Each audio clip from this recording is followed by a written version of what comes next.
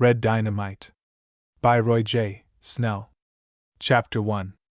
You mean to say he takes those big, jug-like things down there empty and brings them up full? Johnny Thompson, the boy from Illinois who had traveled far and seen many strange things, stared at Ballard Ball, the red-headed boy of the Cumberland Mountains of Kentucky, with surprise. If the truth were told, he found himself doubting the other boy's story. Here he was standing in the grinding room of an old-fashioned mill watching massive stone wheels grind the corn he had carted from his cousin's store, and at the same time discovering what promised to be a first-class mystery right down here in the slow old Cumberland Mountains where, he had supposed, nothing unusual ever happened. But what's down there? He was looking at the floor of the mill. At the same time he was hearing a curious sound, a sucking and hissing that might, he thought, have been the working of a small steam engine. But of course there was no steam engine, for there was no smokestack and no smoke. Nothing down there but water. Some machines he brought months ago. They're down there. The water wheel runs them, the other boy drawled. Of course he wouldn't bring water up in the jugs and cart them away. Why should he? There's water everywhere. This river runs for miles. Besides, his voice dropped. That stuff he brings up is queer. It's cold, and it smokes. Yes, sir, a sort of white smoke comes off it all the time. White smoke, Johnny said slowly. And it's cold. That's odd. You'd have thought it was odd. Ballard gave vent to a low chuckle. I stood with my leg against one of those jugs, if that's what they are, once, and all of a sudden my leg tingled and went sort of dead. I jumped away quick, but not quick enough. 3 or 4 days after that, the skin all peeled off the side of my leg. Cooked your leg? Johnny exclaimed. It must have, Ballard amended. How long's he been doing it? Johnny asked. Almost a year. A year, Johnny whistled. And you never asked him what it was he was bringing up nor how he got it? No. The other boy smiled a queer smile. He pays me for my work here, keeping the grinding mill going, pays me well, and besides. He hesitated. Well, you know, we mountain folks don't like for other people to ask us too many questions, so, naturally, we don't ask too many ourselves. Not, he added hastily, that there are not people round about here who are burning up to know all about it. There are.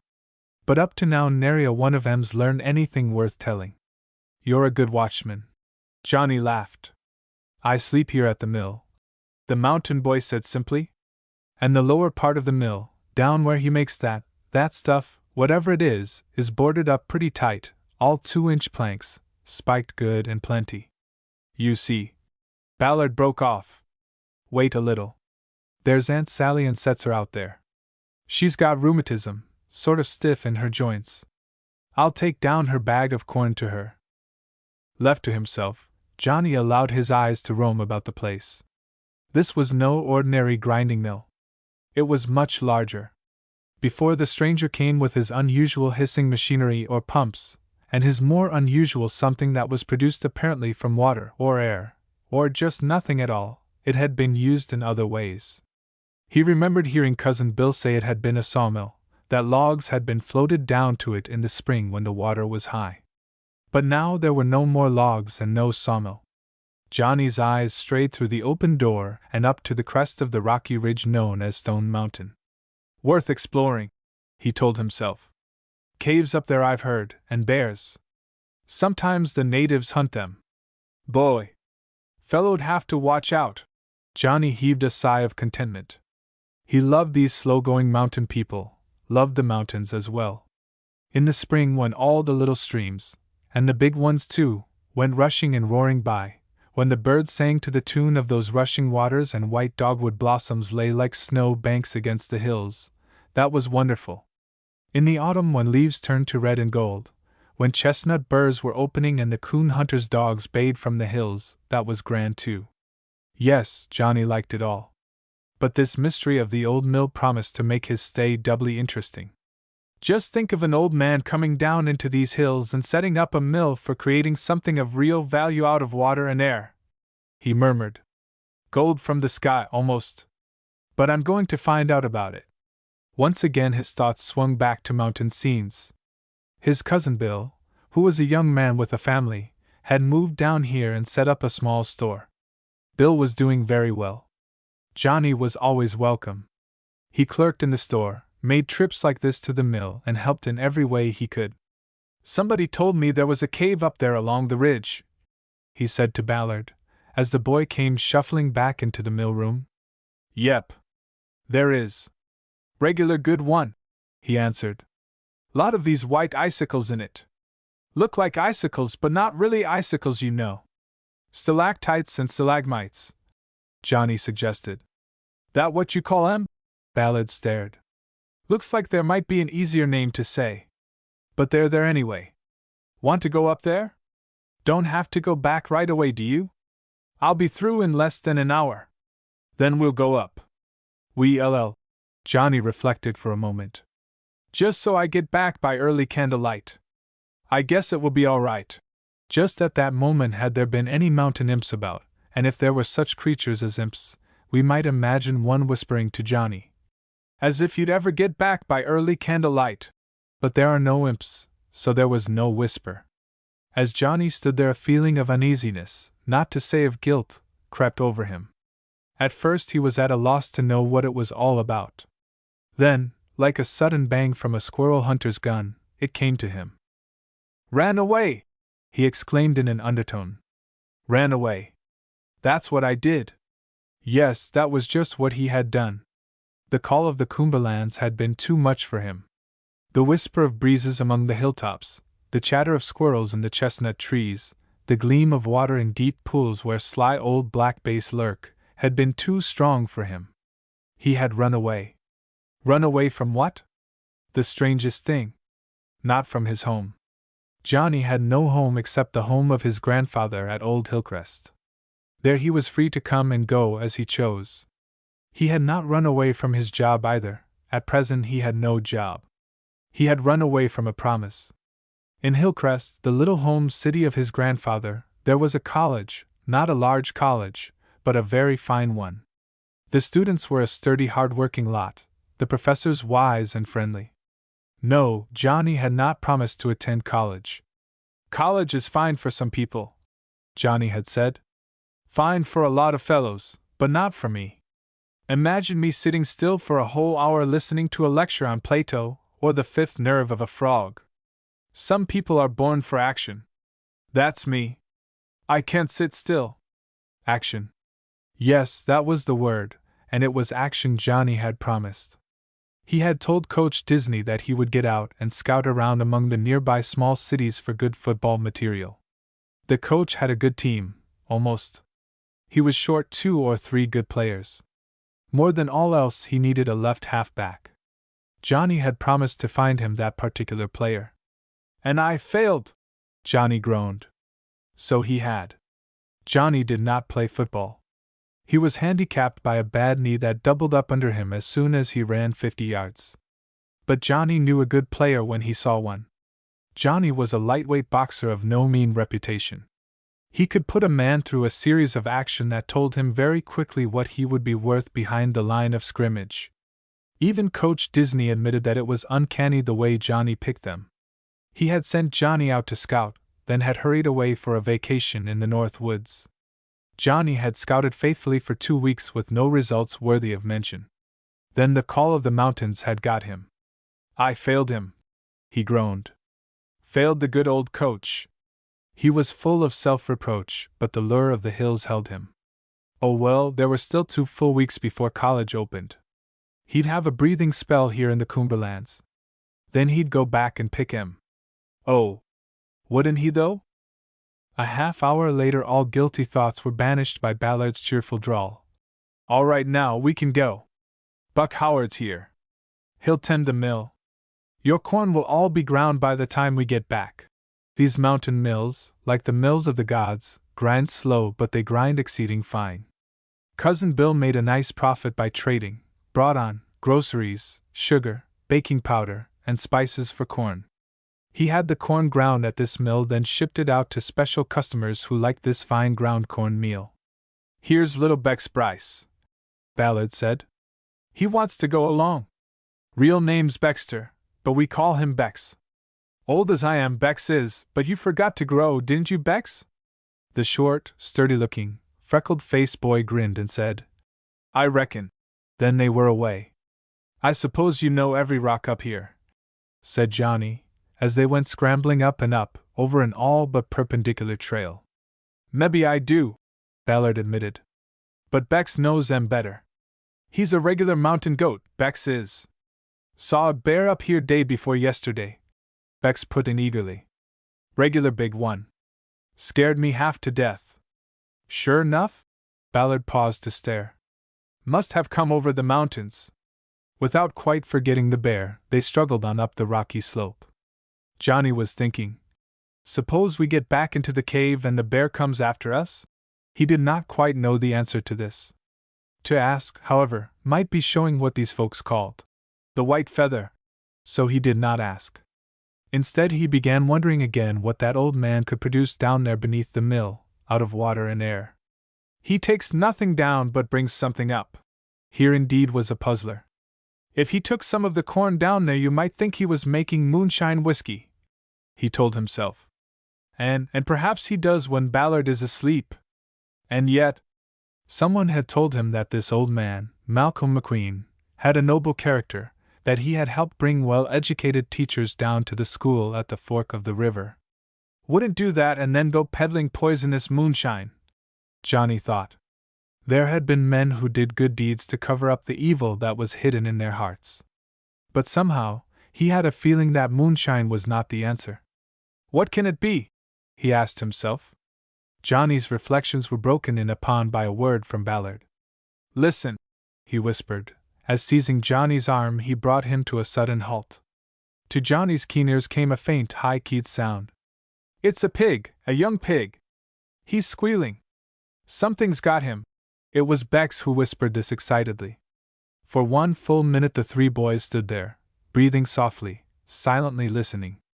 Then Ballard murmured low, He's coming this way. We'd better hide. His eyes, searching the ridge above, spied a cluster of beech trees clinging to the rocks. Up there. Next instant, without a sound, they were scrambling from rock to rock on their way up. Just as they reached the cluster of trees, Ballard's foot loosened a rock that went bumping and bounding downward to make at last one wide leap and land in a narrow meadow far below. Oh! On Ballard's face was a look of consternation. Johnny's lips formed one word. Why? There's been hog stealin', Ballard whispered. Uncle Mose Short has lost 3. Legay Field lost 2. If we catch the thief, it will just naturally be something. For some little time after that there was silence. From time to time, ever a little louder, there came the frantic appeal of the pig. Then, quite suddenly, a fresh sound burst upon their ears. A blue and white airplane came swooping across the ridge. Going to Frankfurt, Johnny suggested. Or Louisville. To him the soaring plane was not a novel sight. To the mountain boys, it was an object of wonder. Even Johnny was surprised and a little startled when the plane, instead of streaking across the sky, circled twice, then, like some lone, wild duck, came to rest on the narrow meadow far below. Motor trouble forced him to land, perhaps, Johnny whispered. Reckon we can hardly be sure of that, was Ballard's surprising reply. Judge Middleton rented that meadow to a stranger. When he asked him what he meant to do with it, he said he wasn't prepared to say. Mebbe he's just got it for his airplane. Boy! Oh boy! Bex whispered excitedly. I sure do hope so. I've always wanted to see one of them things right close up. S.H. Ballard put a hand over the small boy's mouth. There was scarcely need for this. At that moment, from very close at hand, there came the heart-rending cry of a baby pig in mortal terror. And before one of the boys could move or breathe, along the trail, below them and all too close, there came the hugest bear they had ever seen. And closely gripped between his gleaming teeth was the hopeless porker. There's your hog thief, Johnny whispered low, as the bear vanished round the boulder. What you going to do about it?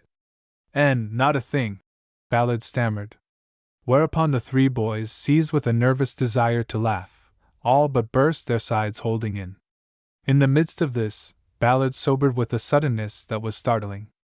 With a shaky finger he pointed as he hissed. "Look! Just look down there!" The other boys looked, then stared.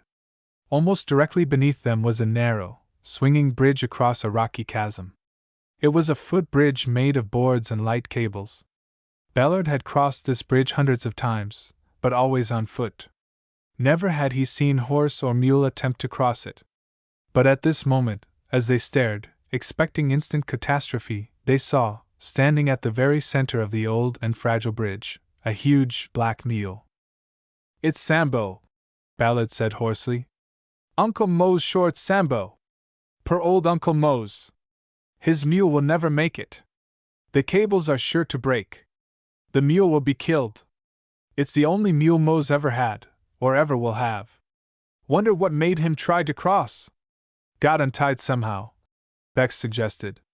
"Went out hunting for Mo's. We got to do something. We really must." Just at that moment, the small pig gave an unearthly squeal. "The bear!" Ballard whispered in an awed tone. "He's up there ahead of us on the trail somewhere. There's no way to get down to the bridge but to go right up ahead there where the bear went." Johnny rose. He wanted to go, but something seemed to hold him back. He knew Uncle Mose, the oldest mountaineer of that region, knew and loved him. Uncle Mose was a famous cook. He could make the most marvelous stewed chickens and dumplings. Uncle Mose's meal should be saved somehow. But how? Just then Ballard spoke. "Look! There's someone coming from the other way." "Why? It's Mr. McQueen, the man that owns our mill." Johnny stared. So that was the man. The man who went down into that mysterious lower portion of the ancient mill. "He takes down empty jugs and brings them back up full," he whispered to himself. "Malcolm McQueen, that's his name," Ballard said as if he had read Johnny's thoughts. This small, gray-haired man with a quick, nervous stride had appeared around a bend. At sight of the mule on the bridge, he stopped and stared. He stood there for 10 seconds only. Then he sprang forward. "Look!" Ballard was on his feet, ready to slide down the slope to the trail and to follow that trail, to face the bear and fight him if he must. "Look! Mr. McQueen is going on the bridge! And he must not! Must not! The cables won't hold another pound. One side is half rusted away. Come on! Come on! Come quick!" Slipping and sliding, he led the way down the steep slope to the trail below. Johnny's mind was in a whirl. The bear, the bridge, the mule, Malcolm McQueen. He thought over and over. For all that, he followed Ballard as closely as he dared. Strangely enough, at that moment, like a sudden burst of light, his duty to Hillcrest College and the coach stood out before him. If he went down there, when would he come back? Somehow he felt himself being drawn from the path of duty. And yet, when approaching tragedy calls, one must obey that call. Chapter 2: The Bridge Falls. Chapter 2. The moments that followed were the wildest ever experienced by the young trio, Johnny, Ballard, and Bex. Casting aside all caution, they went gliding down the rocky mountainside at a perilous speed. "Come on!" Ballard cried. "We gotta stop him, save him. He's the best man that ever lived. He's fed folks when they were nearly starving. He put our school back where it's fine. He's helped hundreds of people. Now if the bridge breaks, if he goes down." He did not finish. His feet came down hard on the narrow trail. This brought back to his mind with the force of a blow the realization that but a moment before, a huge bear had gone up that trail. The bear carried a half-grown pig in his mouth. "You don't dare molest a dog when he's eating," he whispered to his companions. "No more do you dare interfere with a bear. But we gotta go that way. Have to be sly and cautious, that's all. Not a word now." Next instant, on tiptoe but with utmost speed, he was away. Johnny caught his breath, then followed. Little Bex brought up the rear. Now they rounded a huge boulder. Was the bear there? No. A clump of pines lay straight ahead. Behind those, waiting, ready to roar and spring perhaps? Strangely enough, though he moved forward silently, Ballard was not thinking of the bear. He was thinking instead, of the little drama, that like a moving picture, was being played out beneath them. The swaying bridge, the mule, the gray-haired benefactor of a whole community, all played a part in the drama that for the time was hidden from their view. What was happening? Would the man go on the bridge in an attempt to save the mule? Mr. McQueen loved Uncle Mose, indeed he loved everyone. That mule was Uncle Mose's chief treasure. Without him, he could not earn a living. If the gray-haired man went on the bridge, would it break? And if it did? Ballard could not bear to think. And all the time he was speeding forward. Soon he would be at a point where once more he could look down and see that bridge. From this point, by following a trail that was little more than a chance to slide over the rocks, he could hope to reach the bridge. But first the bear, he thought. I must be careful. I must. He broke short off.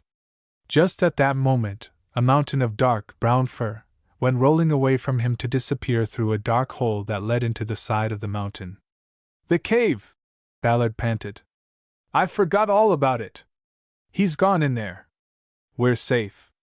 But come on. Come on quick. One moment more and they were looking down on the bridge. The mule was still there. It seemed more than probable that his fat sides had stuck between the wires along each side of the bridge, that he could neither go ahead nor turn back. This, the boys will never know for certain. Their eyes did not linger long on the mule, for there, stepping boldly out on the slightly swaying bridge, that even seen from above appeared to shudder, was the mysterious, little gray-haired man, Malcolm McQueen. Go back! Go back! Ballard shouted these words. But the wind was against him. The aged man was slightly deaf. Apparently he did not hear, for he walked straight on. The three boys stood aghast, watching. Now he was 10 feet from the solid rock he had left, now 20, now 30. I'm going down there, Bex muttered hoarsely. Next instant, like a miniature landslide, he went plunging down the perilous slope. Cupping his hands, Ballard shouted once again. Go back! Mr. McQueen! Go back! This time, his voice, sharpened with an edge of despair, carried far. The man on the bridge paused. He looked up. Ballard heaved a sigh of relief. Surely now he will turn back, he told himself. But apparently he had not been understood, for the old man merely waved a hand, then went on, a step, 2, 3 steps, while the ancient, rusty bridge shuddered and swayed more and more. Then, when all hope seemed gone, a miracle appeared to have happened. Bex, who, mere seconds before, had stood beside the boys, appeared at the end of the bridge beneath them. Mr. McQueen! He screamed. Go back! The bridge is not safe. Too much weight. It will break. Go back! Go back! It's Sambo, was the astonishing reply. What could Uncle Mose do without Sambo? He took one more step. Mr. McQueen, go! Bex did not finish, for at that instant the thing happened. Something like a pistol shot rang out, the breaking of one cable. For 10 terrible seconds, while the man clung to wires and the mule hung trapped in midair, the other cable held. And then, with a sickening swirl, the bridge went crashing down and over until it struck the rocky wall below. Come on! Ballard breathed hoarsely. We gotta go down. Just how they went down that rocky wall, Johnny will never know. Now he found himself hanging by his hands to a ledge, feeling with his toes for a foothold, now racing along a shelving bit of rock where a slip meant disaster, and now, gripping the root of a gnarled and twisted tree, he fairly threw himself into the waiting arms of an evergreen below. A short, brief, breathtaking struggle, it was. Bruised and scratched, but with no serious injuries, they reached the bottom at last. To their vast surprise, as they neared the wreck of the bridge, some huge creature reared himself on high, uttered a startling hee-haw, and went clattering away over the dry bed of the ravine. It's Sambo, Johnny said in an awed whisper. You can't kill a mule, Ballard muttered. He should have known that. He pointed at a crumpled heap of gray on the ground. That heap was Malcolm McQueen. With aching heart, the mountain boy bent over him. He's unconscious, but he's breathing, he said slowly. We've got to get him out of here. It's less than a half-mile to the end of the run. Then there's a meadow. And an airplane, Johnny replied hopefully. Remember? That plane landed there. That's right. A look of hope came to Ballard's face. Do you suppose but we'll have to have some way to carry him. Here. Johnny's strong arms were tearing away at a short section of the broken suspension bridge. Here, I'll tear this off. Break those wires. There you are. Now. Just lift him up. Gently. Gently. The groans of the aged man, as he was moved, brought tears to Ballard's eyes. Strangely enough, Johnny was thinking. He made something out of nothing, sold it, and used the money to help others, took gold from the sky, you might say. This man did that. Little did he dream that his words, took gold from the sky, were almost literally true. But there was no time for wandering thoughts. There was need now for strength, speed, and wisdom. The bed of the dry stream over which they must travel was boulder-strewn and rough. Strong arms and willing hearts enabled them to accomplish the difficult task. Just as the stranger in his airplane was warming up his motor for a takeoff, he saw two boys come out on the end of the meadow. They were carrying something. He guessed it might be an injured person. They put down their burden and waved frantically. Shutting off his motor, he hurried toward them. What's happened? He demanded when he came racing up to them. The bridge. The mule. Little Baxter stammered. He fell. You see, Johnny explained more coherently. The suspension bridge fell when he was on it. We're afraid he's badly hurt. Let's look him over. The aviator was young, brisk, and businesslike. His slim fingers moved rapidly over the silent form. Leg broken, that's sure, he muttered. Bump on the head, not too bad. We've got to get him to a doctor at once. His voice took on a note of command. Where's the nearest doctor? At the Gap, 15 miles away. Ballard's tone told his despair. Wagon road, all rocks. Take ours. That's out. The aviator decided instantly. Come on, he said to Johnny. Lift him up.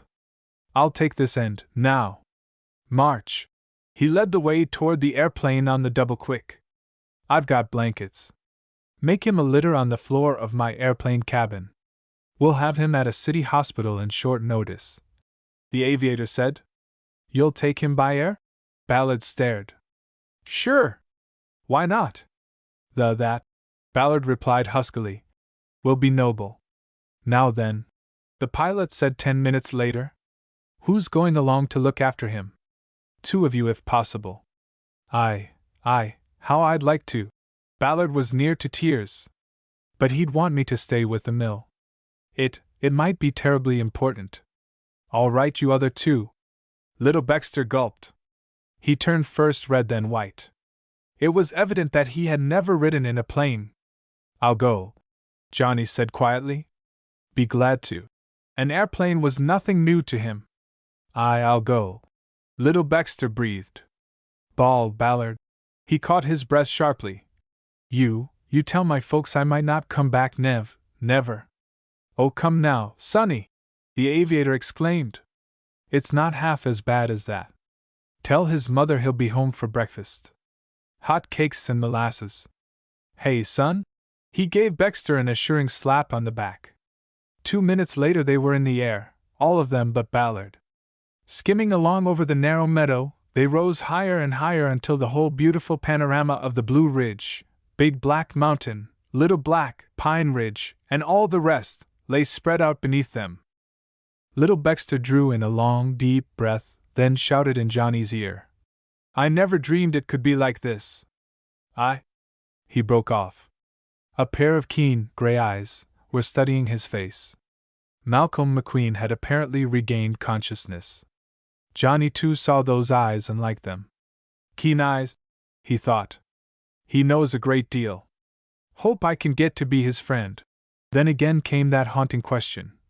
How could this man go down into a mysterious space beneath a grist mill and by setting some sort of machinery in motion, produce something very valuable out of nothing but air and water? Perhaps he will tell me, he thought. But at least not now. He saw those gray eyes close, whether in unconsciousness or sleep, he could not tell. Sleep under such unusual circumstances appeared impossible, but this, he realized, was a remarkable man. It seemed to Johnny that the time consumed in that journey was remarkably short. To his utter surprise, he found himself circling over the roofs and chimneys of a sizable city. Next moment, with a speed that was startling, they were shooting downward for a landing. Quick trip," he said to the pilot a moment later. "Been quicker if my new motor were complete," was the mysterious pilot's strange reply. But here were officers, doctors, an ambulance, all ordered in advance by two-way airplane radio. The little gray-haired man was lifted out tenderly, then whisked away. "You making a new kind of motor?" Johnny asked the pilot when everyone had departed. "Motor's not as new as the fuel I'll use," was the reply. "What kind of fuel?" Johnny ventured. "You'd be surprised." The pilot looked away. "More foot-pounds of energy for its weight than any yet discovered. Go around the world in non-stop flight, perhaps." "Fuel," Johnny breathed. "Say, I'm starved," the pilot exclaimed. "Guess we've done all we can for your friend, at least for the present. Want something to eat, you boys?" Did they? Little Baxter grinned from ear to ear. Early next morning they found themselves once more standing beside the airplane. A boy about Johnny's age had just arrived. "I'm Donald Day, Malcolm McQueen's grandson," he introduced himself. "I want to thank you for looking after my grandfather," he said to Johnny and Baxter. How is he?" Little Baxter's words stuck in his throat. "He's pretty badly busted up." Donald Day wrinkled his brow. "But he's tough. He's always lived right. The doctors say he will pull through, but it will take a long time. And during that time," he squared his shoulders, "during that time I'm to carry on his work." He jingled a bunch of keys. Down there in that space beneath the mill?" Johnny breathed. The other boy shot him a quick look. "Yes. Down there," he replied quietly. 100 questions were pressing in Johnny's mind, demanding an answer. He asked none of them. "All right, boys," said the pilot. "I promised to have this little fellow home for breakfast." He touched Baxter's shoulder. "So guess we better step on the gas." Yes, Johnny thought. Same old gas. But what fuel could he have been speaking of yesterday? A fresh mystery. "I'm sure going to solve that one too." Then, as the big man-made bird took to the air, he thought once more of his promise to the coach. "Told him I'd find him a real halfback," he thought for the 100th time. "Be strange if I found him right down here in the mountains. But then, of course, I won't. Oh well, I'll have a day or two of fishing. After that I'll go back on the hunt for a halfback. Pray for luck, that's what I'll do." Chapter 3 With the Aid of Nicodemus. Chapter 3. Anyone witnessing the return of little Baxter to his home that morning might well have supposed that he had made at least 2 non-stop flights round the world, instead of one short trip to Louisville. "Oh, Bex! Wire back!" his small brother exclaimed. "You been way up in the air! You been all the way to Louisville?" "Yes, I reckon." Bex's eyes were on his mother. She said never a word. Her face was a mask. "All the same," Ballard whispered, "she's dabbing at her eyes when we don't look. It's a great moment for Bex's folks." Johnny smiled a happy smile. "I'm glad we got him back safe. They'll never forget. Now you all just draw up chairs and take yourself some pancakes," Bex's mother invited. "Sorghum," Ballard whispered to Johnny. "Sorghum molasses on real buckwheat pancakes. Yum! Yum! You can't beat them. Nor can you." Johnny Thompson and Donald Day found this out soon enough. This mountain cabin was small. The kitchen was the smallest of its 3 rooms, but shone upon by the good mountain woman's gleaming face, and warmed by her glowing hospitality, it became for those 4 hungry boys the largest, most gorgeous room in all the world. "Sorghum," Ballard murmured blissfully a half-hour later. "Sorghum molasses and buckwheat pancakes. Take yourself another helping," said Bex's mother. "I couldn't." Ballard's eyes rolled as he patted his stomach. "And I got to be going. I came away from the mill just to bring Bex home." Now I must go back. The mill, Johnny thought with a start. Oh yes, that mysterious mill. Perhaps Donald Day will show me its secrets. A glorious golden moon hung like a Japanese lantern over the jagged ridge that is Stone Mountain when Johnny on the evening of that same day wended his way toward Cousin Bill's home. Although Johnny traveled over a trail that, winding along the mountainside, went up and down like a roller coaster, he did not look down upon rocks and ridges but upon a broad and fertile field, level as a floor. There are many such farms to be found in the narrow valleys of the Cumberland. This particular farm belonged to Colonel Crider. The colonel, Johnny had been told, was rich. Smart racing horses, sometimes taken to the Kentucky Derby, contentedly grazed in his rich pastures. He had a daughter. Just about 16 years old, Johnny guessed she was. Johnny had seen her only once and that at a distance, yet even at that distance, there was something about the dancing rhythm of her movement, the tilt of her head that had suggested a spirit of light gaiety no one could despise. Johnny was not at this moment thinking of Jency Crider. His thoughts were gloomy ones. Truth was, he was engaged in one of those mental battles that come to every boy, a fight between his own desires and what he believes to be duty. I promised the coach I'd find him a real halfback and I haven't done it, he groaned. But up there on Pounding Mill Creek there's a pool where the biggest old black bass is lurking. I've seen him twice. I almost had him once. Now I've got just the right bait. At that moment his eye was caught and held by something moving down there in the colonel's back pasture. It's Nicodemus, he thought.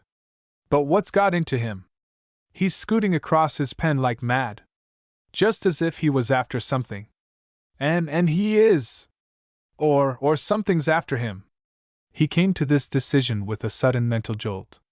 Nicodemus was the colonel's favorite ram. Very highly pedigreed and quite old.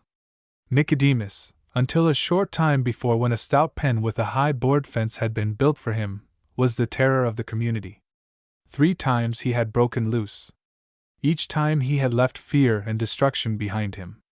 The first time old Deacon Gibson, a local preacher, had been hiving a swarm of bees when Nicodemus arrived on the scene.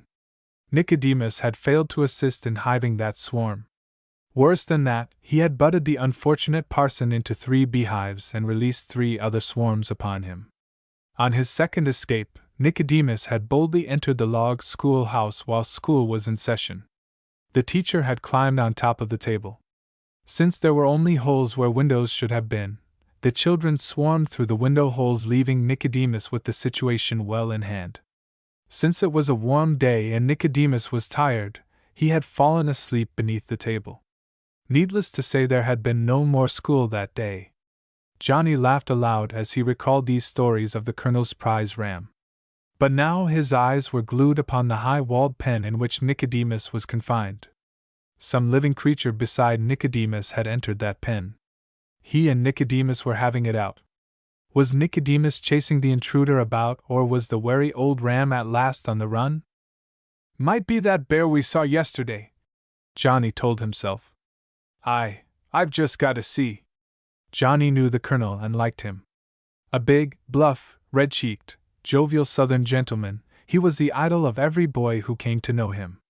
Nicodemus, despite all his reputation for breaking up beehives and dismissing schools, was a valuable ram. If anything seriously threatened his safety, the colonel should know of it. Besides, there was a chance, a bare chance, that Johnny, through this little adventure, might become better acquainted with the colonel's daughter, Jency. Soon enough Johnny discovered that Nicodemus was not in the slightest bit of danger, unless, like many an aged and crusty human being, he was in danger of bursting a blood vessel because of unsatisfied rage. As Johnny climbed the high board fence, to peer with some misgiving into Nicodemus' pen, he barely held back a gasp. Of all things! He muttered. Then, having lifted himself to a secure position atop a post, he sat there, mouth open, eyes staring, witnessing a strange performance. There were indeed 2 living creatures in that pen. One was the invincible Nicodemus. The other, instead of being a bear, was a boy, the fleetest-footed boy Johnny had ever seen. Johnny wanted to laugh. He longed to shout. He did neither, for this would have broken up the show. And that, he told himself, would be a burning shame. And so it would. The boy and the ram were playing a game of artful dodging. And the boy, apparently, was a match for the ram. Hugging some roundish, brown object under one arm, he dashed squarely at the ram. Leaning always toward the ram, he came within 3 paces of him when, like a flash, he bent to the right and, with the speed of a snapping jackknife, swerved slightly to one side and passed the charging beast like a breath of air. Voicing his disappointment in a low "Ma, ma," Nicodemus shook his head until it seemed his massive horns would drop off, then prepared to charge once again. This time, as the ram came bursting down the field, the boy stood stock still. With arms outstretched, he appeared to offer his brown, oblong burden to the ram. Now he'll get him, Johnny breathed. But no, as the ram appeared about to strike the boy amidship, with lightning-like speed, he withdrew his offering, pivoted sharply to the right to go dashing away, just in time to avoid the terrific impact. That, Johnny mumbled. That sure is something. Then, like the whiz-bang of a firecracker, a thought struck him. Yes, this was something. Something real indeed. Like a flash it had come to him that the thing this strange boy carried was a football, that this boy was a marvel, that here was the answer to his prayer, the fulfillment of his promises and his dreams. Here was the much-needed halfback. He wanted to climb on top of the board fence and let out one wild shout of joy. But wait. Who was this boy? A mountain boy, to be sure. Was he through high school? Probably not. Few mountain boys are. His hopes dropped. But who is he? He asked himself. Who can he be? To this question, for the time, he found no answer. The boy wore a long visored cap, pulled low. The shadows hid his face.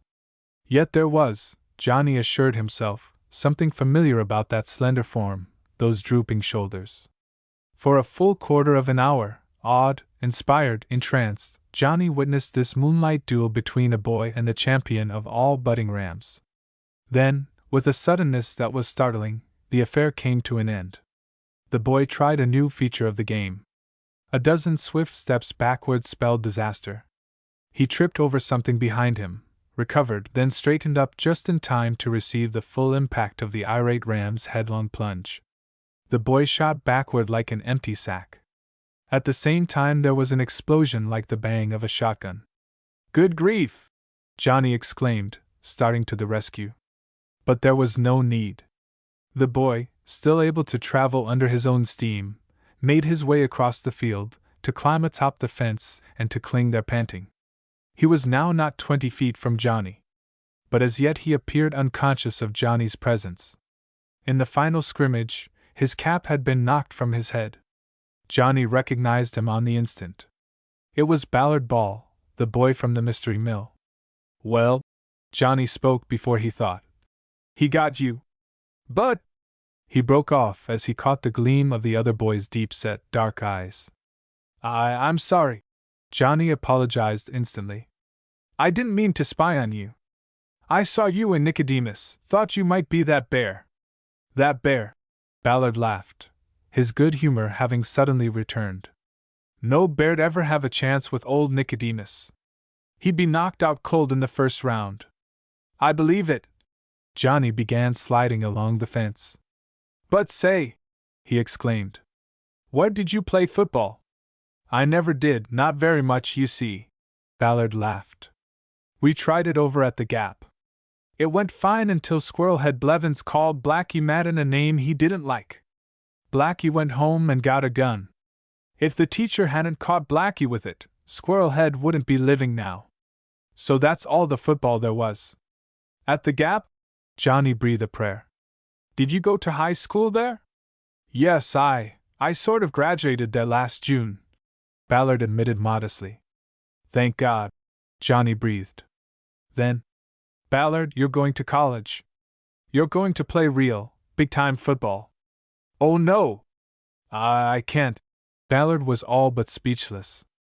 I've got less than $50. You can't go to college on that."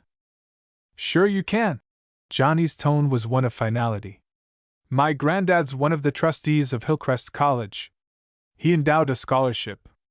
It's open. That will pay your tuition. You can work for your room and board.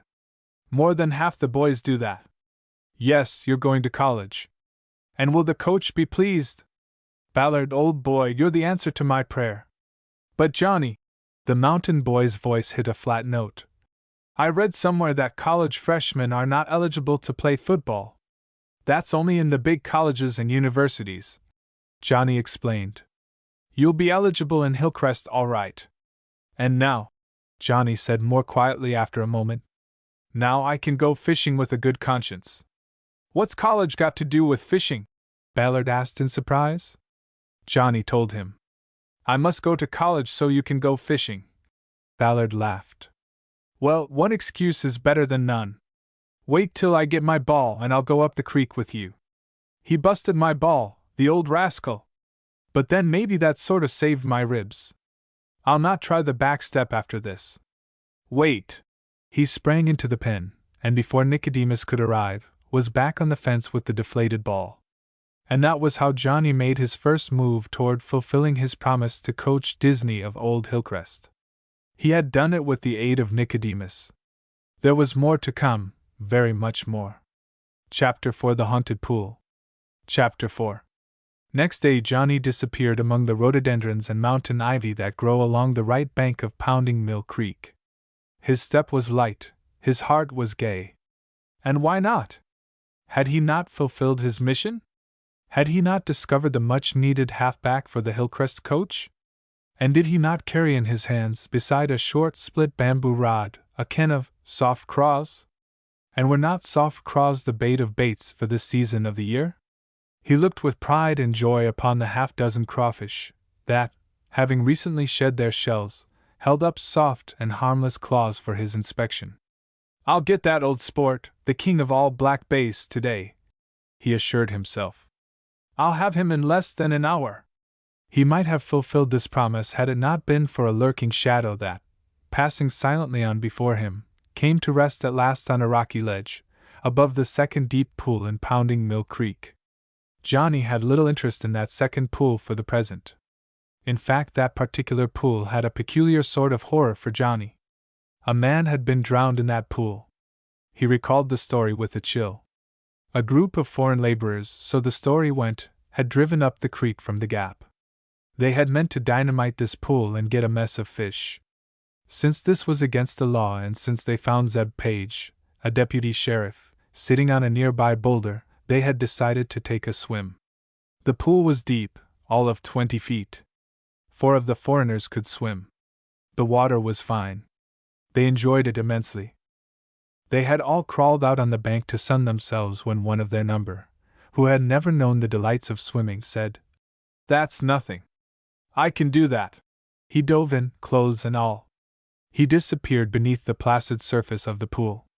10 seconds elapsed, 20, 40, a full moment, and he did not reappear. Alarmed, his comrades dove for him.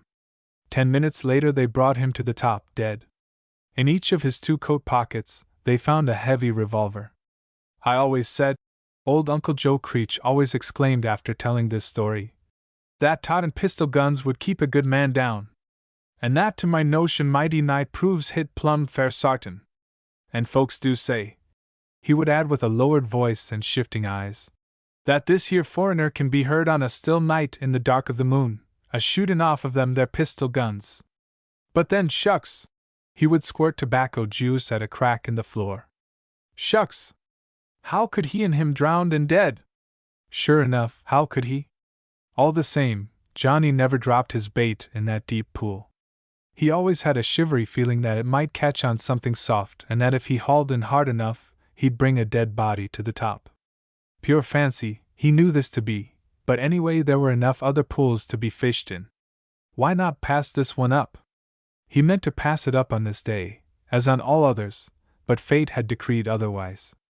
Quite forgetting the deep pool that lay just beyond the last clump of mountain laurel, Johnny happily dropped his first wriggling soft craw into the shadowy waters of the pool next to that one where, more than once, a grand and glorious old black bass had eluded him.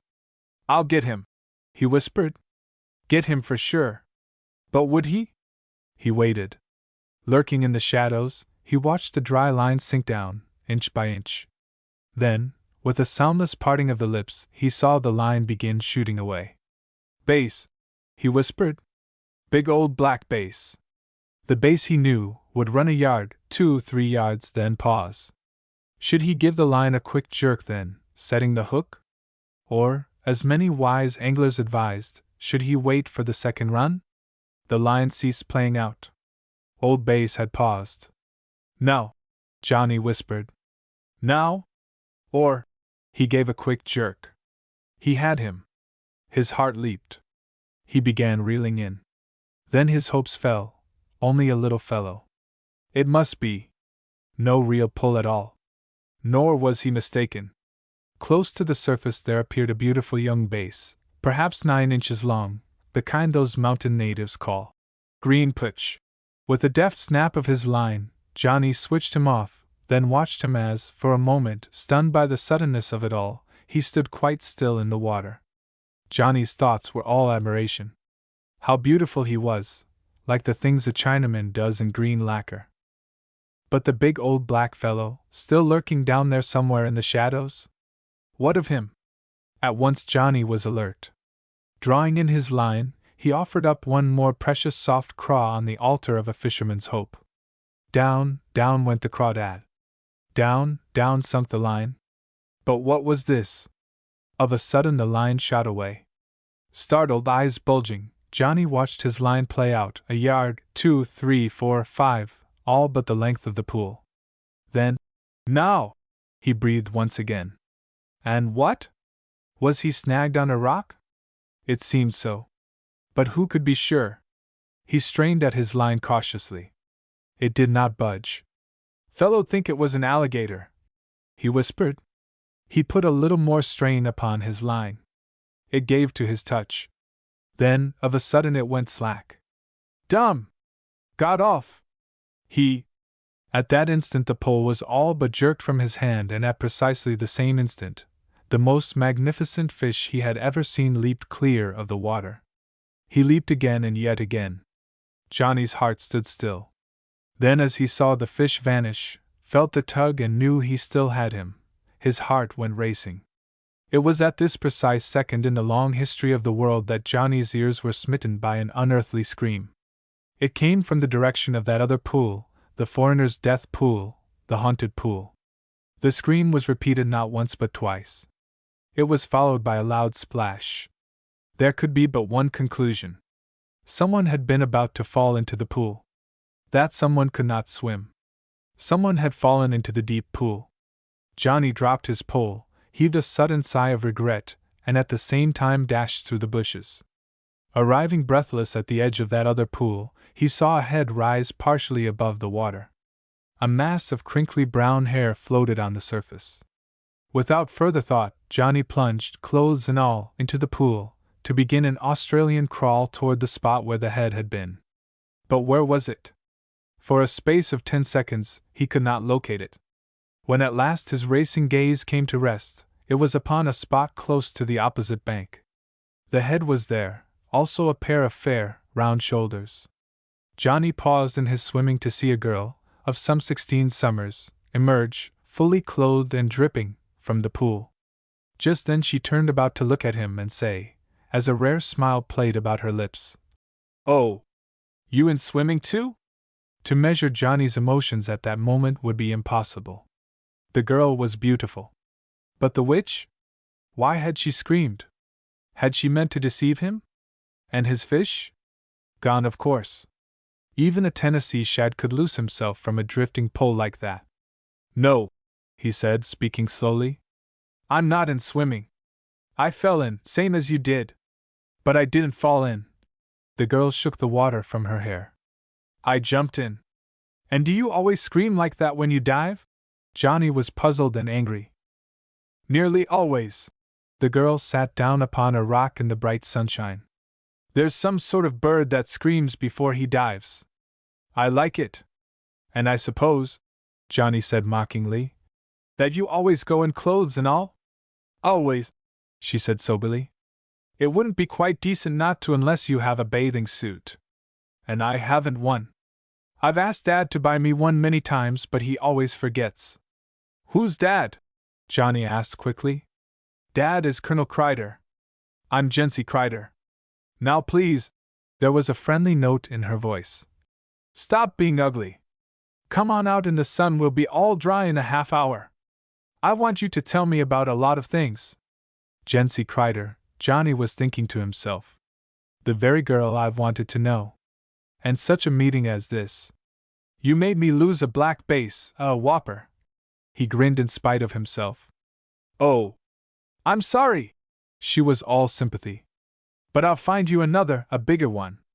You wait and see. She stood up to shake herself until her damp garments spun about her. Now please do come up and get all dried out. Who could but obey this order from so beautiful a siren? Now tell me, she said when Johnny had settled himself upon the rock. What do you do besides catch fish? Sometimes I go scouting for football players. Do you find them? Found one last night. Down here in the mountains? She voiced her surprise. It's Ballard Ball. You'd be astonished. He's an artful dodger. He was about to tell her how he had found him but changed his mind. I'm going to take him with me to college. Oh, college. The girl's voice dropped. Father wants me to go to college. I'm not going. Why not? Why should I? Johnny told her why. He spoke in such glowing terms of big football games, wild rallies, of bonfires, and sings around great open fireplaces, the joyous friendships of youth and the satisfaction to be had from learning something new every day that at last, quoting from last Sabbath's Sunday school lesson, she murmured, Almost thou persuadest me. But see! She sprang to her feet. Now we are all dry. And I shall keep my promise. Now for that big black bass. Chapter 5 The Crimson Flood. Chapter 5. Several days later, Johnny Thompson found himself crouching on the western sidelines of the football field at Old Hillcrest. He had been there a half hour. During that time a variety of interests had vied for the attention of his active brain. For a time he had thought of the mill down there at the foot of Stone Mountain in the Cumberlands. All that seemed quite far away now. Yet the strangeness and mystery of it lingered. He had not forgotten his resolve to solve that mystery. In his mind's vision now he saw it all. Now the ancient mill, its secret trap-door, and the serious-minded Donald Day presiding over it all. Johnny had hoped that Donald would tell him the secret of those strange recesses at the bottom of the old mill. He had pictured himself saying, Donald, old son, how can you take an empty, double-walled jug down there and bring it back full of something quite valuable when there is nothing down there but air and water? He had never asked the question, had never quite dared. So the mystery of the mill remained a mystery still. The old master of the mill, Malcolm McQueen, was still in the hospital. Apparently his fall, when the bridge came down, had resulted in very serious injuries. No one seemed to know when he might be about again. One thing was sure, everyone would be glad when that day came. How those mountain people do love him! Johnny whispered as he crouched on the sidelines waiting for action. And Ballard? That was the question uppermost in Johnny's mind at this moment. As he crouched there waiting for the kickoff of that first of the season's games, he asked himself over and over, What about Ballard? When he told the coach that he had found a star halfback for him, a sure winner who in all his life had played but 3 games of football and had been given no opportunity to shine in these, the coach had indulged in that quaint but classic expression, Oh yeah? But Johnny had remained undismayed. You wait and see, had been his only reply. He had not told of the late-night tryst with the champion butter of all rams, old Nicodemus. It seemed a little strange to him as he thought of it now. Wait and see, he had repeated. That was all. Now they were waiting. They were to see. The 0 hour was approaching. Cedarville, the visiting team, would kick off to Hillcrest. An important game? All games of a series are important. 7 games were to be played for the championship of the Little 7 League. No one wanted Hillcrest to win as Johnny did. He wanted his fine, Ballard Ball, to turn out to be a star of the first magnitude. He wanted the Hillcrest boys to win because he knew and loved them. More than that, Hillcrest had been his father's school. Johnny's father had died while he was still young, not, however, until he had fired Johnny's boyish mind with tales of football battles of good, old, half-forgotten days. They used to win, Johnny had said to Ballard that very morning. Win and win and win! Last year Hillcrest lost and lost and lost. Hillcrest has not carried off the pennant for 6 years. To this Ballard had made no reply. Johnny thought he saw the lines tighten about his thin, serious face. He was sure he caught a gleam from those dark, deep-set eyes. That was all. It was enough. He'll do, had been his mental comment. Now the eternal question came back to him. Will he do? Here they come! A high-pitched voice cried. The speaker was close beside Johnny. Here they come! The Crimson Tide! It was Jency Crider who, wakening Johnny from his reverie, brought him to his feet with a snap. Yes, Jency, the same Jency, who had screamed 3 times then leaped, full-dressed, into that mountain pool was here. And, miracle of miracles, wild and free as she had been down in the hills, today she was garbed in a sober costume and going to college, Johnny's college, Old Hillcrest. Something to marvel at here. No time for that now though, for indeed, here they came, the Hillcrest team, the Crimson Flood as Jency had named them. The ball had been kicked off. A long, high, rocketing kick, it had been gathered in by Punch Dickman, the Hillcrest fullback, and now here they came. To Johnny at that moment, they seemed a crimson tide indeed. Their red jerseys flaming in the sun, they were like the onrush of a flaming prairie fire. Johnny's own heart flamed at sight of them. Among them all, one figure stood out boldly. A large, heavy-boned boy, he moved with the determined gallop of a stubborn 2-year-old colt. He ran just ahead of the ball carrier. When a boy in orange and blue leaped toward the carrier, he was met not by the big fullback but by this other boy. Hillcrest's left end, whose name was Dave Powers.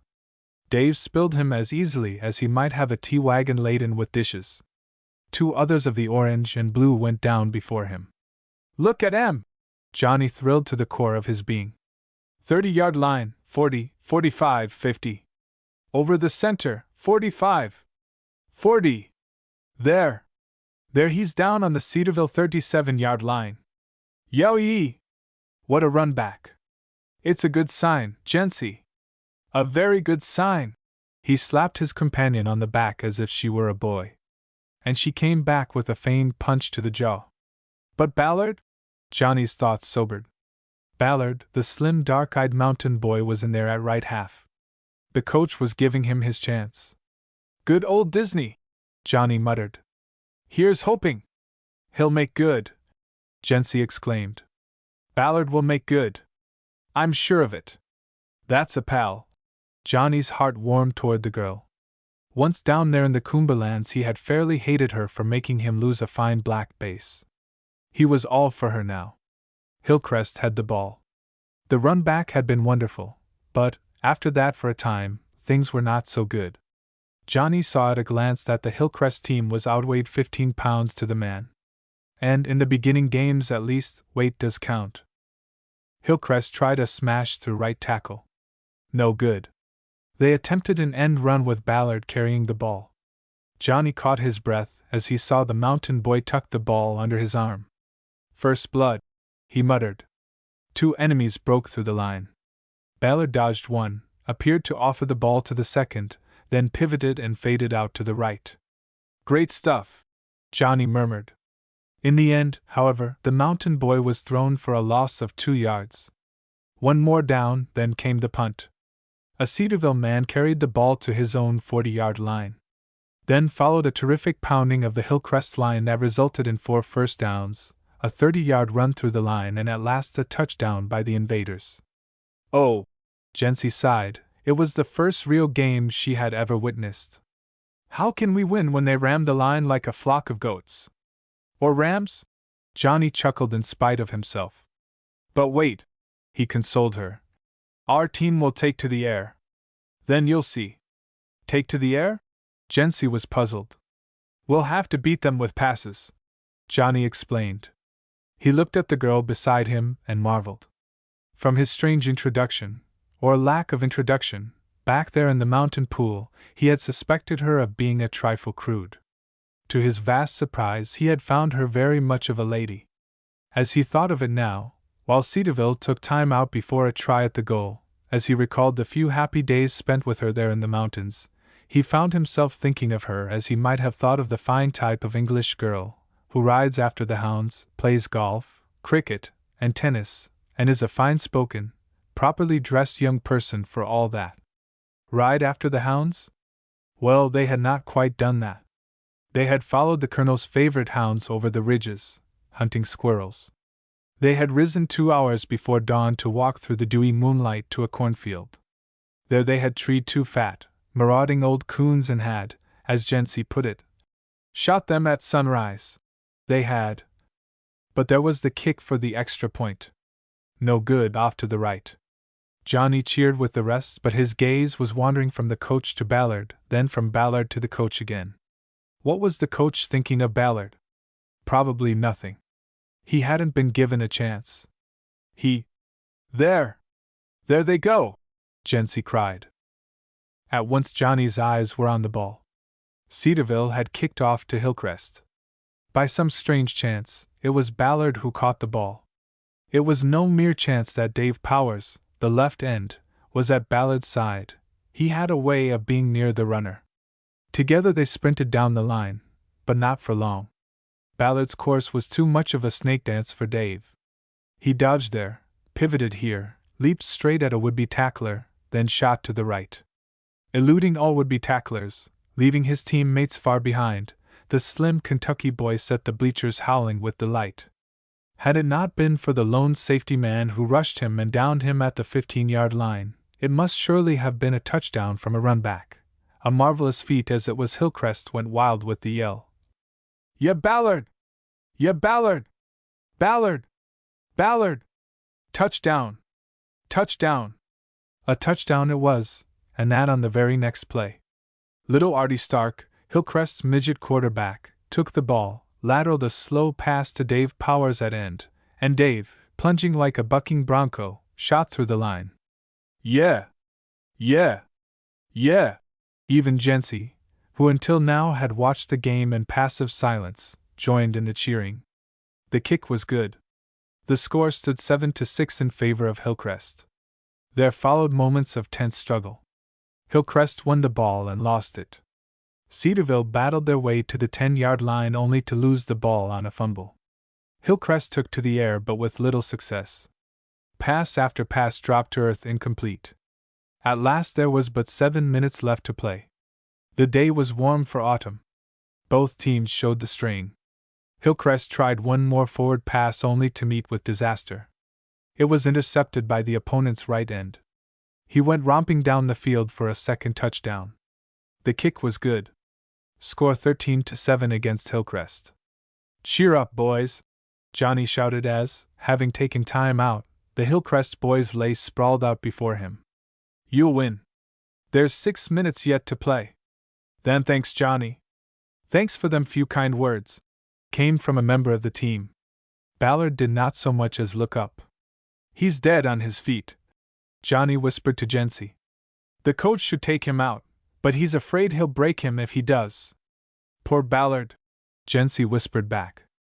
"I wish he'd have some luck." Jency was deeply interested in Ballard. They had gone to school together, she and Ballard, for years. It had mattered little that her home was large, her father rich, his home small, his family poor.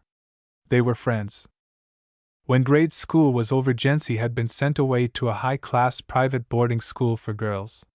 This had lasted exactly 3 weeks. Jency had pined away for her beloved mountains, her childhood comrades, and the glorious freedom of public schools. She ran away from Madame Farrar's select finishing school. She came home to the mountains.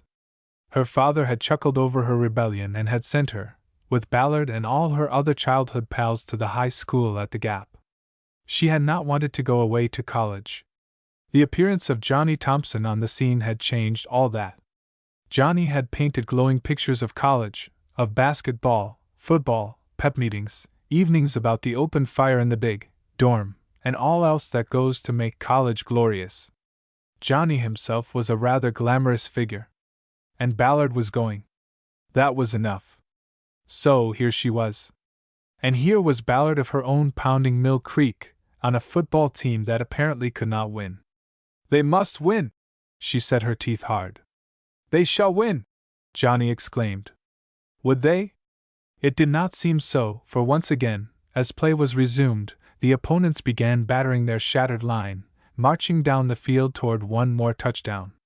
But not so fast. The Hillcrest line stiffened. 3 downs and no gain. Cedarville was forced to kick. The ball shot skyward like a rocket to drop right into Artie Stark's waiting arms. Artie raced forward for a gain of 20 yards. With a tackler at his heels, he hurled a forward pass to Dave Powers. Dave sprang into the Cedarville mob.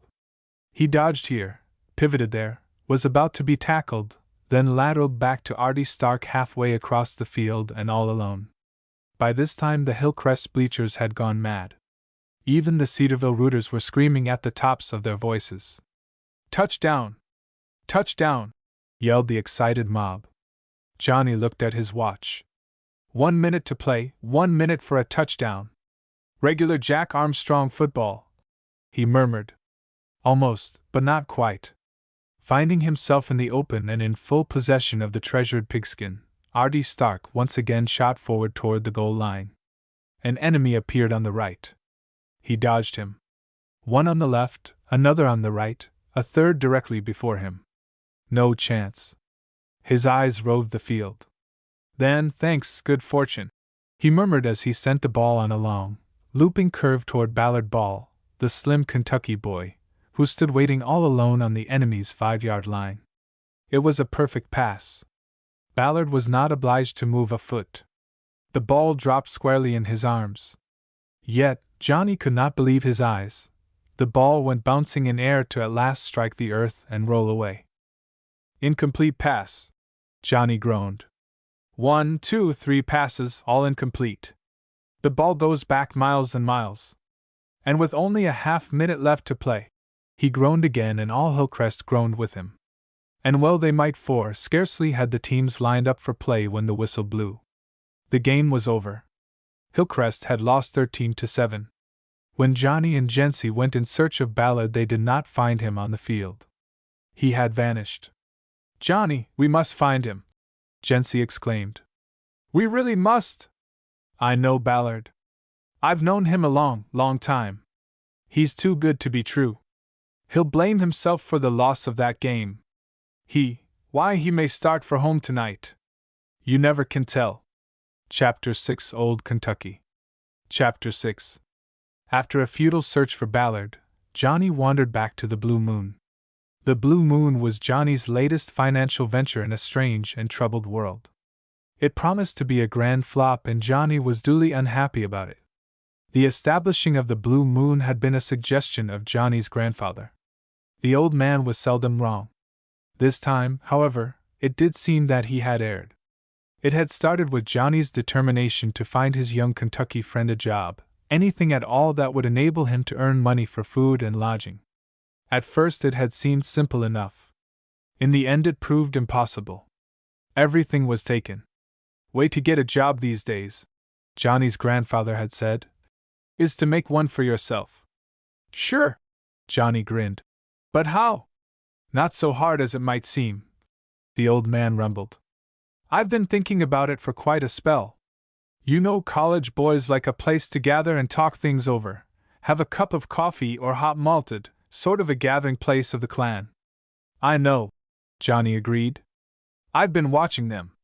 They wander downtown, go in here, go in there, gather in places, not so bad, not so good either, little gambling, slot machines and all that, little bad language from rough town folks, all that sort of thing.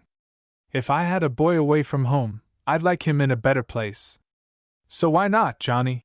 The old man leaned forward eagerly. "Why not what?" Johnny asked.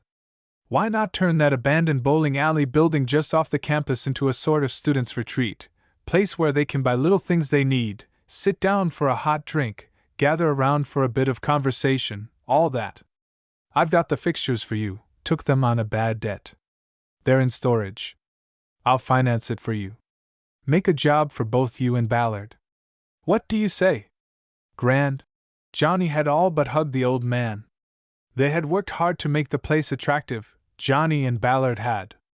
Jency had added a feminine touch, with a picture or two and colored curtains. She had imported for them a southern Negro cook who could make famous little meat pies and apple turnovers, the sort that melt in your mouth. The place was, Johnny decided, to have very few rules. One was that this was a place for men only. Perhaps this rule was a mistake. One thing was sure, the student body had not, as yet, found their way in any great numbers to the Blue Moon, as Johnny and Jency had named it. The place gave promise of being a prodigious failure. I suppose the boys like to wander downtown and fill their eyes with the bright light of neon signs, Johnny told himself gloomily, as having entered the big, front room of the place, he prodded the fire, thrust in 3 large logs, then seated himself for a short spell of gloomy meditation. This meditation was broken in upon by Jency, who, thrusting her head in at the open door, said, Johnny, do you think Ballard could have lit out for our native hills? Don't know, was Johnny's slow reply. Guess not, though. Probably just went for a long walk to wear off his grief at dropping that ball. Come on in and have a meat pie and a cup of coffee. It's on the house. Can't, Johnny. Why not? Rules, Johnny. Hang the rules, Johnny exploded. We made 'em. We can break 'em. Besides, his voice dropped to a disconsolate note, I think the place is a flop. No! It can't be. It mustn't be, Jency exclaimed. You can hang a hollow log up in a tree, was Johnny's strange reply. But you can't make a squirrel choose it for a nest. Anyway, come on in. I'm sure the coffee is still hot. It was. They drank 3 cups apiece and felt better, much better. 2 banjos lay on the shelf back of the counter. Taking up one of these, Jency put a hand on the counter, gave a little spring, and there she was, seated on the counter, as she had been many a time in Cousin Bill's store down in the Cumberland Mountains. She touched the strings, and at once strange, quaint mountain melodies began pouring forth on the still night air. They were alone, just Johnny and the girl. But not for long. The door was open. The thrum thrum thrum of the banjo carried far. Into the dim-lit room, shadowy figures like dark ghosts began to glide. One by one, each in his corner, they came to rest. Johnny could not see their faces. He could guess who they were and was glad. It promised well for the future of the Blue Moon. Then a tall, slim, slouching figure appeared. Both Johnny and Jency recognized him at a glance. Johnny felt a wave of warmth creep over him. Jency gulped, paused, then played on. Here, gimme that thar banjo, drawled a low, melodious voice. Blame me, if you ain't the sorriest banjo picker I mighty nigh ever heard. It was Ballard. Jency did not give up the banjo. Instead, she reached over, took down the second banjo, then slid over, making a place for Ballard beside her. Come on, boy, she whispered. Let's give him a little touch of old Kentucky. A moment more and 2 banjos were thrumming where one had been before, and 2 melodious voices were drawling the words of Kentucky Babe. The sound carried farther now. New recruits to the voluntary audience were arriving. Some were boys and some girls. 2 gray-haired professors sidled into a corner. Rules? Tonight there were no rules. They had lost the first big game of the season. One and all they were in need of consolation. They were getting it from these mountain singers. From Kentucky Babe, the melodious pair went to Moonlight on the Wabash and Springtime in the Rockies. Then, with a sudden low strumming of strings, they drifted away into some sweet, haunting melody of the mountains, a song without words, never written down but loved and remembered by every new mountain generation. A hush fell over the audience as it ended.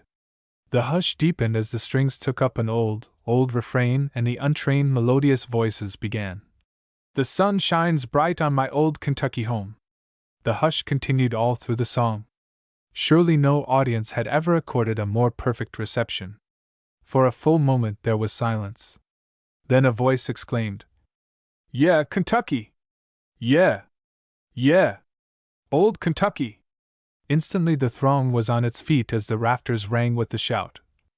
Kentucky! Old Kentucky! Johnny choked something down his throat. Perhaps it was his heart. By Old Kentucky, he knew they meant Ballard. The name would stick. Ballard was made for life. So too, he hoped, was the blue moon. He touched a switch. Instantly, like a smile from heaven, the light at the center of the ceiling beamed down upon them. Johnny found himself looking into 100 smiling faces. The team was there, almost to a man. Some of the girls were there. Those professors and 6 strangers completed the list. But here was Artie Stark. He was on his feet. He was speaking. Folks, this is to be a pep meeting, not a funeral. Instant applause. What we need to do is find out what it takes to win next Saturday's game. I'll tell you.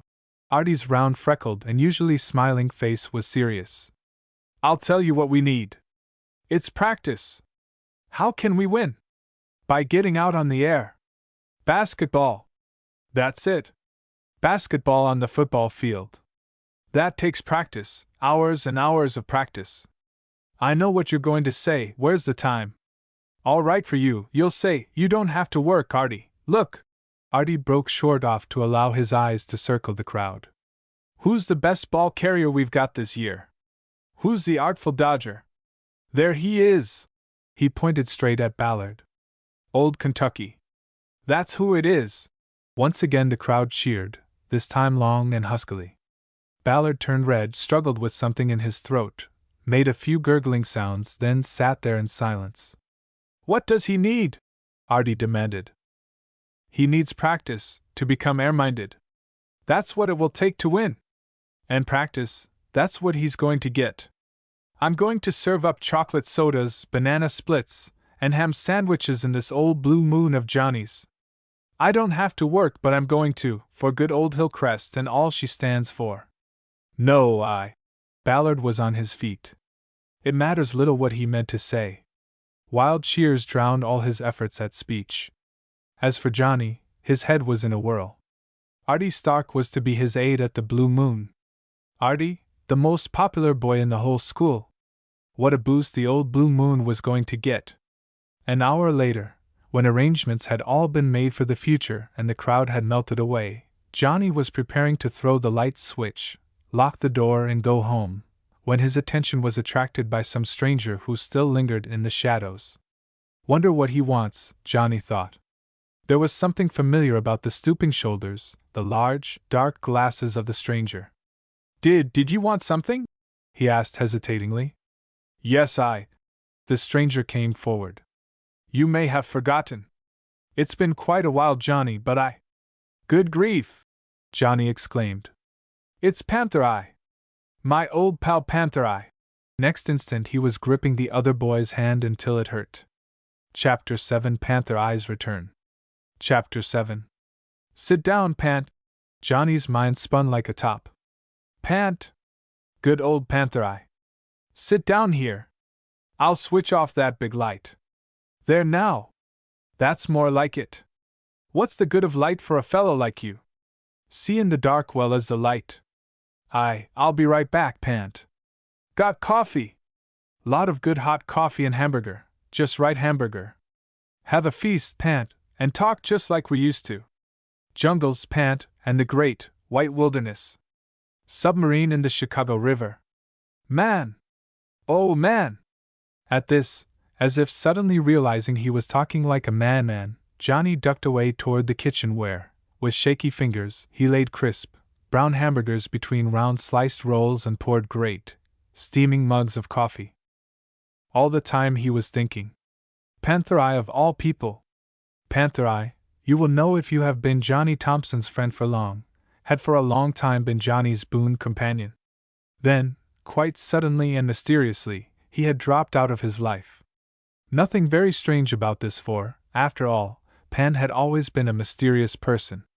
He could see in the dark quite as well as in the light. This marvelous gift had more than once gotten them out of a tight place. Rumor had it that Pant and a great surgeon had been hunting panthers. A panther had torn out the boy's eye. The surgeon had shot the panther, cut out its eye skillfully, set it in the place of the one Pan had lost, and now, like all cats, he could see in the dark. A likely sort of story. But then, how could you explain it? Pan had once told Johnny he did it with the aid of some mechanical lighting device. Johnny had not quite believed that. What was one to believe? At any rate, here was Pan back again. Where had he been? Johnny wanted awfully to know. They'd have a grand talk about old times. Pan would tell of some fresh adventures. And then? Johnny was actually trembling with anticipation. Things would happen, they always did when Pan was about, weird, mysterious things. Oh well, this made life seem worth living. So let them come. Remember the Dust Eater? Pan was saying 3 minutes later. Remember the airship and all those little brown men way up there in the north? Pan's strange eyes shone. And the Siberian tiger? Johnny exclaimed. Yes. Yes, Johnny. Them were the days. Every day is a good day, Johnny philosophized. Every day's got to be better than the one that went before. There's no turning back, Pant, old boy. We've got to go forward. But what have you been doing, Pant? What Satan always does. Pant smiled strangely. What's that? Johnny stared. Don't you remember, Johnny? You should read old and treasured very old books. They help a lot in understanding life. Satan, when asked where he had been, is supposed to have said he had come from going to and fro in the earth, and from walking up and down in it. Well, Johnny grinned. Who's got a better right to follow Satan's example than you, Pant? But where did you walk? Africa, Ethiopia to be more explicit. Oh, Johnny's breath came quick with surprise. The one place I'd most like to have been. What were you doing? What happened? Plenty, I'll bet. Tell me about it. Well, you know. Pant slumped down comfortably in his chair, then, as there came some slight noise outside, sprang half out of his seat. You're nervous. Johnny looked at him in surprise. Nervous as a cat. You'd be too, Johnny, if... Pant did not finish. Well, Johnny, he began again a half-minute later. I've got a brother. Didn't know it, did you? No, I have, Johnny. And like myself, he's a bit queer, only in a different way. He's a naturalist of a sort. He hunts up all kinds of queer animals. And Ethiopia's the place to look for them. You'd hardly believe the truth, Johnny. Antelopes no taller than a good-sized cat, crows with great, thick bills, monkeys with capes growing on their backs to keep off the rain, and baboons. All sorts of man-like creatures. That's Ethiopia. My brother went down there to hunt out these creatures. He got himself lost, and I had to go find him. It's a strange place, Johnny, awfully strange. Things happen that you don't forget, you'll never forget. Pant's eyes sought the dark corners of the room. His slim fingers toyed nervously with his coffee cup. Did you find your brother? Johnny asked. Pant did not appear to hear. Perhaps he did not. There are times in all our lives when we are living so much in the past that nothing close to us seems real. There are spots in that strange land. Pant went on as if Johnny had not spoken. Spots so beautiful you fancy they may have been the Garden of Eden. Beautiful? Yes, beautiful beyond compare. Pant drew in a long, deep breath. Just imagine, Johnny, passing through a tropical jungle. You can imagine, can't you? Remember? Yes, Johnny said quietly. I remember Central America. The mahogany forests, tangled bushes and vines. The hush of night at noonday in the deep shade of the forests, the bright flash of birds, the damp, sweet smell of 1,000 flowers.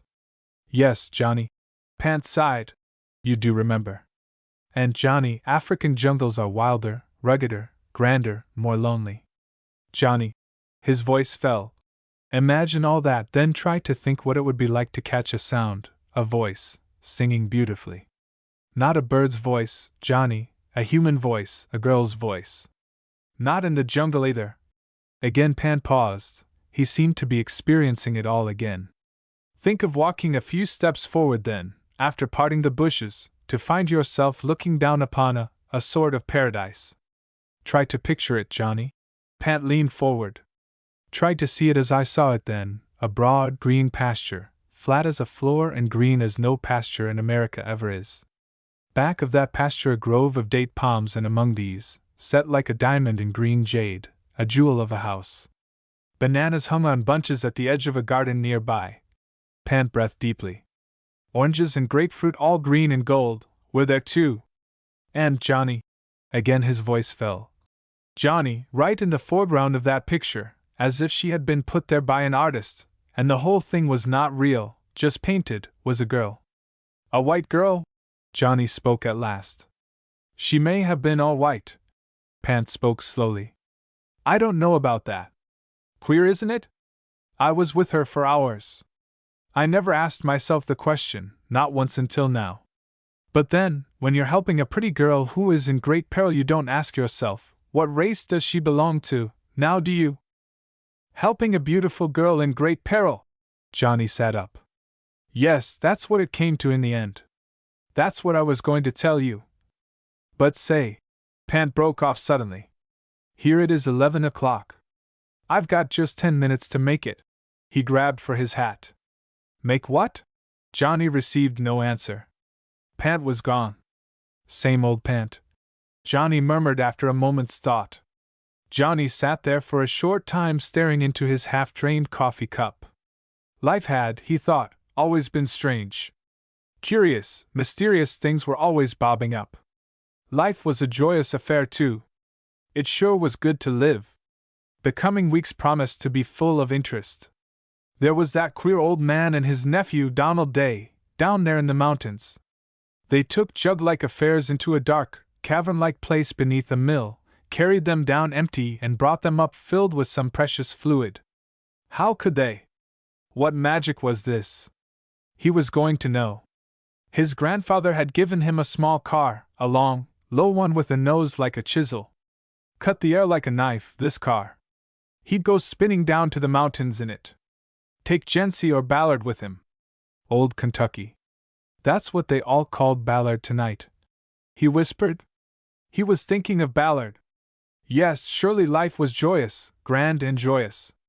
Things had a way of coming out right if you got a proper start and kept plugging. There was the Blue Moon now. It was going to be a success. Students needed such a meeting place, good, clean atmosphere, and all that. Just takes one good push. He murmured. Tonight it got that push. Ballard got his push too. He'll make a great football star. I'm sure of it. He broke off.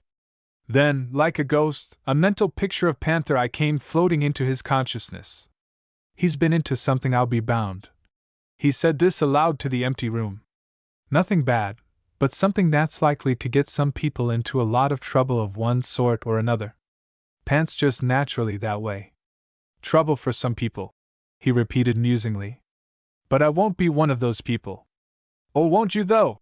He would have sworn that a voice whispered this in his ear. Springing to his feet, he flashed a look here, there, everywhere. No one! He exclaimed. Of course not. Time I was going home. Been a wild day. I'm beginning to hear things. Be seeing them pretty soon. At that he switched off the light, opened the door, then stood on the threshold listening, peering into the dark.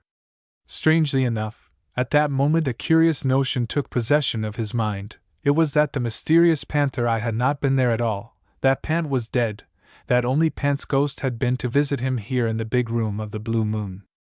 Boo! He shivered. He was sure he caught an answering boo!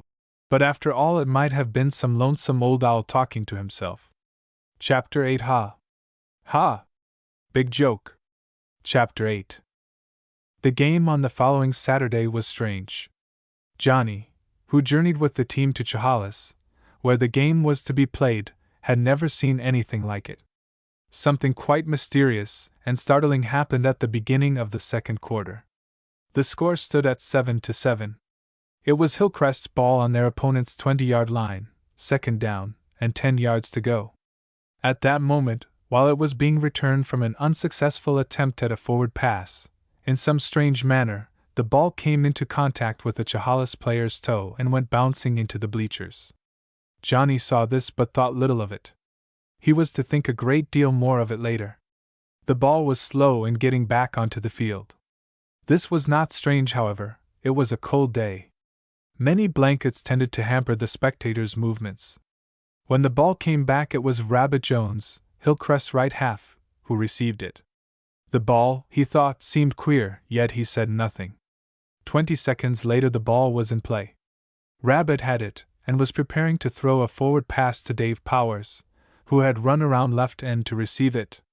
Then Rabbit did a strange thing. To the vast surprise of all his teammates, instead of carrying out the play, he allowed his arm to drop to shoot the ball at last far and high, curving away toward a spot where no one was. "Don't touch that ball!" These words were on Rabbit's lips. He did not say them. Nor was there any need, for as it reached the highest spot in its long, broad curve, with a boom like a cannon shot, the ball burst.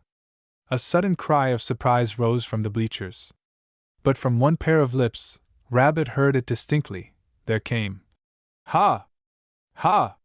Big joke!" Who had said it?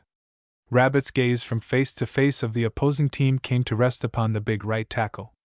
"Yes," he assured himself. "He said that. And it was his toe that pushed the ball into the crowd a moment ago. Something queer there." Though the boy thought all this, not one word, for the moment, did he say to his teammates. The whole affair puzzled him greatly. Why had he changed his mind so quickly? Why had he thrown the ball for that long forward pass into the great nowhere? Had he known the ball would burst? Well, scarcely that. It had all been very strange. The ball had been cold like ice. He had imagined that he felt it swelling. He had acted, perhaps, on instinct. Who knows? But no more of that. Here was a new ball. The whistle was blowing. No time, this, for dreaming. Hillcrest must win. Just must. They had lost the week before. The score now stood at a tie. 20 yards from a touchdown. "Come on now, boys," Dave Powers urged. "Let's get in there and win." "Dave," Rabbit whispered. "Dave, send me through their right tackle." "That fellow!" Dave stared. "He'll smear you. He's twice your size." "Try it." Rabbit was pleading now. "Third down."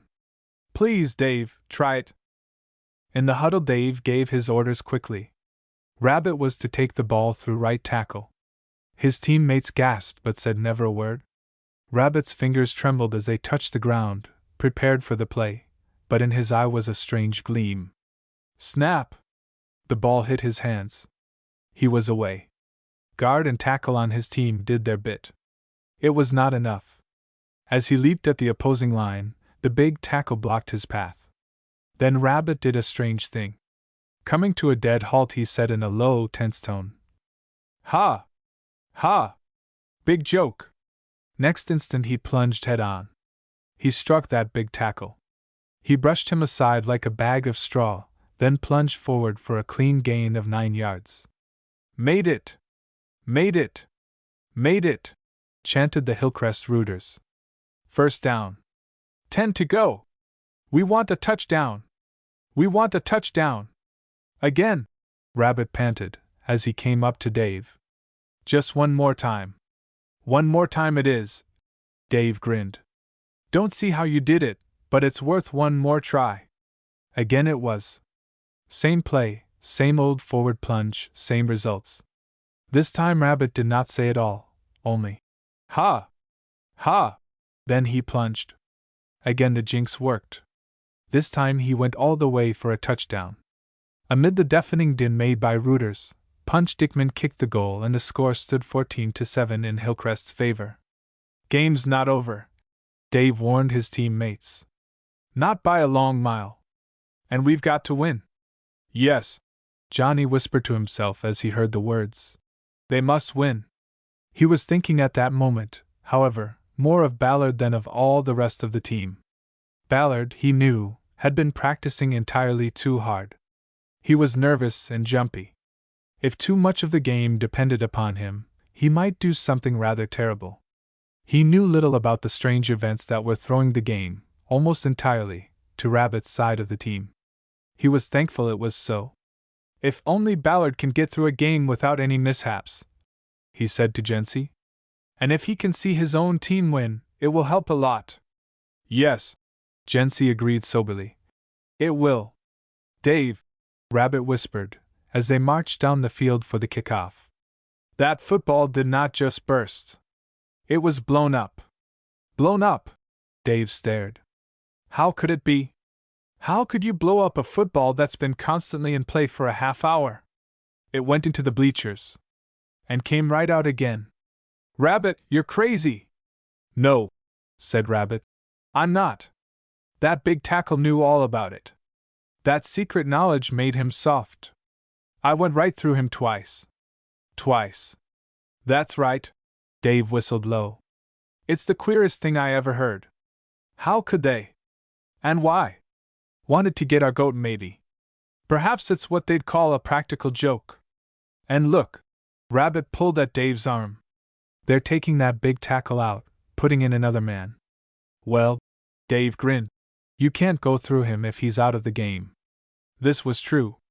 The full force of its truth came over the Hillcrest team as during the moments that followed, they battled to hold their lead. Through a series of line plunges and end runs, Chehalis pushed them back to their own 3-yard line. Then the Chehalis quarterback fumbled and Dave retrieved the ball. This gave Hillcrest a short breathing spell. Then again disaster descended upon them. Rabbit fumbled the ball. It shot high in air. A Chehalis man caught it and carried it across for a touchdown. The goal was kicked. The score was tied. The grandstands became places of wild pandemonium. Then the whistle blew for the end of the third quarter. Rabbit, Dave whispered as they dropped down upon the grass for a moment's rest. We're thinking too much about that busted football. Perhaps that's what they wanted. Anyway, we must not. We've got to get in and win. Win! That's what. We will, Rabbit exclaimed beneath his breath. All the same, he added, I'd like to know how. There you go, Dave laughed. Forget it. Yet Rabbit could not quite forget it. With the score standing at a tie, the team settled down to a grimly fought fourth quarter. Chehalis attempted 2 line plunges and 1 end run.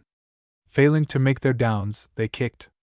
Hillcrest caught the kick, carried the ball to their own 40-yard line, tried a line plunge, a forward pass and an end run, then kicked.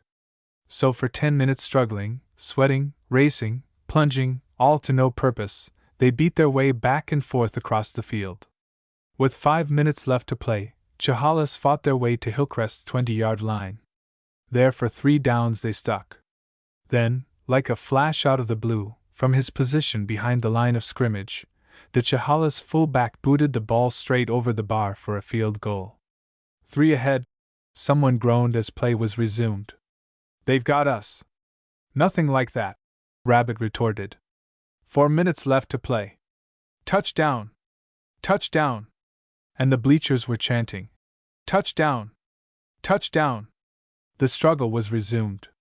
Time out for Chehalis. A player limped off the field. By this time Rabbit was too weary to see who replaced him. Soon he was to know and smile. Once again play was resumed, Hillcrest's ball on the opponent's 40-yard line. They went into a huddle. Came out. The play called for 2 short lateral passes behind the line. While this was going on, Rabbit was to break through the opponent's scattered defense and prepare to receive a long pass. Could he make it? He breathed hard. Snap! They were away. So was Rabbit. To reach his required position was easy. Where was the ball? Had the 2 laterals served their purpose? Yes. Yes. Here came the ball, straight for his outstretched hands and not an opponent near. What luck! But wait! As he caught the ball and turned to run, he saw before him, not 10 yards away, a huge player, in fact, none other than that right tackle, the one he suspected of some unfair trick. He had been returned to the game. There are times when Rabbit's mind works with the speed of a steel trap. This was one of those times. Speeding straight at his opponent, he held the ball straight out before him, at the same time hissing, Here! Take it! It might blow up! For a space of seconds the big would-be tackler halted in his tracks. The expression on his face was a study. As for Rabbit, he stopped short, pivoted to the right, flashed by his opponent to speed away and across the line for a touchdown. Hillcrest went into the lead. In the last 2 minutes of play, Chehalis made a desperate attempt to score. 2 forward passes were knocked down. An end run was blocked, a third forward pass was intercepted. Hillcrest marched down the field for a gain of 20 yards. Then the whistle blew. Hillcrest had won. There followed the usual wild applause and the hearty congratulations. Then Dave and Rabbit sauntered toward the exit. "I tell you it's nonsense!" Dave burst out. "Under such circumstances you just couldn't blow up that football. Suppose it was full of gasoline or gunpowder, how would you light it? I tell you it's impossible." "I suppose it is," Rabbit laughed. "It happened all the same. And I haven't got a single theory about how they did it. One thing is sure, Dave, the ball was cold as ice. Look! There's something under the bleachers, something shiny, dollar maybe." "Nope," he said a moment later. "It's a football pump. And look! What a fat one it is! Say!" He stopped and stared. "This is the very spot. The ball went into the bleachers right here." At that moment Johnny Thompson came up to them. Jency and Ballard had gone off the field. Ballard was happy. He had played in a successful football game. True, he had been given no very important part in it. This, he knew, was more or less a matter of chance. Next time, well, anyway, he had on this day made no serious breaks. The future might take care of itself. Johnny, however, was not thinking of Ballard at that moment. He was turning that strange air pump over and over in his hands.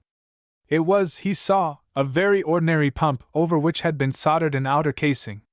The space between the pump and the casing was padded with asbestos, as if the pump might get too hot.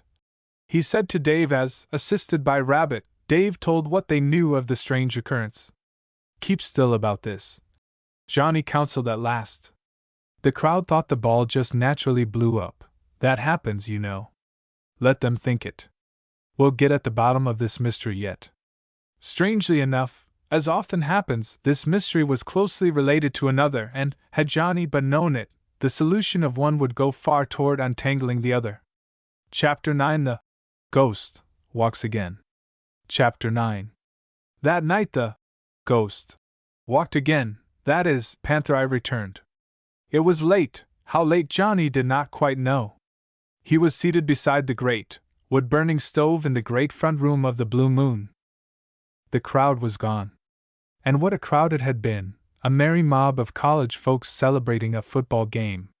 Yells, songs, wild, fantastic dances and eats, lots of eats, and good, hot drinks, that was what the long evening had been.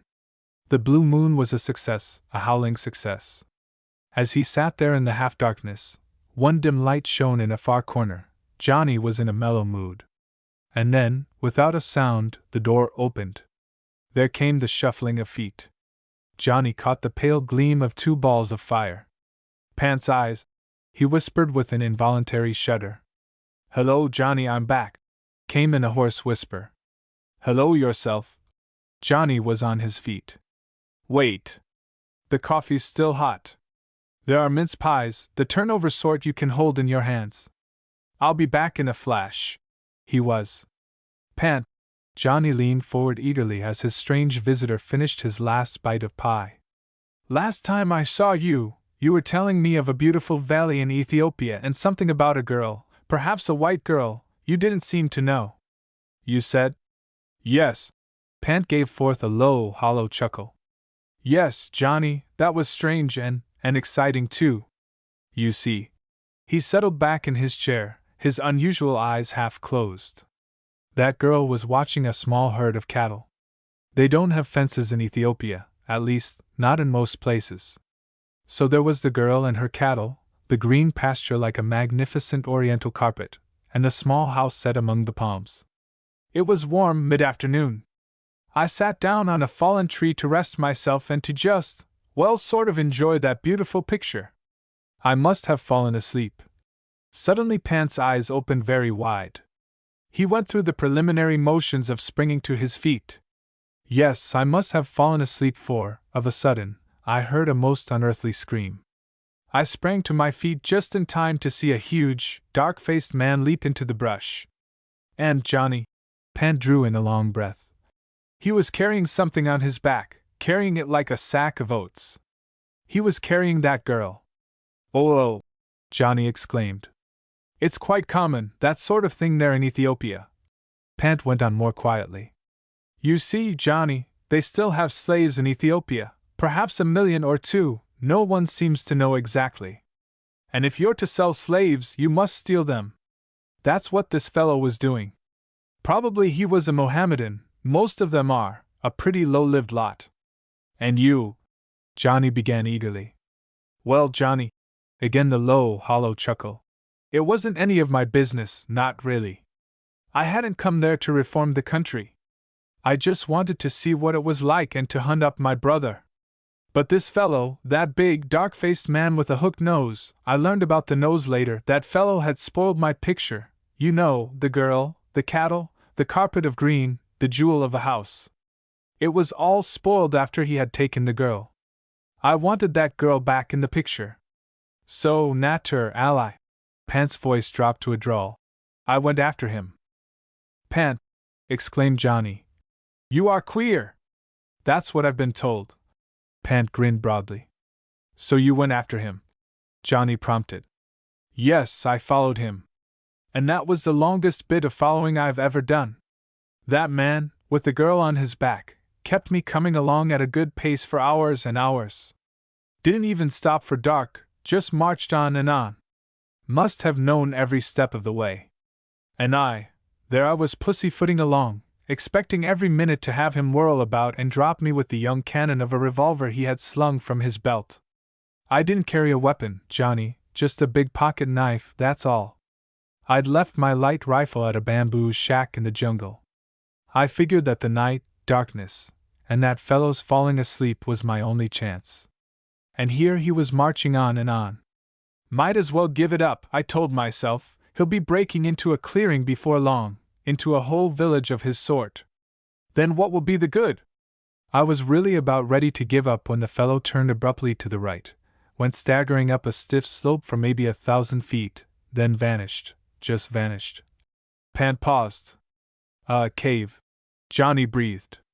A cave. Pant nodded his head. Just what you wanted. Just that. Pant nodded once more. At that instant, through the half-open window there came the high shrill note of a whistle, just such a night call as Johnny had once heard in the heart of a jungle at midnight.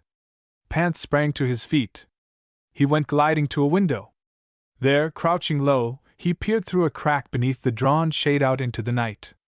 He remained thus while the clock ticked off 3 full minutes, then, without a word of explanation, resumed his place by the stove.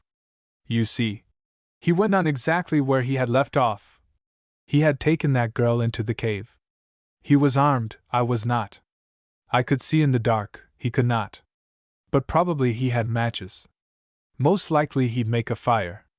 I had to have that girl back for my picture there at the edge of the jungle.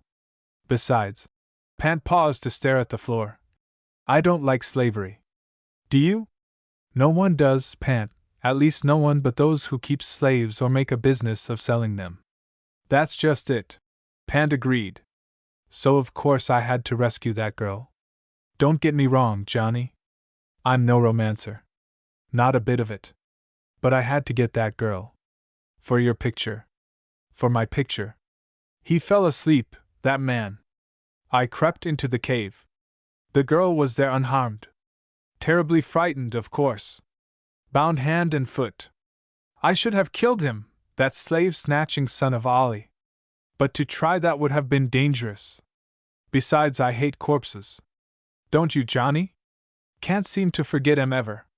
Remember that man in the mine back there in Russia? Johnny nodded.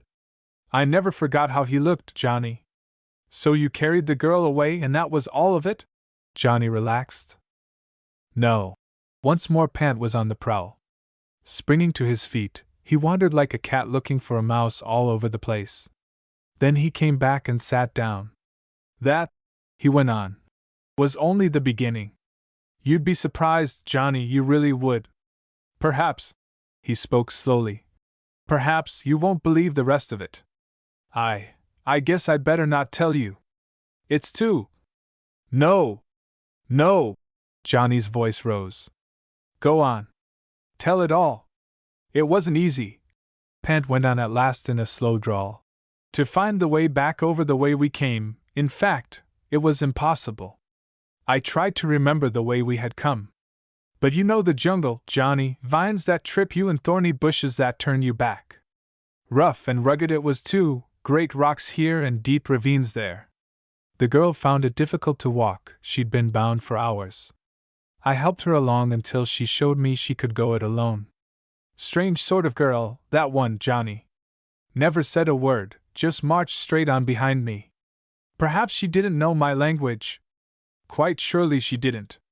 Think of the languages spoken in Africa: French, Dutch, Italian, German, and all the black lingos. We marched on for hours. Pan heaved a heavy sigh. All the time I was looking for the way back. I found a river I'd seen. Then, in passing around a rocky barrier, I lost it. All I could do was to make sure we were going down, not up. That would take us toward valleys. What valleys? Who could tell? All the time I was thinking of the girl. Was she all white or only one of those white blacks they call albino? And what did she think of me? Perhaps she thought me one more slave trader who had stolen her from this big fellow with the hooked nose. Johnny. Pant sat up quite suddenly, his strange eyes gleaming, his tone mysterious. Johnny, did you ever see a man in one place, just see him a time or two, not know him very well, and then, weeks later, did you think you saw him again in a different place thousands of miles away where he couldn't very well be? No. Johnny grinned. There are some things that have never happened to me. That's one of them. Why? Oh, nothing. Pant settled back. About this girl now. It was queer, Johnny, downright queer. We'd come to the top of a high ridge. Dawn had come, as it always does in the tropics, with a rush and with the joyous scream of 1,000 birds. We stood there on the ridge looking down at a sort of barren plateau when some baboons, a whole troop of them, came marching out from the jungle. Huge fellows they were. Powerful beasts with arms a foot longer than mine. Powerful? Johnny, one of them could have grabbed me and broken every bone in my body. But they wouldn't, Johnny, I knew that well enough. Once, for a whole week, I'd lived in such a place, just to watch them. If I met one on the trail, he'd try to bluff me. He'd march straight at me swinging his huge fists and cracking his teeth as if he meant to tear me to bits. When he was 20 feet away, he'd stop dead in his tracks, then I'd laugh at him, laugh big and loud. And the poor old fellow would turn and go slouching away like some huge bully who's been running a bluff. No, they wouldn't harm us, Johnny, those baboons, but they were interesting to watch.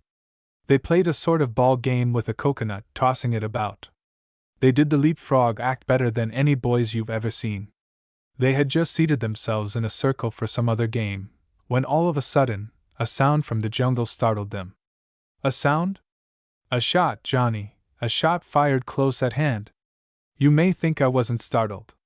That big boy with the hooked nose was my first thought. I dragged the girl into the fronds of a low-growing palm. It wasn't the big fellow with the hooked nose, Johnny.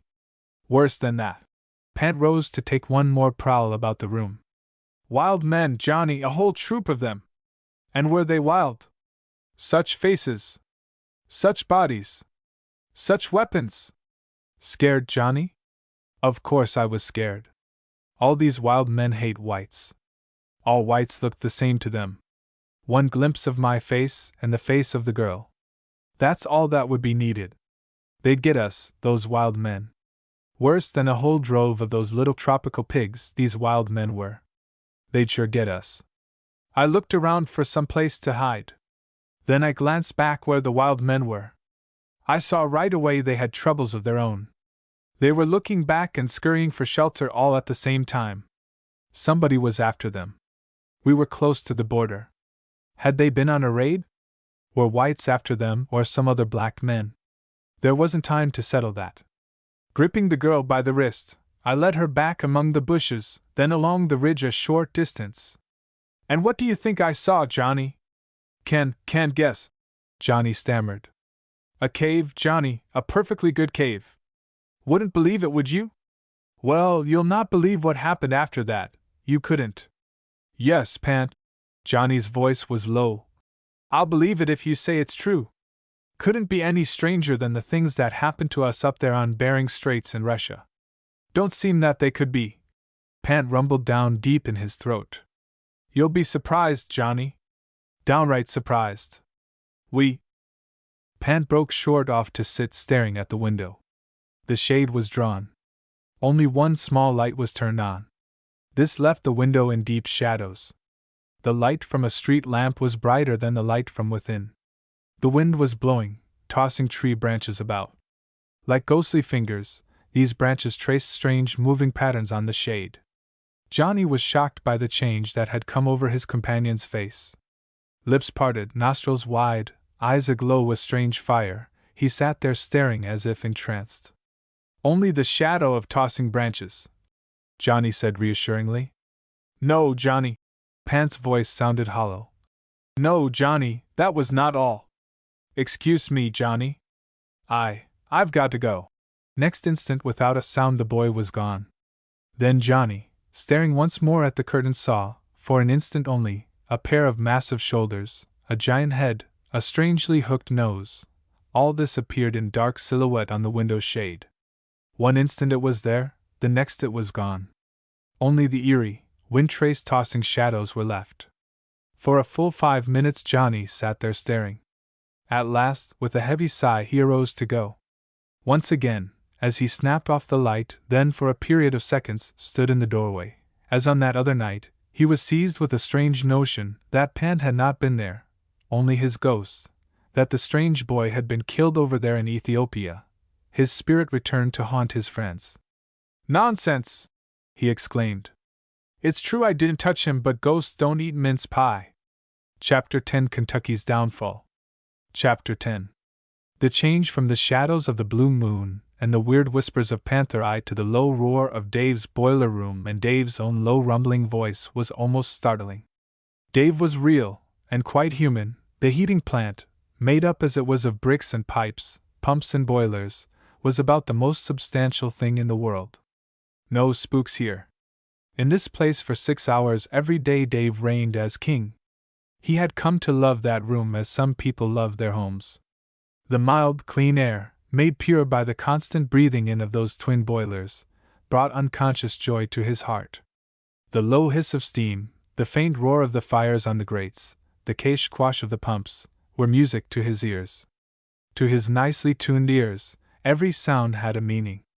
If the hiss of steam increased, if a pump bumped ever so softly, if the fire's low roar sank to a whisper, he was on his feet. His hands grasped a shovel, a valve, or a wrench, and in a trice all was right again. More than this, the old heating plant stood for a very definite change in his life. The moment he stepped through those doors and good old John McQueen said, "Your work will be this. You will do it this way and that way." He had become important both to himself and to others. He was a worker. He loved to sit there, with the green shaded light gleaming low, with the shadows leaping among the pumps and the pipes, and picture the rooms in those other buildings. In the gym, all aglow with light, a practice game of basketball was in progress.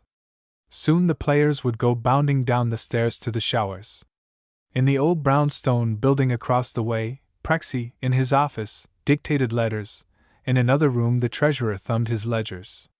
Far up beneath the rafters were bat roosts where a score or more of boys bent over tables reading intently, or figuring feverishly. In the red brick dorm, at the far corner of the campus, more than 100 girls garbed in lounging pajamas, kimonos, or more formal garb, were studying. All these, he would think with a smile, and a glad tug at his heart, are warm and comfortable on a damp and chilly night, because I am here watching these old furnaces and listening to that hiss of steam. I am part of a big thing. I am a worker. Ah, yes, what more could any boy ask? A chance to study, to listen to the talk of men older and wiser than himself, and then to do his part in making all this possible for many others. Did Dave think of this often? Probably not. His head was full of forward passes, lateral passes, touchdowns, college algebra, chemical formulae, and all the rest that made up his life. For all that it was good at times just to sit there listening and thinking, just thinking and listening, nothing more. A sturdy, cheerful, independent lot were these Hillcrest boys who worked their way. And there were scores of them. On the football team there was Staggerweed, who tended a string of furnaces, Rabbit Jones, who swept a dozen floors every day, Punch Dickman, who was a hash slinger at the Golden Gate, and many others, happy warriors all. "Howdy, Johnny! How's things?" Dave greeted as Johnny came in blinking from the light. "Fine, Dave. And the blue moon?" "Wonderful, Dave." Johnny dropped into a chair beside Dave's small desk. "Dave, how's football? You saw how it was Saturday." Dave laughed. "Yes, but—" Johnny's brow wrinkled. "You didn't use my good pal, Kentucky, very much." "No," Dave spoke slowly. "We didn't. He's trying too hard. Have to let him slow down a bit. But he's a fine kid, Johnny, a mighty fine kid. I like to see him run. Wait until next Friday. You know we play on Friday this week, Naperville's request. You'll see a thing or two. Just you wait." Johnny was willing enough to wait if Dave felt that way about it. He did wait. He did see things, wonderful things for a while, and then, well, yes, and then. "Look." Dave's tone was low, tense with emotion. "We gotta beat that Naperville gang. We just got to. And we can do it, old Kentucky." He placed a hand affectionately on the mountain boy's shoulder. The great day had come. The Naperville game was about to start. Never before had there been such crowds, so much color, enthusiasm, and cheering. "We can do it," Dave went on. "Just you and I. No one can dodge the way you can. And I'm a battering ram. I'm good. I even admit it." He chuckled. "I'll go through 'em. You follow on and make the gains. We're going to have a touchdown 2 minutes after the first whistle. I'll tell you how." His voice dropped to a mere whisper. "Artie will give you the ball. I'll hit their tackle, hit him hard and ram their line into a heap. That makes a hole. You go through far as ever you can." He drew a long breath. "And then?" Kentucky asked in a low, quiet drawl. "Same thing. 4 times running," was Dave's reply. "Every time we'll gain a little less ground. Shouldn't wonder if you'd be thrown for a loss on the 4th. There's a bright sophomore on that Naperville team, too bright. Plays right guard. He'll break through and smear you. Let him." Dave chuckled. "And then," another long breath, "then Artie will send you through the spot where that same right guard belongs. He'll be feeling so happy about smearing you, he won't be watching, or if he is, he'll expect that same play. You should get through, all the way through, kid. Make it a touchdown, boy. Make it a touchdown." He wrung the younger boy's hand. "There's the horn." Who can say what went on inside the Kentucky boy's mind as he crouched behind the line waiting for the snapping of the ball? As yet all was quite new and strange to him. They expected so much of him. They wanted him to beat this Naperville team. Naperville meant nothing to him. But to his teammates and all the old grads, the lettermen of other years, it meant a great deal. But here was the ball. He felt its hard smoothness in his hand, saw Dave plunge forward to send a player crashing to one side, saw the opening and went through for a gain of a yard, 2, 3, 4, 8 yards. Then a bolt of lightning appeared to hit him, and he went to earth. The instant the whistle blew, he felt Dave's hands on his shoulder, helping him to his feet. "Grand, old Kentucky! Better'n I expected. Now make it a first down." A first down it was. The crowd on the bleachers screamed its approval. The boy could hear them shouting, "Naperville! Naperville! Beat 'em! Beat 'em! Smear 'em! Smash 'em! Kill 'em!" The shout, coming in slow motion at first, picked up speed until it sounded like an onrushing train. "Steady, boy," Dave warned. "Don't expect too much. Remember." I'll remember." Kentucky's breath came short and quick. There was need to remember, for on the second down he failed to gain, and on the third he was thrown for a loss of 2 yards. It was at this moment that the mountain boy became conscious of that Naperville guard. He was not only a smart boy, he had a mean turn to his nature. He leered as if to say, "Ha! Ha! Big joke! Smeared you, didn't I?" Ballard's face was a mask as he took his place for the next play. Then, as he received the ball, he faked that same line plunge, saw that leering guard leave his place, then, like a flash of fire, shot to the right, through that opening and away. Then a strange thing happened to his mind. As a player flashed past him, he was to him no longer a player, but old Nicodemus, the colonel's ram. And now here was another off to his right. Oh well! Offer him a hip, then fade. He faded down the field. To the left a third Nicodemus appeared. He too was dodged. But here he was now straight ahead of him, not Nicodemus, of course, but the Naperville safety man, all that remained between him and a touchdown. With a friendly grin, holding the ball straight out before him, the Kentucky boy sprang straight at the waiting giant. Thrown off his guard, the giant reached for the ball. But of a sudden, the ball was not there. Stopping dead in his tracks, Kentucky had pivoted sharply to the right and was away for that touchdown. Then how the bleachers roared. "See! I told you!" Dave grinned as he came up with the Kentucky boy.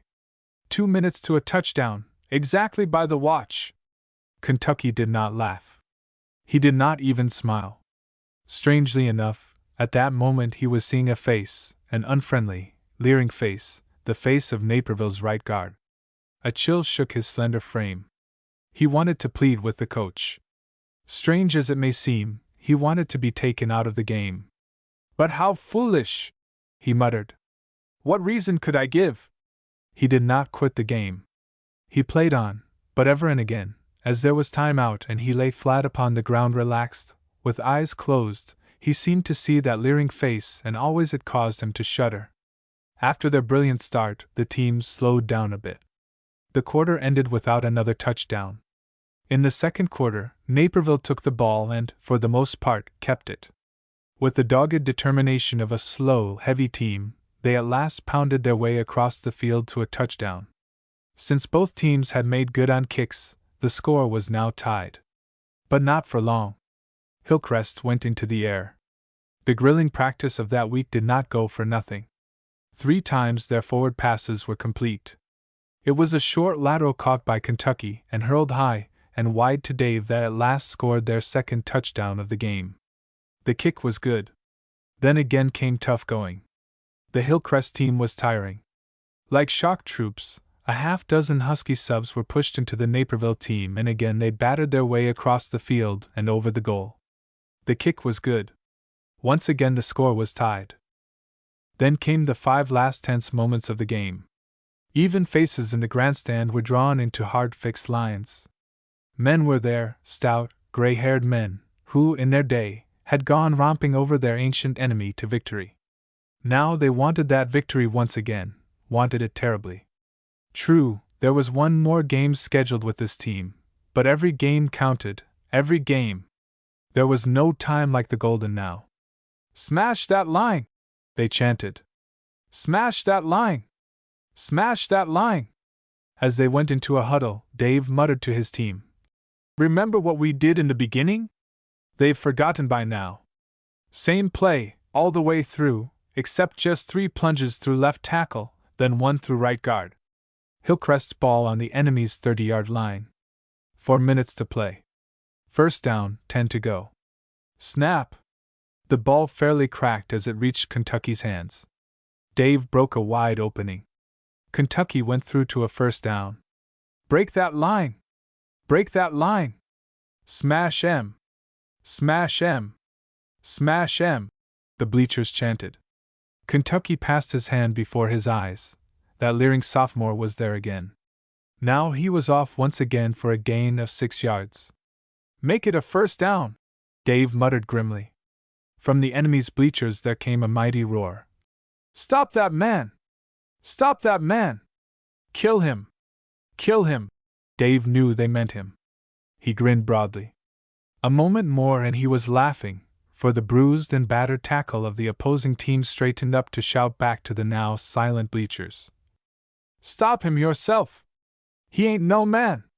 He's a stick of flaming red dynamite! Red dynamite!" The Hillcrest bleachers caught the words and hurled it back. "Red dynamite! Red dynamite!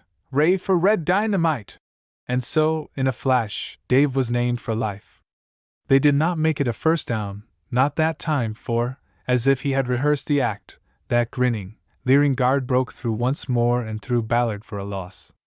As he did so, he hissed some words in the mountain boy's ears. Kentucky heard it but indistinctly. Even so, his blood raced. His fingers itched for action. As he rose, he stood there like a marble statue, white and cold. The next play came with the speed of thought and, like a radio flash, was executed. Kentucky went straight through the place left by the leering guard. It looked like a touchdown. But no, he was thrown hard, just 1 yard from the goal line. "What a break!" Dave exulted. "First down and a yard to a touchdown!" The crowd saw it all and went into hysterics. Hats soared high. Girls screamed. An old grad fell backward off the bleachers, barely escaping a broken neck. The bleachers were a riot. But what was this? Players on both teams leaped into action. They began piling up, pulling and hauling. When it was all over, Ballard, white-faced and panting, was dragged from the bottom of the heap. There had been a fight going on beneath that pile. Kentucky and that leering Naperville guard had been at it tooth and nail. "He was choking me," the Naperville guard gasped. He nearly killed me." "What happened, Ballard?" the coach asked, crowding in. The Kentucky boy made no reply. He was white as marble and shaking like a leaf. He turned, pushed his way through his own team and walked unsteadily to the bench to drop upon it like a sack of sand. A hush fell over the throng. The referees conferred. There was nothing for it, whatever the cause. The Kentucky boy had started a fight. 15 yards penalty for Hillcrest. Less than 2 minutes to play and 16 yards to a touchdown. Hillcrest lost heart. 4 downs and only 4 yards gained. Naperville took the ball. They booted it down the field. The whistle blew. The game was over. "Only a tie," came a murmur from the bleachers. "Only a tie and we might have won. Only a tie and we might have won." The words were taken up by more than one player. But Ballard, Old Kentucky as they had lovingly called him, such a short time before, did not hear. He was not there. He was far away, how far no one seemed to know. Chapter 11 A Ride in the Night. Chapter 11. An hour later Johnny Thompson found the Kentucky boy sitting in a chair beside the range in the cookroom of the Blue Moon.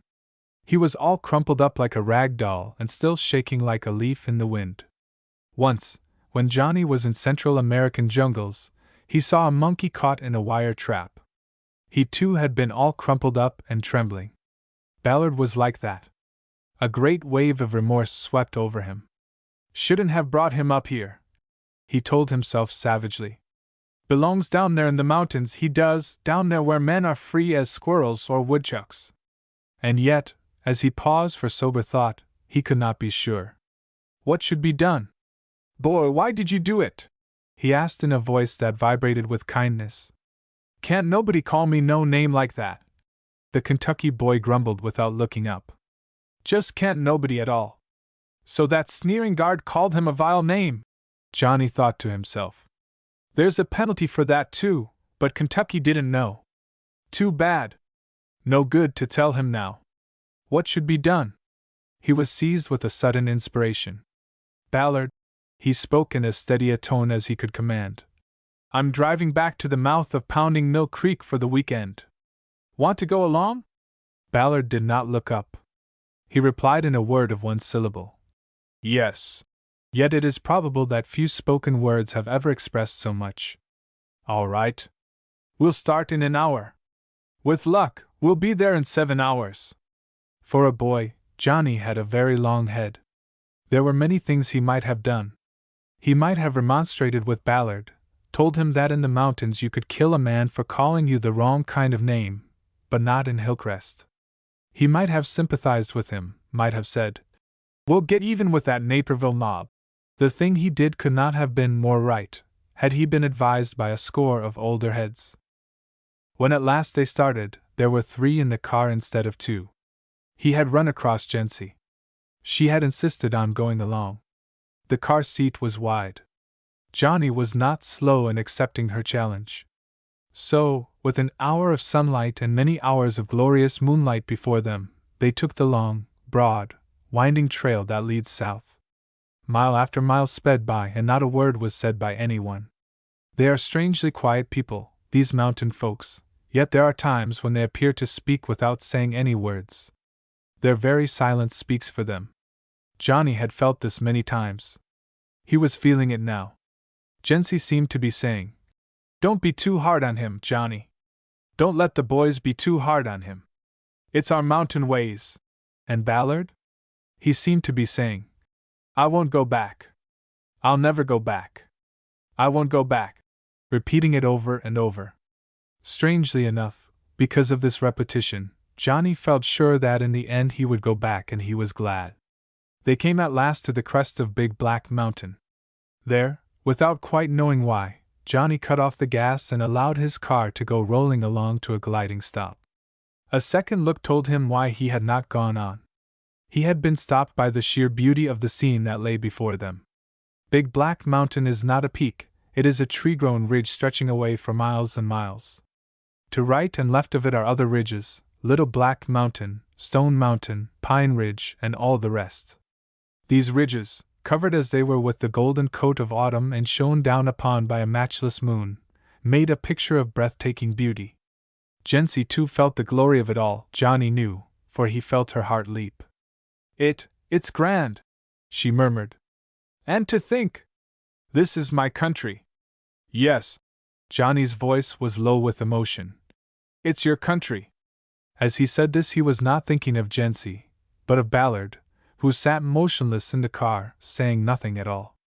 This was his country. What was he thinking now? Johnny would have given $1 to know. His country, Johnny whispered to himself. Along those ridges chestnuts and beechnuts were falling. Squirrels were frisking about on the ground.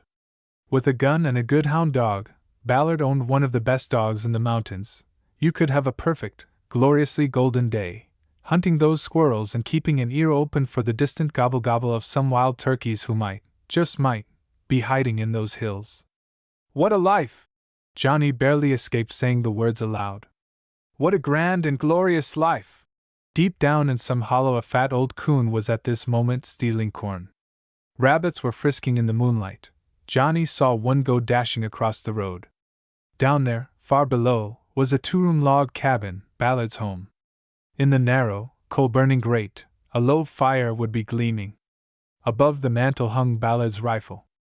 Beside the fire slept his favorite hound dog. "And I'm going to ask him to give it up," Johnny told himself. "Going to tell him he should go back to college, to books, to serving coffee and hot dogs, and back to football. How can I?" And yet, Johnny touched the starter. The car went purring down the slope. And yet, yes, he would ask him. What if it was good sport to wander the hills in search of game? What if the mountains did call? What would it get you in the end? With an untrained temper, the rifle that sends a squirrel tumbling over and over from the top of a tree might at last be turned upon some human being. And after that, long years in jail. That, Johnny told himself soberly, is what football's for, to teach a fellow to take it. Not to take vile names. The referee will take care of that. But to take a tumble, to be thrown hard again and again, to be bumped and bruised and still be able to smile. That's football. A grand and glorious sport. Yes, he'd ask Ballard to go back. He must go back. I'll get off here. Ballard broke in upon Johnny's solemn meditations and high resolves. There's a short cut through the hills.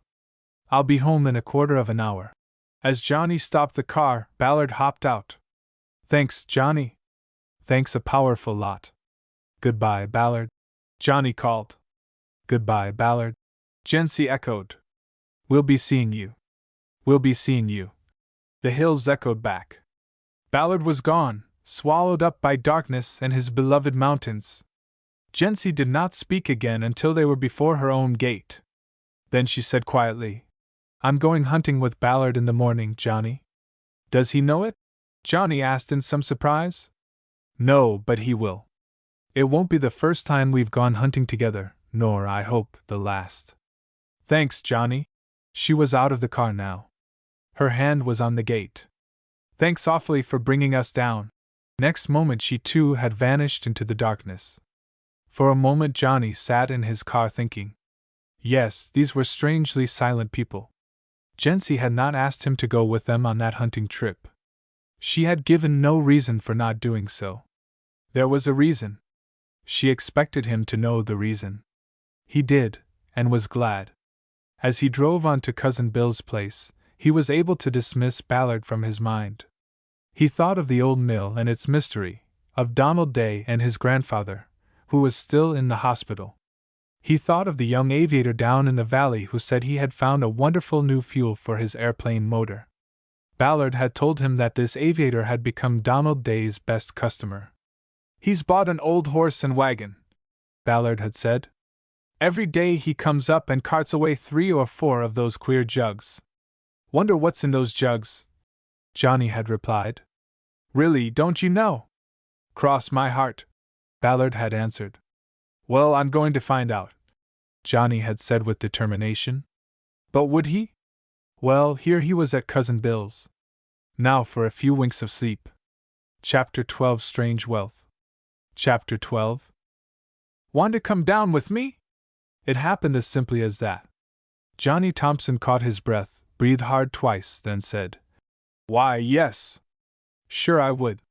The boy who had asked this surprising question was none other than Donald Day, grandson of the Wizard of Stone Mountain, who in a mysterious manner managed to make something of great value out of air and water alone. It was the next day. Jency and Ballard were away in the hills with dog and guns, but Johnny and Donald were standing at the door leading to the mystery room beneath the mill. The key was in Donald's hand, and he was saying quietly, "Want to come down? Wonder if he does not know that his grandfather kept the whole thing a secret?" Johnny thought to himself. "Wonder if I should tell him." At that moment little Bexter Bryce burst through the outer door. "The worst things do happen," he exclaimed. "Per old Uncle Moe's short." He dropped down upon a rustic seat. "What's happened?" Johnny asked, for the moment allowing his interest to be drawn from the enthralling mystery below. "Well, you know," Bex was speaking slowly now, "Mr. McQueen always took a great deal of interest in Mose. Mose is old, really old, no one knows just how old, but he's been game. He's worked. Times have been hard, but all he's asked is a chance to earn a poor sort of living, and now," he sighed, "now it looks as if that chance would be cut off. You see," he turned to the city boy Donald, "your grandfather was trying to save Moses' mule when he had that terrible fall. So," Donald flashed him a friendly smile, "it's sort of up to me to take on the burden grandfather has been forced to lay down?" "Something like that," Bex agreed. "But you know," he went on, "Uncle Mose has earned money mining coal beneath his little patch of land and selling it to people down in the settlement. It's a terrible sort of mine. The coal doesn't lay flat down. It stands half on edge. Mose has managed somehow. But now," he sprang to his feet, "now Blinky Billy Blevins, the meanest old skunk out of jail, claims that his father bought the coal rights on all the land up on Moses Creek, and he says he can stop Mose from mining it." "Why, he can't do that, can he?" Johnny stared. "Of course he can if he wants to. What we'll have to do is to make him not want to." "But how?" "That's the question." Bex stared at the floor. "Appeal to his better nature," Johnny suggested. "He hasn't any that anyone has ever discovered. People have tried to find some good side to him many times," Bex answered gloomily. "They've never found it. Some people can be frightened into doing what is right. It's not very nice, but sometimes it's the only way." "What's he likely to be afraid of?" Donald asked. "Lightning," Bex replied promptly. "Lightning out of a clear sky. He claims he was once knocked over and nearly killed by what he calls a bolt from the blue." Johnny mused. That's a large contract. Then the new boy, Donald Day, said something very strange. What he said was, "I shouldn't be surprised if we should be able to arrange it." "You mean?" Johnny stared. But just then someone called to Bex from outside the mill, and Donald said once more to Johnny, "You want to go down?" At once Johnny's mind was all a-whirl with thoughts of mysterious whispers and wheezes from those lower regions of the mill, and with the strange wealth that came from those depths. "Sure," he said once again. "Sure I would." So the other boy turned the key in the lock and they went down.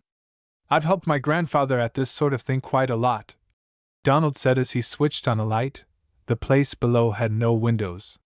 "He used to have a shop just outside of the city. That was where I worked with him most. But the air there was too impure, too much dust. Lot of smoke from chimneys and factories. So he came down here." The boy seemed to be talking to himself quite as much as to Johnny. "Air down here in the mountains is about as pure as you can hope to find anywhere. No cars shooting along kicking up dust and coughing out gas.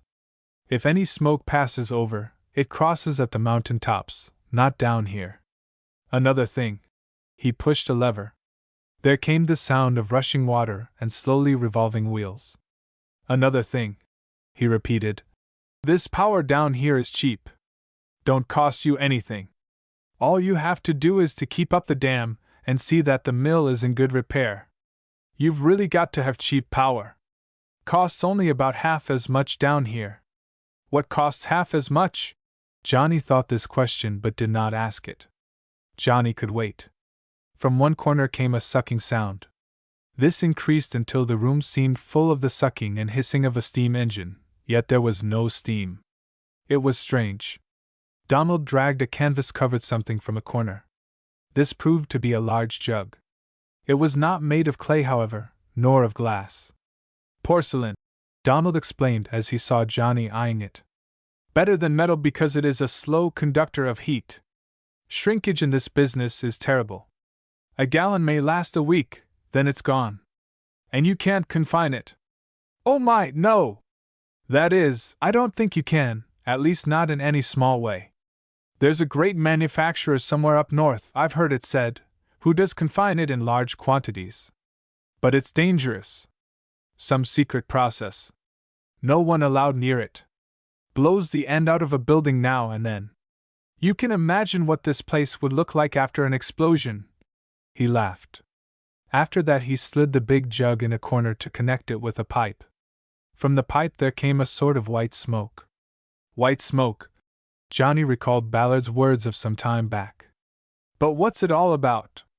During the moments that followed, his curiosity grew and grew and grew. Then of a sudden, the other boy said, "Look!" Dragging the big jug free, he tipped it over to pour some white, steaming liquid over the palm of his hand, then quickly shook it into the air. "You can do that." He slid the jug back into its place. "You can even take some in your mouth. But you better spurt it out quick. Just imagine, 216 degrees below." "Wah, what is it?" Johnny managed to gasp. "What?" The other boy stared. "You don't know?" "Why, He stared afresh. Then he pronounced two magic words. "Liquid air!" If Johnny did not think there was any magic in them at that moment, he was soon enough to know. "Air isn't a liquid," he protested. "It's a gas. Water's not a liquid either." Donald smiled. "Not always. When you get it hot enough it becomes steam, a gas. When you get it cold enough it is ice, a solid. Air is just the same, only difference is you have to get it terribly cold before it becomes a liquid. That's just what I'm doing now. Watch those pumps. They're putting air under great pressure. That makes it cold. When it's just so cold, I run it over pipes full of more air. That makes air number 2 pretty cold. I put air number 2 under great pressure. Then it is cold enough to turn into a liquid, part of it. It drips off just as condensed steam does.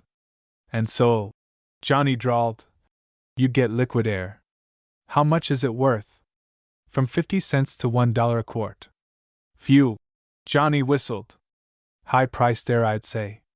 He dropped into a chair. So that's how your grandfather got something valuable out of nothing but the sky. Gold from the sky. Johnny chuckled. But say, he was on his feet again. Who wants the stuff? What's it good for? Well, replied Donald after turning a valve and setting one more pump hissing.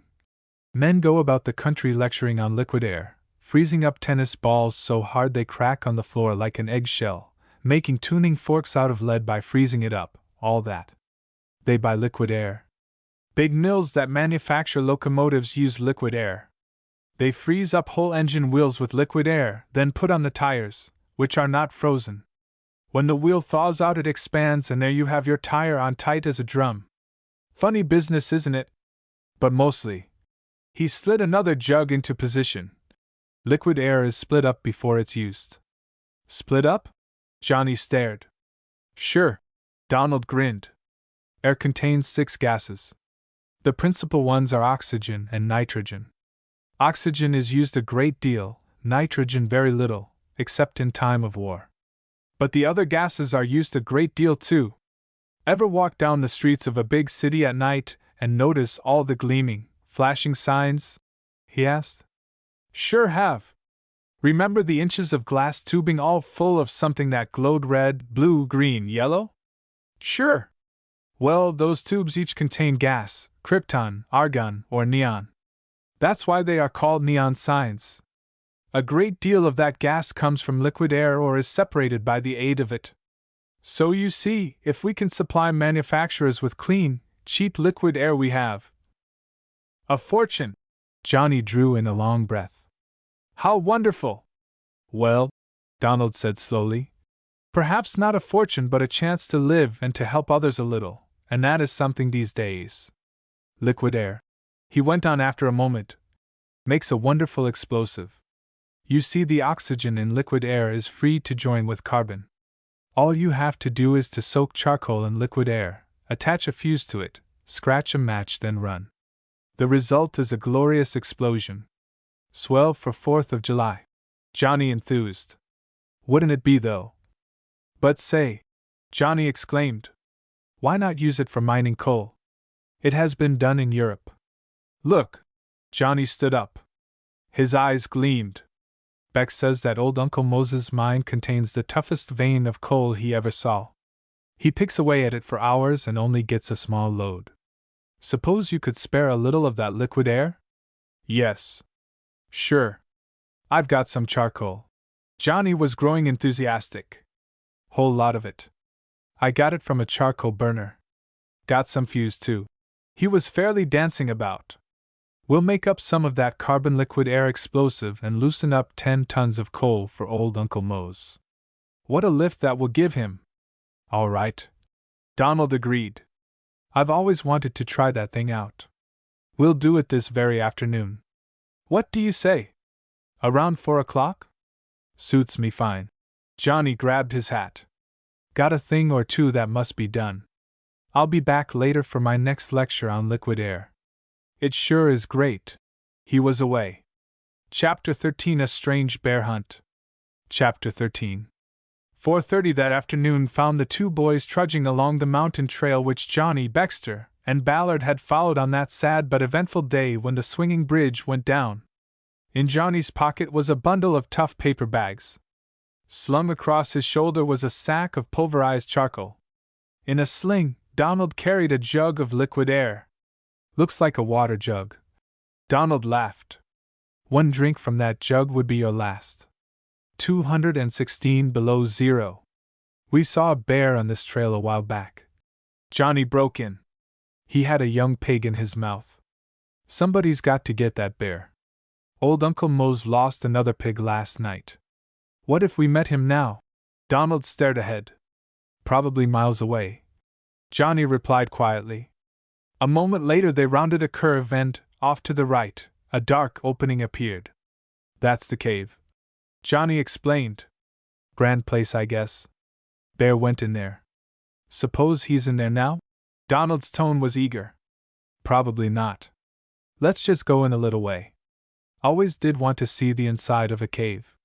I've got a flashlight. All right. Can't stay long, though. We've got to blow up a coal mine. Don't forget that. A moment more and they were winding in and out over a narrow passageway. This passage soon widened into a large room. Still another moment, and they were standing speechless while Donald's flashlight played over massive pillars of faultless white. It's like a great, beautiful church, Donald murmured low. In that still place even his murmur echoed and re-echoed from pillar to pillar. What a place for silence, Johnny whispered. Yet, even as he spoke, that silence was smashed into a million echoes by a tremendous outburst of sound, a roar that might, Johnny thought, have come from the throat of some prehistoric monster. But Johnny was not deceived. This was no mythical monster. It was the bear. What was to be done? The passage was narrow, the bear apparently all but upon them. Here, with hands that trembled slightly, Johnny filled a paper sack with charcoal, then thrust a length of fuse into it. Again there came that terrifying roar. Here! Give me that jug! Tipping the jug on one side, he saturated the charcoal in the paper bag with liquid air. After that, drawing on heavy mittens, he pressed the mixture into a solid mass. Now, he breathed. We'll see. Donald was trembling from head to foot, but Johnny was calm. He stared straight ahead toward the spot where the bear at any second might appear. With the roar of the enraged bear still ringing in his ears, Johnny calmly lighted the fuse leading to the sack of liquid air and charcoal. The fuse sputtered and flashed. It was a fairly long fuse. Would it last 30 seconds? Longer, perhaps. Johnny felt the hair at the back of his neck prickle and rise. It was a tense moment. Before him was the bear, behind, a narrow passage, and at his feet that strange explosive, liquid air and carbon. Will it explode? He said aloud. It will, Donald, his companion, replied.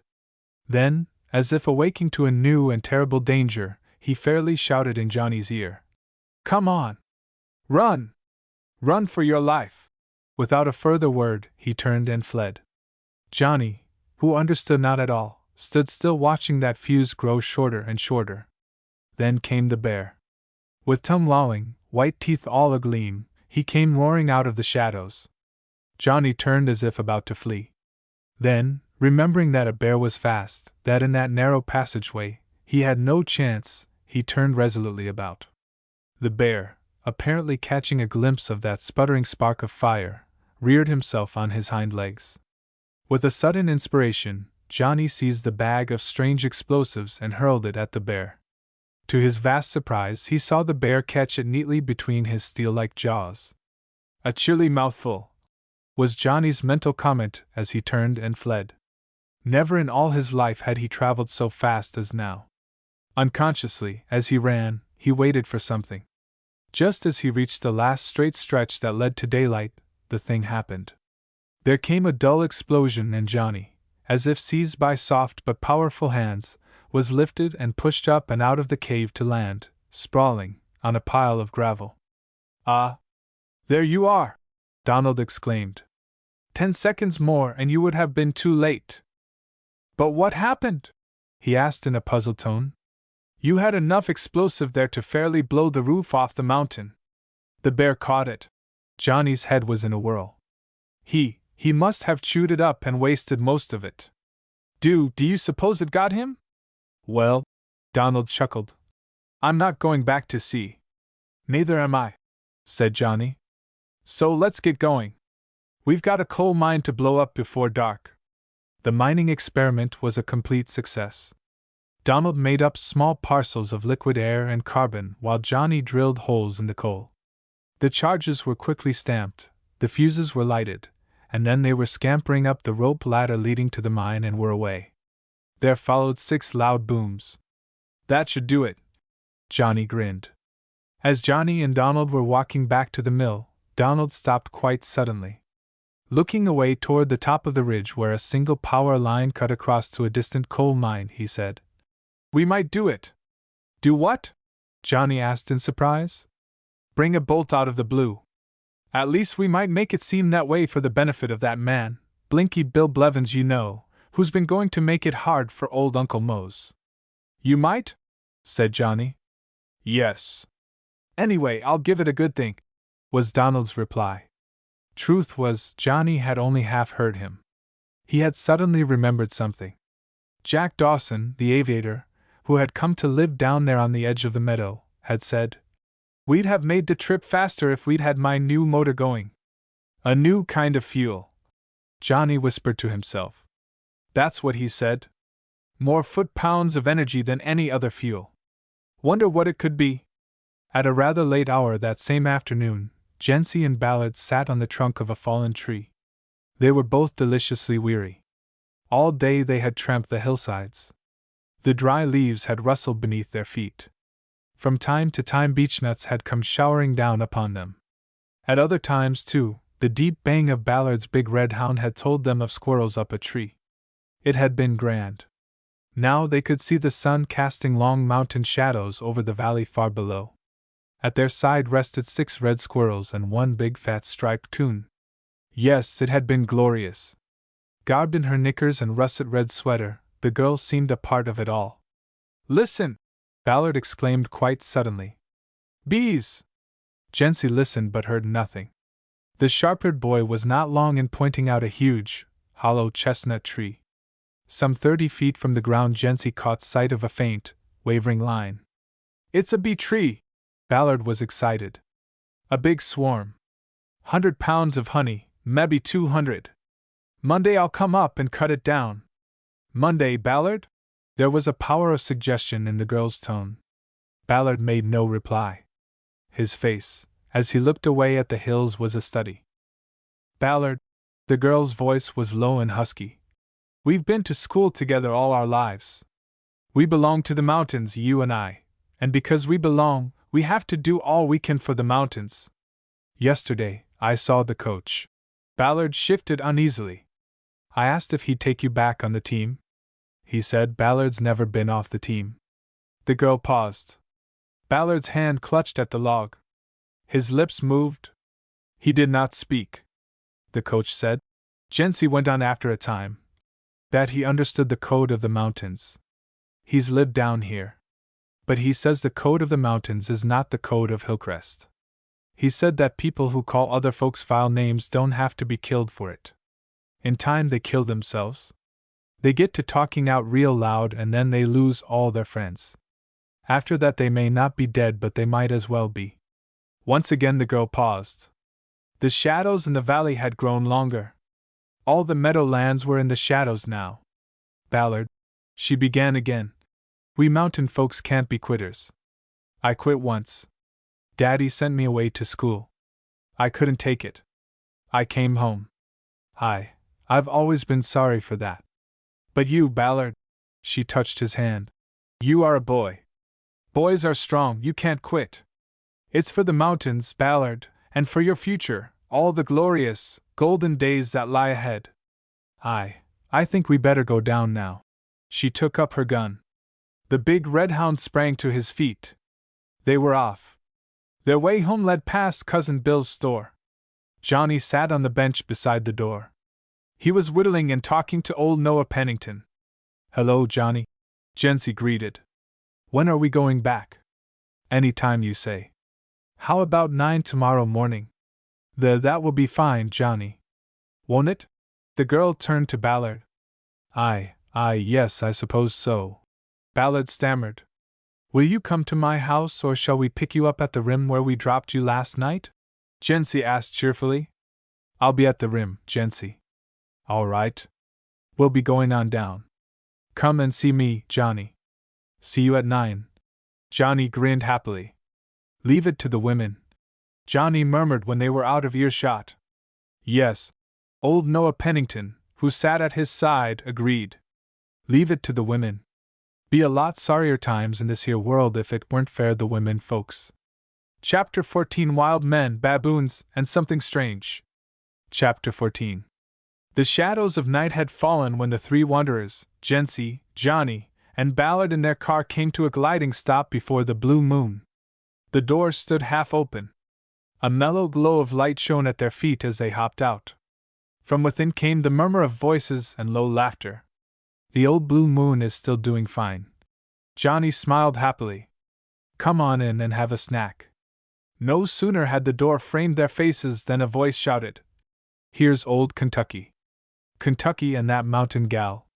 Come on, old Kentucky, give us a tune." At once the crowd, composed of all the team and many of their friends, was on its feet and cheering huskily. Seizing his companions, Johnny pushed them to the front. Picking up Jency as if she were a sack of sugar, he set her down on the counter, then thrust a banjo in her hands as he whispered, "Dear derndest. Nothing could be better than this." She flashed him an understanding smile.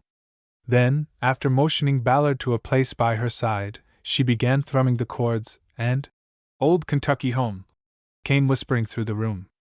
Greeted by abundant applause, the two young Kentuckians played and sang their way through a half-score of melodious mountain tunes into the very hearts of their listeners. Then, of a sudden, Jency struck her banjo a thwack. She ran her fingers across the strings to begin. "Roll, Jordan, roll! Roll, Jordan, roll! Oh! Oh! Oh! I want to go there, to hear old Jordan roll."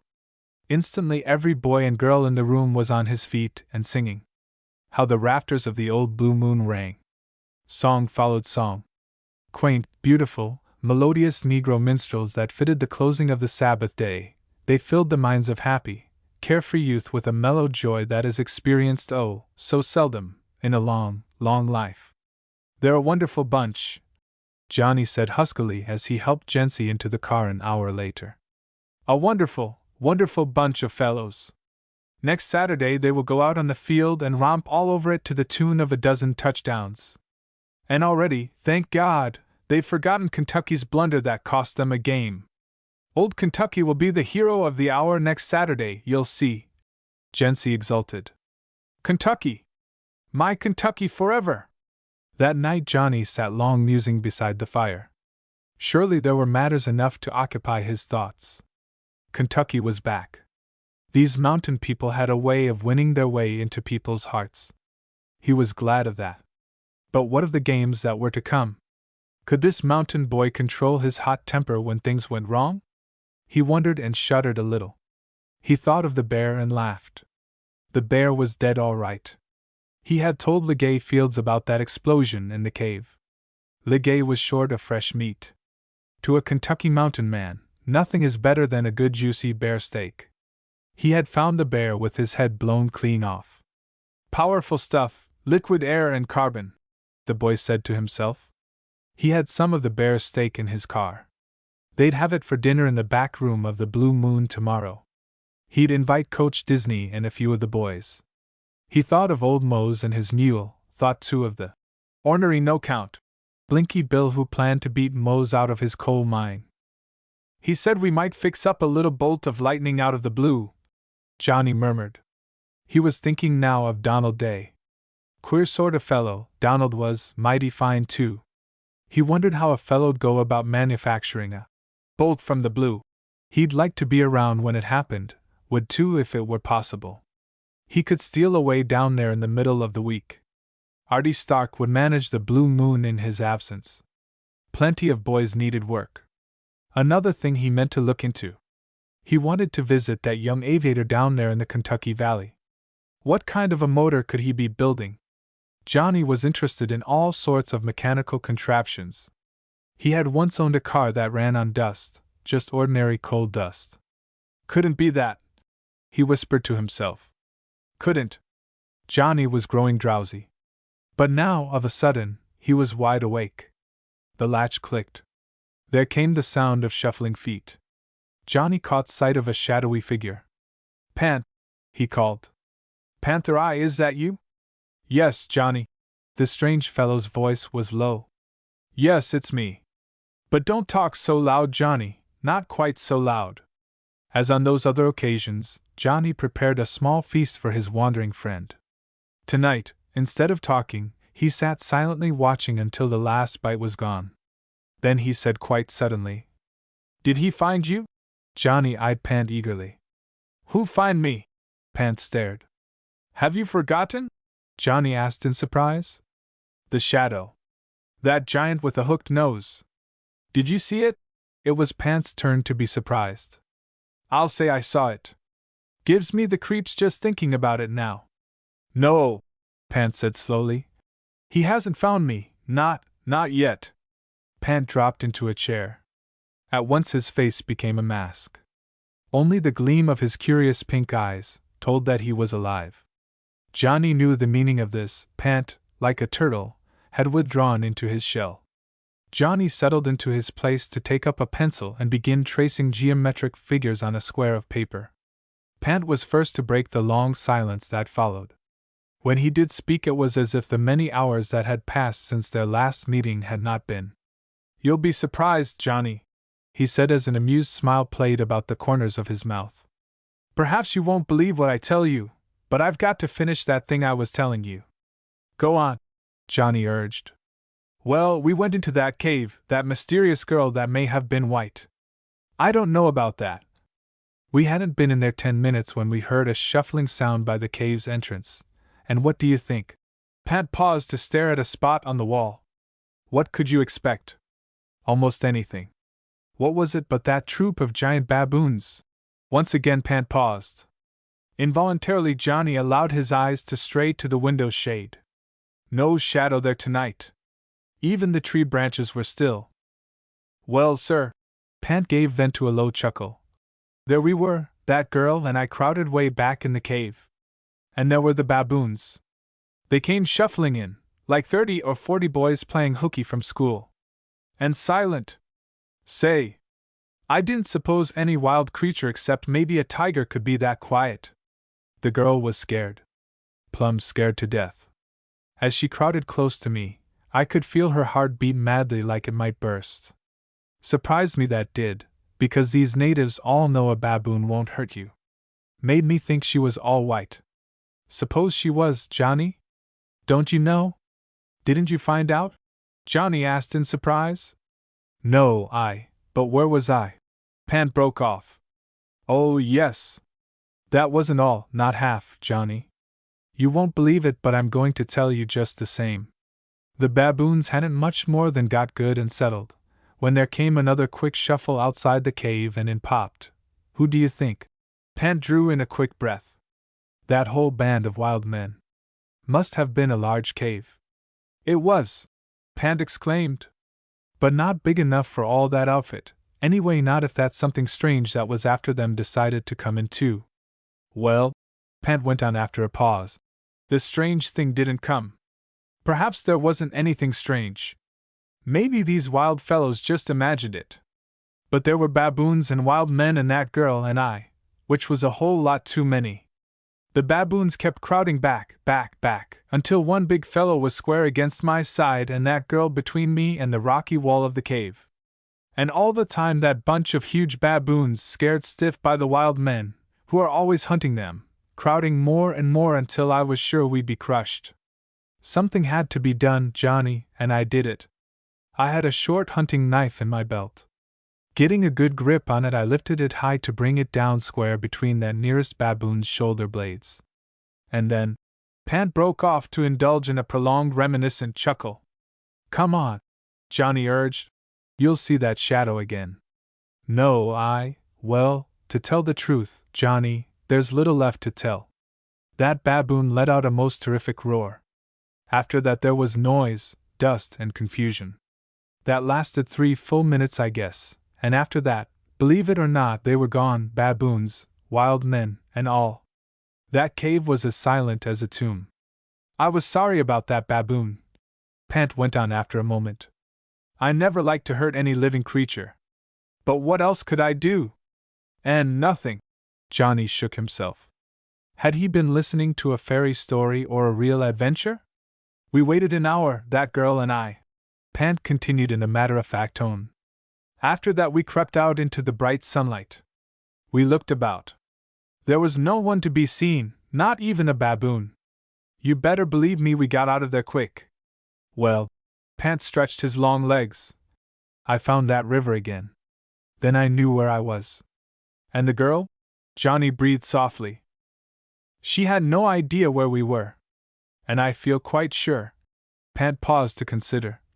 Yes, I'm certain she had no idea what I was up to. She followed me as she might have followed that big man with a hooked nose, Had he given her the chance, followed because there was nothing else to do? I kept getting more and more signs. A fallen tree, a particular cluster of hanging vines I'd noticed before, a tumble-down native hut, all these told me I was on the right track. Just a little before sunset, I came to a spot I was sure of. It was not 100 yards from that clearing, the picture clearing, you know. Yes, the pasture, the cattle, the gem of a cottage, Johnny supplemented. And the girl lost out of it, Pant broke in. I was going to put her back into the picture. I did put her back. There was a note of triumph in Pant's voice. I stopped dead in my tracks, pushed the girl on before me, then pointed straight ahead. At first she did not seem to understand, just stood there staring. In the end, I'm sure she only half understood, for she seemed to go reluctantly. I watched her until she was ready to part the branches that were to give her a glimpse of home, then I ducked. I can hide, Johnny, hide anywhere, always could. It's a gift.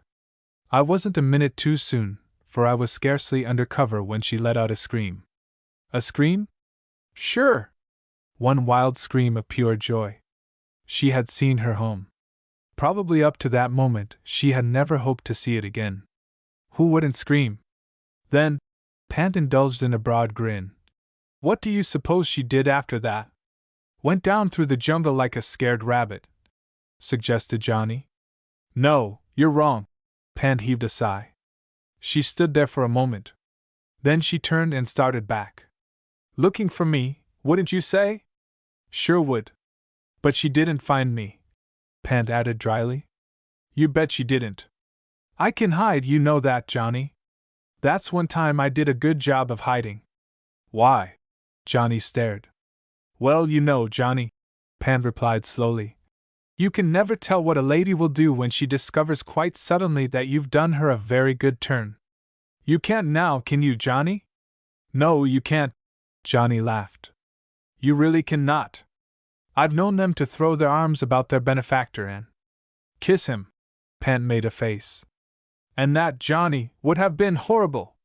I don't know, Johnny said slowly. That's purely a matter of taste. Anyway, you were not quite fair to her. You had saved her from slavery, worse than death. You didn't even give her a chance to thank you. I thought of that, Johnny. Went back to the edge of the clearing the very next day. Had some notion of showing myself. But I didn't. Pant broke off abruptly. Why? The picture was there, Johnny, pasture, cattle, house, and even the girl. There was one slight change. A man sat before the cabin, a tall, thin man in a white suit. Across his knees lay a long-barreled rifle. How that barrel did gleam in the sun! So, Johnny, I didn't go down. He wasn't looking for you. Probably not. But people do sometimes make mistakes. And really, it didn't matter. This was one time when Pant was mistaken, more mistaken than he could imagine. It did matter. It mattered a great deal. Well, I'll be going, Johnny. Pant stood up. What's the hurry, Pant? No shadows tonight. There might be, Johnny, you never can tell. Good night, Johnny. He was gone. The shadow of a glorious past, Johnny murmured low. Chapter 15 Victory. Chapter 15. The look of grim determination on Ballard's face as he took up practice next day was both inspiring and disturbing to his good friend, Red Dynamite, who, by this time, had come to love the Kentucky boy as he might a younger brother. Steady, son, he warned as Ballard overran 3 long forward passes in a row. Head work counts more than footwork. Ballard quieted down. For a good hour and a half after that, the work of run and pass, pass and run, then pass again went on without a pause. There! Dynamite exclaimed at last. That should do for one day. Come on over to the Blue Moon for a hot chocolate malted. Kentucky dropped in beside him. Together they tramped from the practice field. You know, Dynamite said soberly, when you've been around a place like this long as I have, you get to love it. Every foot of ground, every stick and brick, every man and woman comes to mean something to you. They give you a chance here. Suppose I could go to one of those big schools? Not a chance. But here I sit and listen to the hiss of steam in the old boiler room. Every 15 minutes I hop up to feed in some coal and prod the fires. Every day I eat dust and breathe a little smoke while I drag the ashes out. That's all I have to do, and that gets me a college education. By and by a degree. And all the time. He drew in a long, deep breath. All the time I'm living. Living grand, Kentucky, better than I may ever live again. You'll come to love it too, Kentucky. You'll want to fight and fight and fight for old Hillcrest. Here's the blue moon, he exclaimed as if afraid he had been guilty of preaching. Fill 'em up, Artie. He held 2 hands wide apart. 2 big long ones. Double malt and triple chocolate, steaming hot. 2 long ones coming up. Artie grinned broadly. How's Kentucky coming on? Fine. Dynamite banged the table with his huge fist, then made the sound of wind whistling through his teeth. Just watch us next Saturday. I smack 'em down and Kentucky goes through for a touchdown. Score'll be about 31-0, I'd say. But would it? As Dynamite watched the Kentucky boy practice, each day he seemed to see him growing slimmer, more hollow-eyed and nervous. Nor was he the only one who watched. Kenneth Roberts, the English professor, was a real fellow. He knew boys as well as English. He had written 3 books for boys, real thrillers that clicked. When on Thursday, Kentucky, sitting on the front seat, slept all the way through his class, English B3, he asked the boy to remain after class. Ballard, he said without a smile, you slept through my class. I'm sorry. Ballard blushed. A classroom, the teacher's voice took on a mellow, kindly note, is a poor place to sleep. You've been practicing too hard and too long. You'll defeat yourself. I want you to do 3 things: stop practicing, sleep 12 hours tonight, cut all your classes tomorrow. I'll fix it up about the classes. We're watching you, boy. We're pulling for you, son, and praying for you. Then, the boy's chin quivered. Thanks awfully. I'll do whatever you say. It is said there is power in prayer. If this is true, the good professor's prayers were not in vain. Hillcrest had never witnessed such a game of football as was played on their gridiron the next sunny Saturday afternoon. As they watched, it seemed that their own team consisted of but 2 men. One had been dubbed Old Kentucky, the other Red Dynamite. This, of course, was not true. There were 11 men on the team. On the defensive, blocking and tackling, they were all one. Even on the offensive, in his own quiet way, each man did his full share. Even so, as the fans watched, they saw again and again a strapping fellow in red jersey break through the opponent's line to go flaming down the field. At once the cry arose. Dynamite! Dynamite! Red! Red! Red! Dynamite!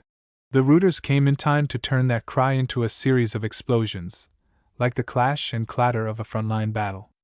But always, with a pigskin tucked in the hollow of his arm, there followed a slender torch of red. And this was Old Kentucky. As they advanced down the field, Dynamite, with uncanny wisdom, picked the onrushing opponents one by one.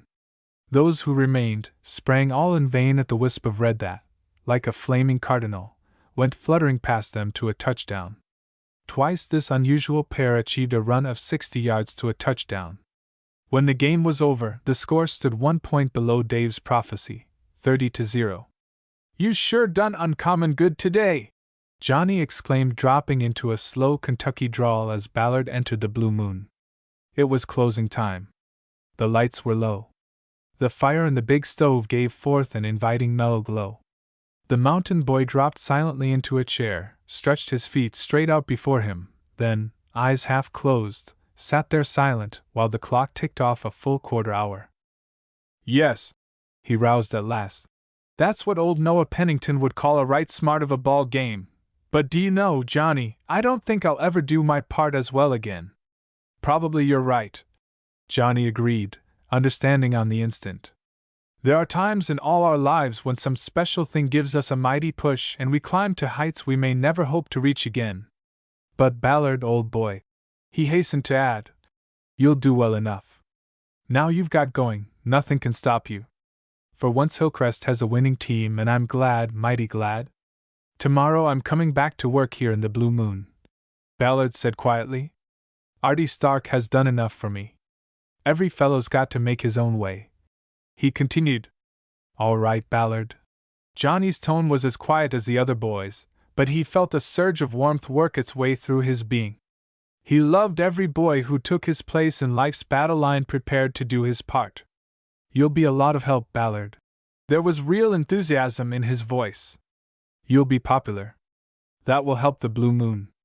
I'm glad you think so, Johnny. There was a wealth of gratitude in the mountain boy's tone. Chapter 16 1 minute to play. Chapter 16. On the following Monday evening, a meeting of the team was called by Coach Disney. When they gathered in the back room of the Blue Moon, the players found a blackboard hung upon the wall. Lines, circles, and arrows had been drawn upon the board. Next Saturday, as you all know, the coach began, we are to play Pit Tech. And I'm giving you fair warning that we are up against a stiff proposition. Like the other teams we've played, they're heavier than you are, 10 or 12 pounds to the man. Worse than that, they are fiends at breaking up forward passes. I've looked up their record for this year. So, he paused. So what shall we do? New plays, suggested Staggerweed, the center. That's it, the coach smiled. Newer, bigger, and better plays and trickier ones. Now here, he turned to the board. Here is a play that's a humdinger if you boys have the brains and the nerve to carry it through. Yeah, brains, Punch Dickman laughed. We check them in the classroom before we pass out. You better bring them along next Saturday. The coach snapped back. Now this, he began once more. As you will see, as far as the line goes, is a balanced formation. The right half is behind his own tackle, full back behind right guard 2 yards from line of scrimmage and left half 3 yards back behind center. Quarter is in regular position. Now, he drew in a long breath. The ball goes back to quarter. Right end and right tackle plunge ahead prepared to block any interference. The right half and center drop in to fill these places, to prevent a break through the line. The left halfback goes out about 5 steps directly to the right, then turns and starts back. Are you following me? He did not wait for a reply. When the quarter gets the ball, he immediately faces left, and the left end comes round like an end-around play. The quarter fakes giving him the ball but hugs it tightly to his noble breast. When the pit line has swung round after our left end, the quarter leaps to position and laterals the ball to Old Kentucky. And Old Kentucky goes racing forward to a touchdown. Rabbit Jones, the right half, breathed. How sweet! It's a keen play, Red Dynamite exclaimed. If we only know it well enough. You're going to know it well enough. The coach struck the table with his fist. That 1 and 2 or 3 more as hard to learn and as swell to play, if only you know how. Will you do it? Yeah, they exclaimed in unison. We've just got to do it, Stagger said with solemn emphasis. And now the next play. The coach wiped the board clean, drew more circles, then started explaining a second trick performance. All that week, sweating and toiling, working the old beans overtime, the team went through the business of acting out plays that in the beginning were confusing but in the end as natural and clear as the bright light of day. More than once, during those grueling hours as Johnny stood beside him watching, the coach turned to him with a smile to exclaim low. Good boy, Johnny! You sure found us a player. I never saw anything like the way that Kentucky boy takes in those new plays. Quick as a whip, too. I suppose it's his Kentucky breeding. Sure is, Johnny grinned. There are times down there in the mountains when there are just 2 classes of people. The quick and the dead. The quick one gets his gun out from under his coat, the other just naturally goes to the cemetery. Kentucky's grandfather was killed in a feud. His father had a silk handkerchief drawn through his chest once, where a bullet had gone first. Phew! The coach whistled. No wonder he's quick!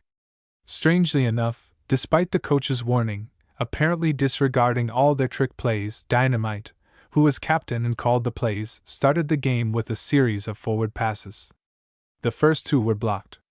The third, almost a lateral pass, was good for a gain of 5 yards. They punted, held the opposing team to a single first down, then, as the opposing team punted, began again with forward passes. The second of these was intercepted and, but for a lightning-like tackle by Old Kentucky, which brought the spectators to their feet, might have resulted in disaster. "What's the good?" Stagger grumbled. "Lose our shirt, first thing we know." Dynamite made no reply. Once again, as they came into possession of the ball, the opposing team failed to gain. They tried for a field goal at 40 yards. No good. Hillcrest's ball on their own 20-yard line. Once more a pass. This time, by great good fortune, it was received by Dynamite, who blasted his way down to the enemy's 45-yard line. After that, more passes. Scarcely was the Hillcrest team in a huddle when a certain halfback began shouting, "Pass! Pass!" Then something strange and startling happened. The team lined up and, as the ball was snapped, Kentucky, Artie Stark and Tony Blazes raced to receiving positions. The enemy, eager to block or intercept a pass, swarmed after them. But the ball was not passed. Just as Punch, the fullback, posed the ball for the throw, like a blackbird after a cherry, Dynamite seized it from behind, went sweeping away around left end, which was all but deserted, bumped squarely into one lonesome Pitt player, sent him sprawling, and romped away to a touchdown. "Did you see that?" a letterman of other days exclaimed. "The old Statue of Liberty play. And gloriously executed!" "Glorious!" echoed his companions. "Say, these boys are making football history.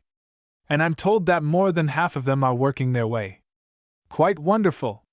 "Wonderful and terrible," was the other's reply. "We old grads ought at least to furnish a training table, where they could eat without cost during the season anyway." The score, after the kick, stood 7-0.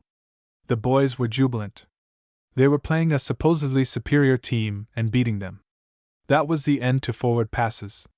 All the passes that had gone before were in preparation for this one grand stroke. Now it should be something else. The next play they tried was too difficult. Artie Stark was smeared for a loss of 3 yards. Worse still, the ball bounced from his grasp and was pounced upon by the enemy. After that, despite the team's heroic efforts to block them, their heavyweight enemies battered their way to a touchdown. The kick was good. The first half ended a tie. The Hillcrest team received the ball at the start of the second half. Punch Dickman carried it back to his own 40-yard line. When the team went into a huddle, Dynamite hissed 2 words that made them gasp. "Modified suicide!" This was all he said. It was enough. Every boy's nerves tingled as they lined up for the play. It was a strange formation, 5 men to right of center, 1, the end, at the left. Kentucky was in his usual position only 2 yards back. Rabbit Jones, the other halfback, was 30 yards out from the end of the line. Center and fullback crouched behind the line. Signals were to be called on this play. Artie Stark was calling. 6-10, 7-10. Dynamite was listening. Staggerweed, big, a little too fat and very obviously the center, moved uneasily, but no one noticed this. As the last, 10, was called, Dynamite stepped in behind Stagger's great bulk. Rabbit Jones moved forward to the line of scrimmage. Someone from the bleachers roared, "Forward pass!" He was right, more right than he knew. The eyes of the opposing backfield were on Rabbit Jones. 6, 7, 9, 11. Artie droned the numbers. The ball was snapped. It went to Punch, the fullback. He leaped to the right, took 3 backward steps, then threw the ball high and far, not to the right, but to the left. Not to Rabbit Jones, but to Stagger, the center. Stagger gathered the ball to his ample bosom, then went lumbering like a freight train toward the distant goal. And why not? There was no one to stop him. Then such a roar as went up from the Pitt side of the bleachers. How the Pitt team crowded around the referee. "He's their center!" they protested. "Their center! The center is not eligible to receive the ball." "You're all wet," was the good-natured referee's reply. "When the ball was snapped, there was no player at the left of center. That made him left end. And so—" He did not finish. There was no need. The disconsolate Pitt players wandered back to the line. The kick was good. 14-7. Dynamite exulted. "If only we can hold it. And we must!" They did not hold it, at least not for long. There is something about being totally deceived that makes men see red. The pit men had been thoroughly tricked. They saw red, very red indeed. In the next 5 minutes they took the ball from Hillcrest, made 3 first downs, threw a long forward pass, then went over the line. The kick, however, went wild. They were still beaten unless. The whistle blew for the end of the third quarter. "We've got to hold them," Dynamite muttered to Kentucky as they lay on the grass. "We've just got to. Best way to do that is to better our lead," was Kentucky's courageous reply. "Remember how we went through left tackle?" "Sure." "Try it again." Dynamite did try it again, and with results he could not foresee. The very first time Kentucky took the ball and Dynamite blasted him a trail, they went clean through the defense line of the enemy and were away. Then the fighting flight was on. Dynamite hit a husky opponent and sent him spinning. A second man appeared on the horizon. Dynamite took him on. He was big and powerful. Perhaps he fouled by holding, Dynamite did not quite know. At any rate, they went down in a heap and Kentucky, the slim, fast-footed halfback, sped on. A vast shadow loomed before him, the opposing team's safety man. Grinning, Kentucky sprang forward to offer him the ball. Perhaps the giant had heard of this trick. Perhaps he was too dumb to want the ball. Whatever it may have been, he did not reach for the ball. Instead, he lammed straight at the slim youth. Kentucky was not quick enough. With an impact that could be heard all over the field, they went down in a heap. And Kentucky did not get up. Even when the referee took the ball from his hands, he did not stir. He was out for keeps. "Poor Kentucky!" It was Jency who spoke these words. She had seen it all and had come racing onto the field. It was she who directed the boys that picked him up, ever so gently, and carried him from the field. Meantime the game went on. Football is the game of war. When a few wounded have been carried from the field, a battle does not stop. It was a grim battle that followed. No one blamed that big fullback, not really, and yet, they must not win now. Pitt must not. The crippled Hillcrest team battled hard but could not gain. They punted. Pitt carried the ball far into their territory. 2 brilliantly executed passes by Pitt men brought the ball to the Hillcrest 10-yard line. 1 line buck and the distance to a touchdown was cut to 5 yards. 1 more line buck and a slim yard stood between Pitt and victory. The Hillcrest bleachers were screaming, "Hold that line! Hold that line! Hold that line!" From the wall of blue on the opposite side came the words of a song. "Forward! Forward! March against the foe!" Little more than 1 moment to play with the ball on Hillcrest's 1-yard line. It was a tense situation. Pitt went into a huddle, snapped out of it quickly, crouched like tigers, shuffled uneasily for 10 seconds, then, the ball sped. Dynamite followed it with his eye. There! There! There it is! His muscles registered a sensation that may never have reached his brain. The Pitt fullback had the ball, that same giant whose hurtling force had crushed poor, slender Kentucky. Dynamite bore him no grudge, it was all in the game. And yet, "It's all for old Kentucky!" he hissed as straight as an arrow. He shot at the fullback. He struck him with the sudden, solid impact of a bullet. The ball leaped from the opponent's hands. By some strange chance, it shot straight into the air. It came curving down into Artie Stark's arms. Too astonished to believe in his luck, Artie started streaking down the field. Only one opponent half-heartedly followed. The moment was all for Artie. So too was the game, for, a half-minute after the play, the whistle blew and Hillcrest's most exciting, most astonishing game was at an end. Chapter 17, Gliding Toward Fresh Adventure. Chapter 17. Artie Stark was carried off the field in triumph. This was natural enough. Dynamite did not in the least begrudge him the honor, for had it not been his spectacular run in the last minute of the game that saved the day? How many had seen Dynamite's wild plunge through the line, the plunge that broke up the opponent's play? Very few. Such things are not seen. It is the lad with the long run to his credit who receives the cheers. Dynamite did not care.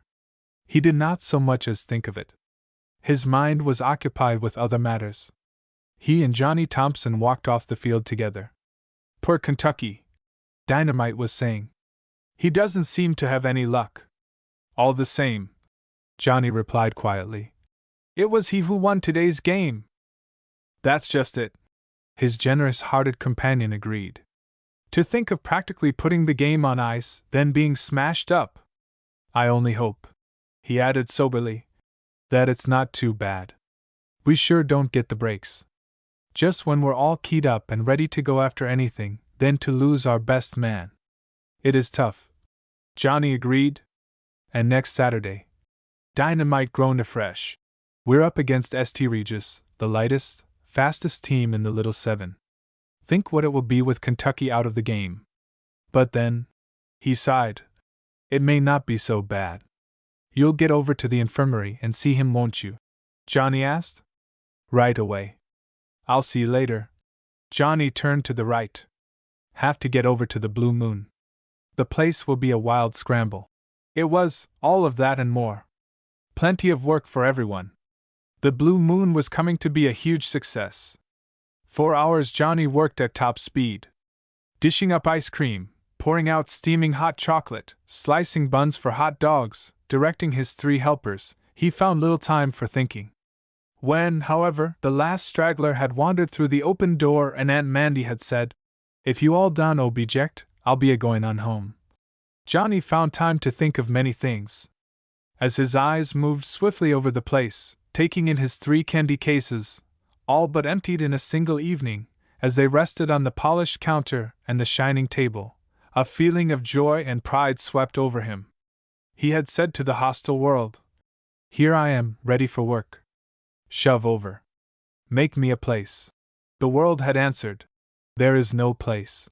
He had replied, Okay, then I'll make myself a place. He had done just that. The Blue Moon was a success, would be more and more of a success in the months to come. It had become an institution, and part of Old Hillcrest. Yes, he, Johnny Thompson, was a part of something big and fine. It was wonderful, this association with some of the finest young people in the world. I made a place, he whispered proudly. A place for myself and Kentucky. Kentucky, the name awakened him. How was Kentucky? He must know. Slamming the stove drafts shut, snapping off the lights, twirling the key in the door, he was away to the heating plant, hoping to find Dynamite. He was not disappointed. It might be worse, the big boy said soberly. General shock and 1 cracked rib. The doc has him all taped up. Sure can't play next Saturday. That, he added slowly, is not so bad. We can afford to take 1 more licking. But when it comes to week after next, when we go up against our ancient rival, Naperville, for that final game of the season, and like as not for the championship, then, if Kentucky's out for good, it's going to be just too bad. We'll do the best we can for him, said Johnny. And here's hoping the best is good enough. Dynamite's dire prophecy regarding the St. Regis game was not without foundation. At the very beginning, playing on their own field, St. Regis took the lead.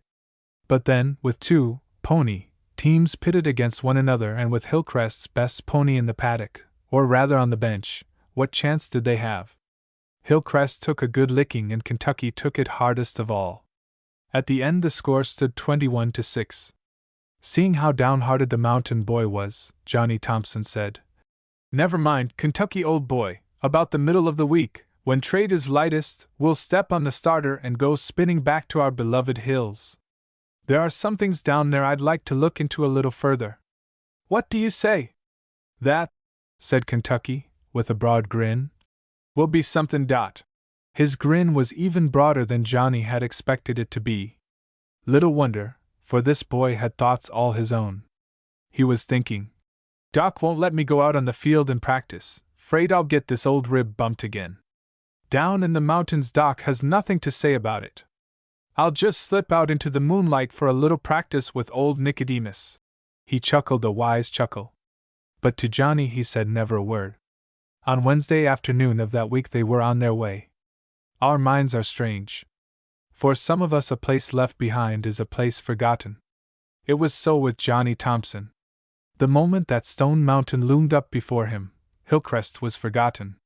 Like the passing of the morning mist, the blue moon, red dynamite, the entire football team and all that was Hillcrest at its best, were forgotten. At once his mind was filled with other scenes, other problems. The old mill with its sucking pumps producing its strange liquid treasure, Donald Day, poor old Uncle Mose, the ornery and penny-pinching Blinky Bill, the proposed lightning from the blue sky, the aviator down in the valley with his new type of motor, all these clamored for first place in his imaginative mind. Kentucky, he said, throwing back his square young shoulders. Life is wonderful. It sure is, Kentucky agreed. He was thinking of old Nicodemus and the moon that would hang like a Japanese lantern over the hills that night. And so they glided on down past Stone Mountain to the mouth of Pounding Mill Creek and fresh adventure. Chapter 18 10 Gallons of Air. Chapter 18. Johnny's first visit on the following morning was at the old mill. He found Donald Day busy as usual, compressing liquid air. Glad to see you, Johnny, were his welcoming words. Thanks, Johnny grinned. Had a bolt of lightning from the blue sky yet? Not yet, Johnny, but soon. Donald smiled a mysterious smile. How's the chance of helping you? Fine, Johnny, when the time comes. Just now, though, there's something else you might do. What's that? Johnny was ready for anything. Got something for the aviator down there in the valley. Want to take it? Sure do. Johnny's reply was full of enthusiasm. He helped us take your grandfather to the hospital.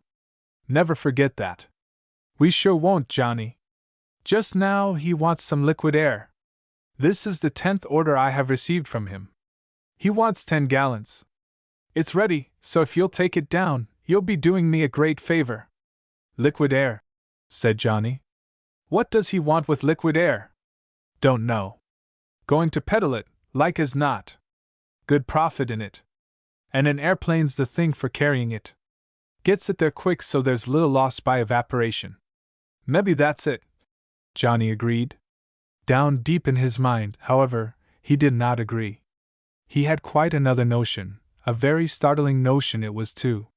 More foot-pounds of energy, he muttered as he went on his way. Wonder if that could be true. Good!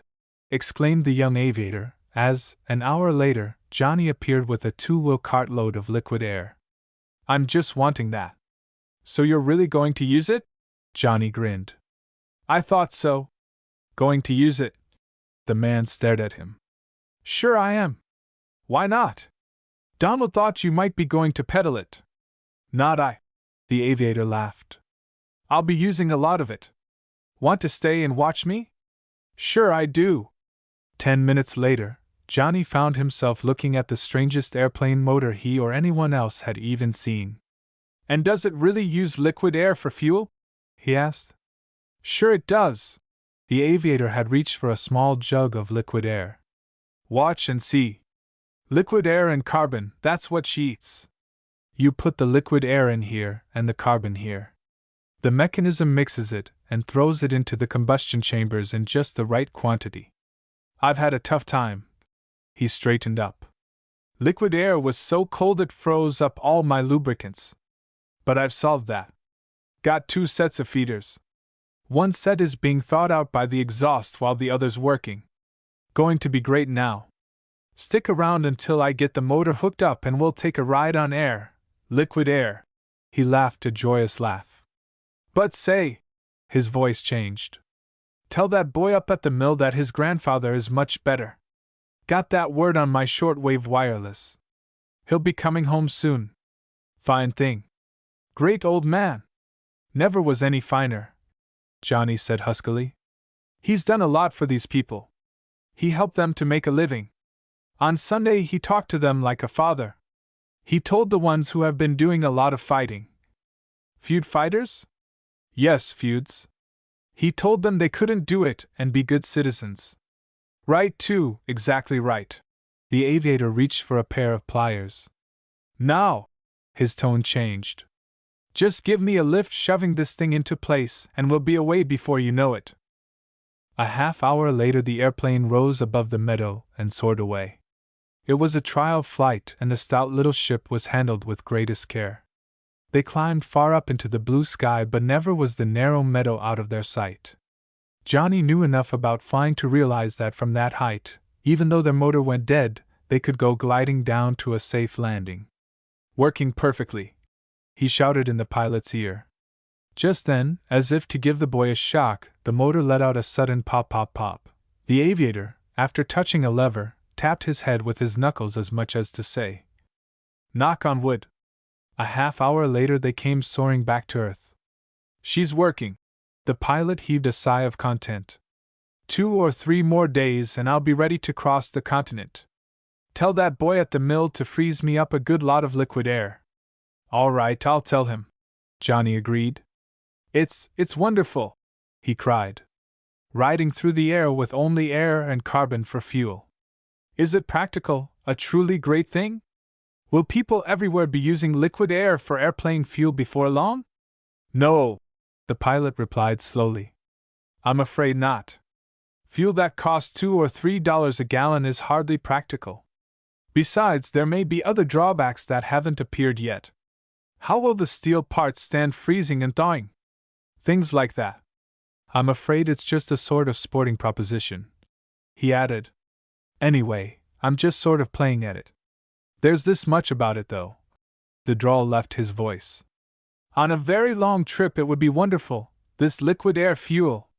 It has more power per pound than any fuel you can carry. And that means more miles. I shouldn't wonder," he grinned broadly, "but that if they get this stratosphere flying worked out perfectly, some fellow will one of these days load his motor with liquid air and circle the globe in a non-stop flight. I'll take you on a regular trip some of these days. But not around the world." Johnny chuckled. "No, not quite yet." Truth was, this regular trip was to be taken much sooner than they imagined, and for a very important reason. "Guess I'd better get going," Johnny said. "All right. Don't forget to tell that boy about his grandfather." Johnny did not forget. He hurried away at once to break the good news. "Thanks." Donald smiled his gratitude when the message had been delivered. "That takes a load off my shoulders. Now perhaps I can get my mind on other things." "What things?" "Old Uncle Mose and Blinky Bill come first." Donald's brow wrinkled. "Blinky Bill claims he owns the coal rights on Uncle Mose's land. He's stopped him mining coal there. Old tightwad. That's making things hard for Uncle Mose. No coal to mine. Poor old Mose and his wife will starve. Think of it, the oldest couple in the mountains. You'd think." "There's nothing fair about it," Johnny broke in. "I doubt if Blinky Bill owns the coal rights on that land. If he does, his father got it by some sharper methods that Uncle Mose didn't understand. And Uncle Mose didn't get a thing for it, you can be sure of that. Thing is," Donald turned to Johnny, "you and Ballard have got to play your part, sort of work up the psychology, my professor would say. This evening," his voice dropped, "just before dark, you boys just happen by Blinky Bill's house and stop to talk. He'll say, 'Just come up and sit a while and rest yourself,' he always does. So you just go up and sit." He laughed a low laugh. "And while you sit," he went on, "you start talking about Uncle Mose, what a hard time he has, how old he is, and how wicked it would be if anyone would take a mean advantage of him. Just get Blinky Bill to feeling about as low down as the hind leg of a glowworm. Then just casually," he took a long breath, "just slow like, as if it sort of occurred to you, say something about how deadly lightning can be, especially when it comes out of a clear sky. The sky's going to be real clear tonight," he added as if it were an afterthought. "Yes," Johnny agreed, guessing he knew what would happen. "It's going to be uncommonly clear." Some time later, an hour after darkness had fallen, Johnny and Ballard found themselves seated on hickory-bottomed chairs on Blinky Bill's porch. They had been there for some time and had talked considerable, especially about poor Uncle Mose. Blinky Bill had listened, and as he listened, had appeared to shrink deeper and deeper into his chair. When, however, Johnny said quite suddenly, "It sure is queer about lightning, the kind that comes out of a clear sky," Blinky Bill sat up quite suddenly. What's that you all are a-sayin'? He demanded. I said it's queer about lightning out of a clear sky. I don't believe there ever was any. Ballard put in. Sure there were. Blinky Bill's eyes were popping. I saw it hit my own self. Knocked me down. Mightn't I killed me, it did. He broke short off. His eyes shone like stars as he stared at the crest of the mountain, for there, sharp and distinct against the clear, black night sky, a flash of light went zigzagging away. It was followed 10 seconds later by a low, rumbling roar. Lightnin'! Lightnin' out of a clear sky! The look on Blinky Bill's face at that moment was a terrible thing to see. It does sort of seem like lightning, Johnny said quietly. Seem like. Ballard had not been let into the entire secret. It is lightning. Sure it's lightnin'. Blinky Bill was trembling like a cottonwood leaf in a high wind. Once more there came the zigzag flash across the sky. This time the roar that followed was fairly deafening. Hit's judgment, Blinky Bill mumbled. Judgment of the Lord Almighty. What you all been a-doin'? Ballard asked, dropping into native speech. Nothin'. Not nary a thing. I tell you nary a thing. Blinky Bill fairly screamed these words. How about Uncle Mose and his coal mine? Johnny suggested softly. That no count old. Blinky Bill broke off. Mouth open, eyes staring, he once again took in that terrifying spectacle that, so far as he knew, was a special act of God, a bolt from the blue.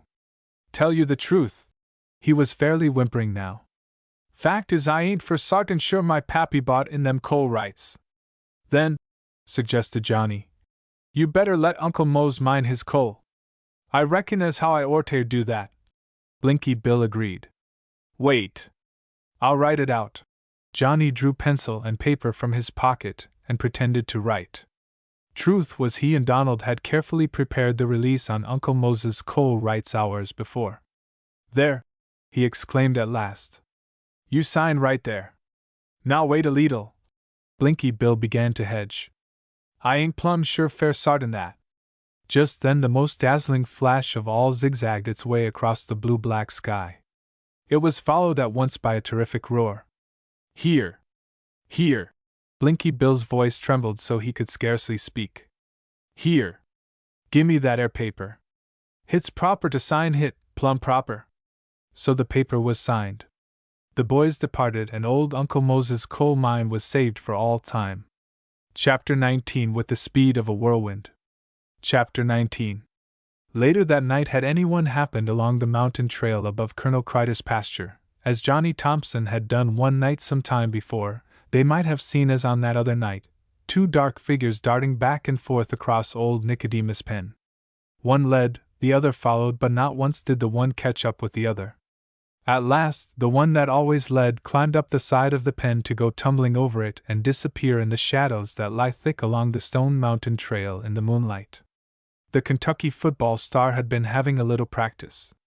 If one were to judge by his action, it might be proper to say that Nicodemus had enjoyed this nocturnal adventure quite as much as the boy. Here! Johnny was smiling as he handed a folded paper to Donald next day. Here's the release for Uncle Mose's coal rights. It worked like a charm.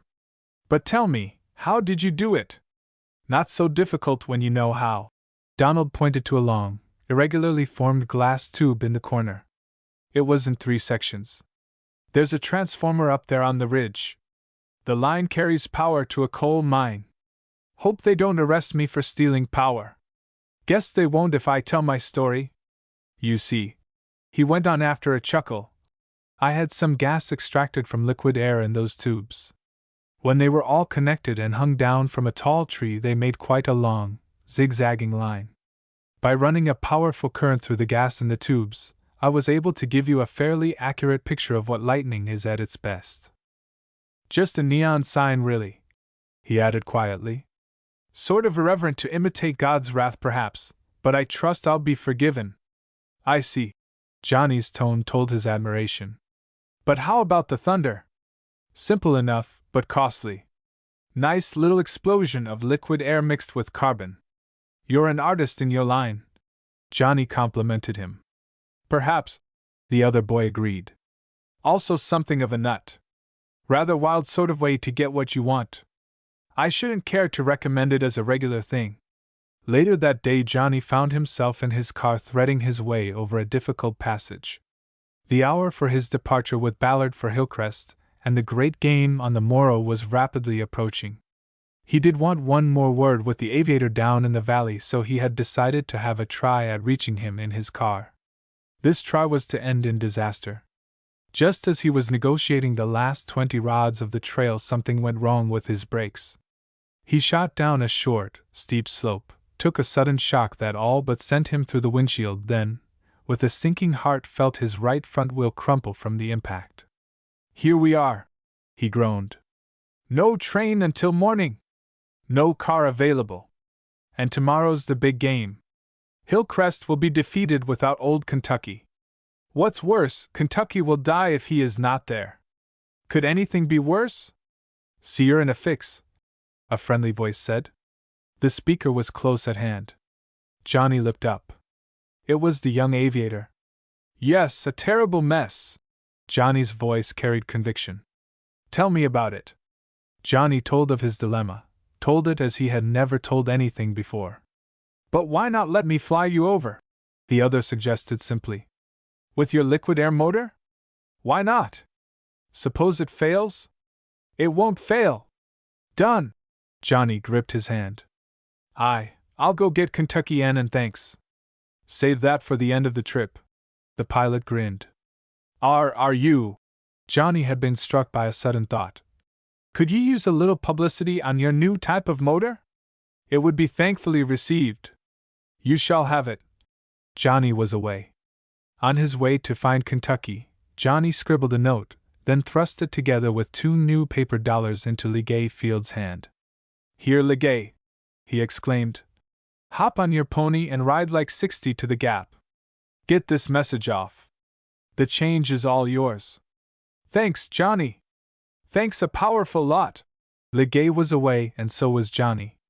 After racing up the creek and over a low ridge to notify Kentucky of their good-bad fortune of a wrecked car and a promised airplane ride, without waiting for the other boy to pack his bag, he hastened back toward the meadow and the waiting plane. On the way, he caught up with Donald Day. "Come on along with me to the meadow," he urged. "We're flying back to Hillcrest for tomorrow's game." "Boy, you're going high-hat in a big way," Donald exclaimed, increasing his speed. "Case of necessity," Johnny explained. "One thing I wanted to ask you," Johnny said after a moment of silent marching. "What would happen if you pumped a quantity of liquid air into a football? Football would get mighty cold, nearly freezing, perhaps worse. And then? Then it would expand until it bursts. You can't confine liquid air, at least not in any ordinary way." "That," said Johnny, "was just what I suspected. Those fellows played a trick on us. A player kicked the football into the bleachers, one of the fans substituted another ball he'd just given a shot of liquid air. Strange sort of thing to do." Donald's brow wrinkled. "Tell me about it." Johnny did tell him about that football game and the bursting ball. "Queer sense of humor," was Donald's comment. "Lost them the game, didn't it?" "At least they lost it," Johnny chuckled. "Hope there'll be no monkey shines tomorrow." "Guess there won't be. Good clean, hard-fighting crowd, that Naperville team. But they've got to take a licking. And they will if only the old doc will let Kentucky play." "Here's hoping," said Donald. "And here we are at the meadow. There's Ballard coming over the ridge. You can't stop that boy. He's a great fellow. My grandfather is very fond of him. You're doing wonders for him, Johnny. Got to be getting back. Here's luck for tomorrow." The young scientist gripped Johnny's hand. Then he was away. 5 minutes later, with their strange, air-burning motor hitting hard on every cylinder, the boys, with their pilot, felt themselves being lifted high into the bluest of blue skies that so often smiled down upon the Blue Ridge Mountains of Kentucky. To the inexperienced person, it is impossible to judge the speed with which an airplane travels.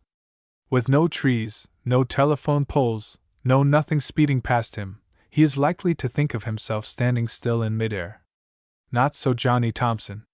He had ridden in many plains and under every possible condition. He had come to have a sort of sixth sense. This was a feeling for speed. As he now sped through the air, he became wildly excited, for he was, he knew, traveling faster than ever before. "It's the fuel," he told himself. "Liquid air and carbon." Stealing a glance over the pilot's shoulder, he watched with amazement as the speed indicator rose from 200 to 250, then to 300.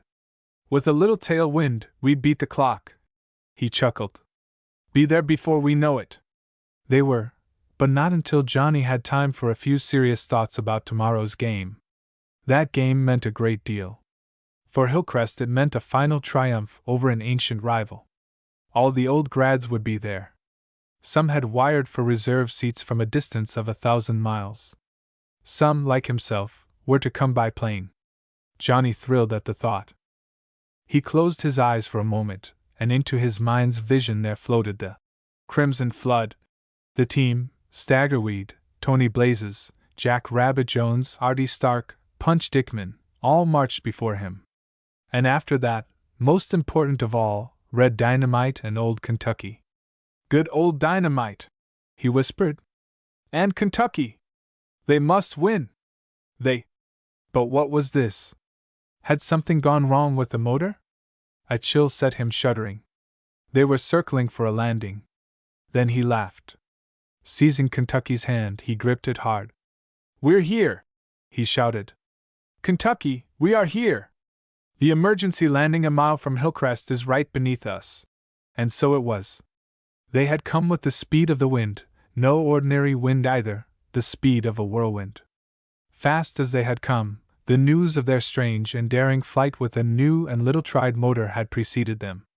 Johnny's message had come through. A crowd had gathered to see them land. In that crowd were reporters and cameramen. Their pictures would be in all the morning papers. Johnny, Kentucky, and the inventor of this new motor would be there. All this would be grand publicity for the inventor and his motor. It would help to swell the crowd at tomorrow's game. Johnny was glad. Chapter 20 In the Grip of a Giant. Chapter 20. That evening, just before 9, the team was gathered in the back room of the Blue Moon for a last look at unusual plays and a cheering word from the coach. "Football is a game of war," the coach spoke earnestly. "Back there in those hard days of 1918, when some of us paid a long visit to France, we practiced long weeks before we were sent into the trenches. That practice was real, the realest thing any of us had ever known. It had to be. When, in bayonet practice, we went after a dummy, a gunny sack stuffed with straw, that was, to us, not a sack but a man. It must be a man, for tomorrow, next day, the day after, we would go over the top. Then it would be a man. Everything must be real. Football is like that, you must go after things hard. You must buck the line in scrimmage as you do in a real game. Football is like war in other ways. If a battalion cannot go through the enemy's line, it attempts to go around him. If an army is too light for ground fighting, it takes to the air. You do the same thing in football. In war, practice is not enough. When the 0 hour arrives, a soldier must have a clear head, his body must be fit, he must have his nerves under control. Only so can he win and live. You boys have practiced hard. You have given the best there is in you. You are prepared.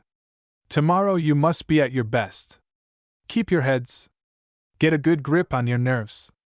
Don't let the other fellows get your goat. Go in to win. Yeah. Yeah. Here. Here. Here. Came in a roar from the team. Thanks. The coach smiled. And now. He broke off to stand at attention for a period of seconds. Had his keen ears caught some unusual sound? Johnny, who sat in a corner close to a half-open window, would have sworn he caught a faint rustle from the outside. But who'd be around this time of night? He asked himself. And after all, what does it matter? All Hillcrest is loyal to our team. Now, the coach went on at last. We'll go through 2 or 3 plays rather rapidly. Picking up a bit of chalk, he stepped to the blackboard. This play, he drew circles rapidly, is one of balanced formation. You'll likely try it after a couple of long, and probably unsuccessful passes. In the play. Again he paused to listen. This time Johnny did hear some sound from without, he was sure of it. Might be Panther Eye's black giant, he told himself with a shudder. But then, he asked himself, is there a black giant? He rather doubted it. He had come to think of that giant as a black ghost. Panther Eye too might be a ghost for all he knew. In this play, the coach began once more. Artie passes the ball from quarter to Punch at full. Punch poses as for a long pass. But Dynamite swings round close behind the line of scrimmage and the ball is thrown to him. In the meantime, Rabbit and Tony dash round left end in position to receive a pass. Dynamite, you go through the line for whatever gain you can, then, if there is a chance, shoot a pass to Rabbit or Tony. After that, he grinned, it's your game. Let your conscience be your guide. Have you got that? He demanded. Yeah. Yeah. Yeah. You bet, came from every corner. All right. Now this next one is a trick play. He did not finish, for at that moment, from somewhere outside, there came a most unearthly scream. What's that? Every man was on his feet. They dashed to the window just in time to witness a short, sharp struggle between two shadowy figures. One was of ordinary size, the other a person of huge proportions, a giant. Apparently it was the smaller person who had screamed, for now, as he half broke away, he let out one more blood-curdling cry. The next instant he was free and dashing toward the front of the Blue Moon. 10 seconds later some heavy object launched itself against the locked door of the place, and an agonizing voice cried, "Let me in! For God's sake, let me in! He'll kill me!" There was no opportunity for letting him in. Before anyone could reach the front of the large room, he broke the door open and fell panting on the floor. Walking calmly past the prostrate figure, Johnny stepped out into the moonlight and took a sweeping survey of the surrounding territory. Nothing unusual was to be seen. The giant had vanished. Nevertheless, there was a giant, he said slowly. Pants big, hooked-nosed giant, I'll be bound. But why, I wonder, was he manhandling that other fellow? The reason was not far to seek, at least Johnny felt that way about it, for the moment he laid eyes on the frightened stranger, who by this time had risen from the floor. He recognized in him the sneering Naperville sophomore, the very one who had come near to causing Kentucky's downfall. Every boy in the room had recognized this fellow, the coach as well, but Johnny thought this a trifle strange. Not one of them all gave any indication that they knew him. For that matter, however, the boys seemed willing enough to let Coach Disney do the talking. As for the stranger, Johnny thought he had never seen anyone so thoroughly frightened. Eyes wild, nostrils widely distended, lips far apart, he stood there panting. "Well, son?" The coach's tone was disarming. He would have killed me." The boy spoke with difficulty. "Who?" "The big black giant." "Giant?" The coach looked at him strangely. "We have no giants in Hillcrest. Must have escaped from a circus." Yes, I guess that was it." The boy seemed relieved. "But what were you doing out there?" the coach asked quietly. Just passing, just walking by." The stranger appeared slightly confused. "There's no sidewalk there," the coach said. "Johnny," he turned about. "Suppose you get the chief on the wire. Tell him to run over here." "Okay." Johnny was on his way. Aye. The stranger gave the coach an uncertain look. "Well, you see, I got lost, so I just sort of cut across." The coach seemed to have lost interest in the conversation. "Perhaps," he suggested, "a good hot drink would brace you up. Cup of hot chocolate, perhaps." "Yes, Kentucky." The coach turned to smile. "1 cup of hot chocolate on me. 1 cup of hot chocolate coming up." The look on Kentucky's face was a study. Was he amused? Was he afraid, perhaps, that he might be tempted to throw the drink in the stranger's face? Who could say? Enough that he did his duty as host faultlessly. There came the stamping of feet, and the chief of police arrived. "What's up?" he demanded. The stranger stared at him, gulped down the last of his cocoa, then swallowed hard. This boy says he saw a giant that broke loose from a circus. Was there a twinkle in the coach's eye? Dangerous, said the chief. He shook me, the boy stammered. Bad. Very bad, said the chief. Then what? He broke in the door to this place, said the coach. The giant? The chief appeared to stare. This boy, the coach replied.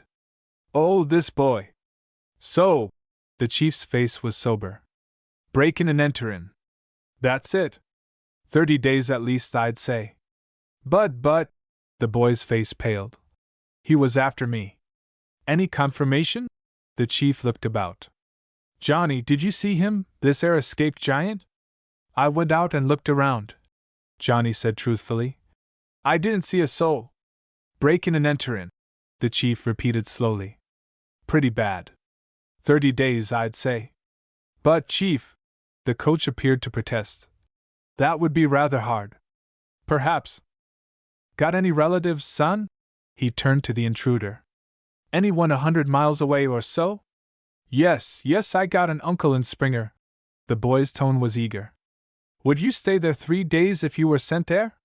Yes, I would. His eagerness increased. How about it, chief? The coach smiled. Whatever you say, coach. Fine. Will you see him on his way, chief? Be glad to, coach. Come on, son. The chief and his prisoner passed through the door, to enter a car and go rolling away. Snooping, that's what he was, said Dynamite indignantly. Trying to get onto our plays and signals. Oh well, we'll not be bothered with him tomorrow, and old son. He turned to Kentucky. You won't have to choke him for calling names. He won't be there to call him. I sure am right smart 'bliged to hear that, Kentucky drawled. That there's the name clandestine feller I might not ever seed. At that every boy in the room burst into a hearty laugh. Perhaps, said the coach thoughtfully, that was taking an unfair advantage of the enemy. Not a bit of it, Dynamite exploded. They beat us out of that last game because he wasn't penalized for a foul. Besides, all spies should be shot at sunrise. You let him off easy. Glad you think so. The coach heaved a sigh of relief. But what about this giant? He wrinkled his brow. How many of you really saw him? Sure. Sure we saw him, came in a chorus. I think I might shed a little light on that. All of you get set for a lemon soda and I'll entertain you with a yarn not one of you'll believe. It was Johnny who spoke. While they drank their soda, Johnny told the story of Panther Eye, the giant, and the kidnapped girl, told it through to the end, or at least, as far as the story had gone. Now, he ended, can you beat that? Can't even tie it, the coach said solemnly. Well, boys, the coach rose. Big day tomorrow. Time to start pounding your ears. The team filed silently from the room. Later that night, Johnny received a strange visitor. The last freshman to drop in for a chocolate bar had left the door ajar. Since the evening was mild and the room was warm, Johnny had not troubled to close it. Instead, he sat by the stove musing on many things. In his imagination he heard again the roar of a bear, the loud boom of an explosion, the roar of 1,000 voices shouting for Hillcrest and victory. Victory, he whispered. Tomorrow's the day. Will they win? And Kentucky, will he have a part in it? In his mind's eyes once more he saw them marching by, the team, Rabbit Jones, Tony Blazes, Staggerweed, Punch Dickman, Artie Stark, Dynamite, Old Kentucky, and all the rest. What a fine bunch they were. And what a season it had been! His blood warmed at thought of it. To be a little part of a big thing like Hillcrest College. That was something! It was. His thoughts broken short off, he sat there staring at the apparition that stood in the opening of the door. A girl, she was tall and gracefully slender. And how fair she was! Her hair seemed mere moonbeams, her face was like shimmering silk. Was she a ghost? Johnny started but did not move.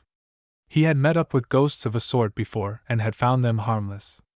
Pardon me. The girl's voice was low, musical. Are you Johnny Thompson? Speaking. Johnny was on his feet. And are you a friend of a person they call Panther Eyes?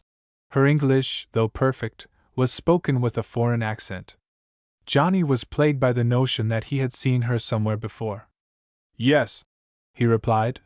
Panther Eye and I have been great friends. Won't you sit down? The girl accepted the chair offered to her then, turning eagerly toward him, she said, Can you tell me where he is, this Panther Eye? It is important that I should know. He saved me from death, worse than death. I wish to thank him. My father would reward him. That, Johnny smiled, happened in Ethiopia. Yes, yes. Her tone was eager. You know about it. He has told you. Where is he? She glanced hurriedly about the room. He is not here, Johnny said. I do not know where he is, may never know again. He's that sort. Oh, the girl voiced her disappointment. That's really terrible. You see, she went on. Father is, you might say, rather well-to-do. Oil and all that. He went to Ethiopia to study oil prospects. He found a valley there and came to love it. He sent for me. We lived there happily. And then, she covered her eyes for an instant. Then that terrible black giant carried me away. And your friend saved me. There's been a black giant around here, Johnny said. I'm sure of that. Could he have been the same man? Oh, no! God forbid! The girl laughed uncertainly. That was our servant. We brought him from Africa.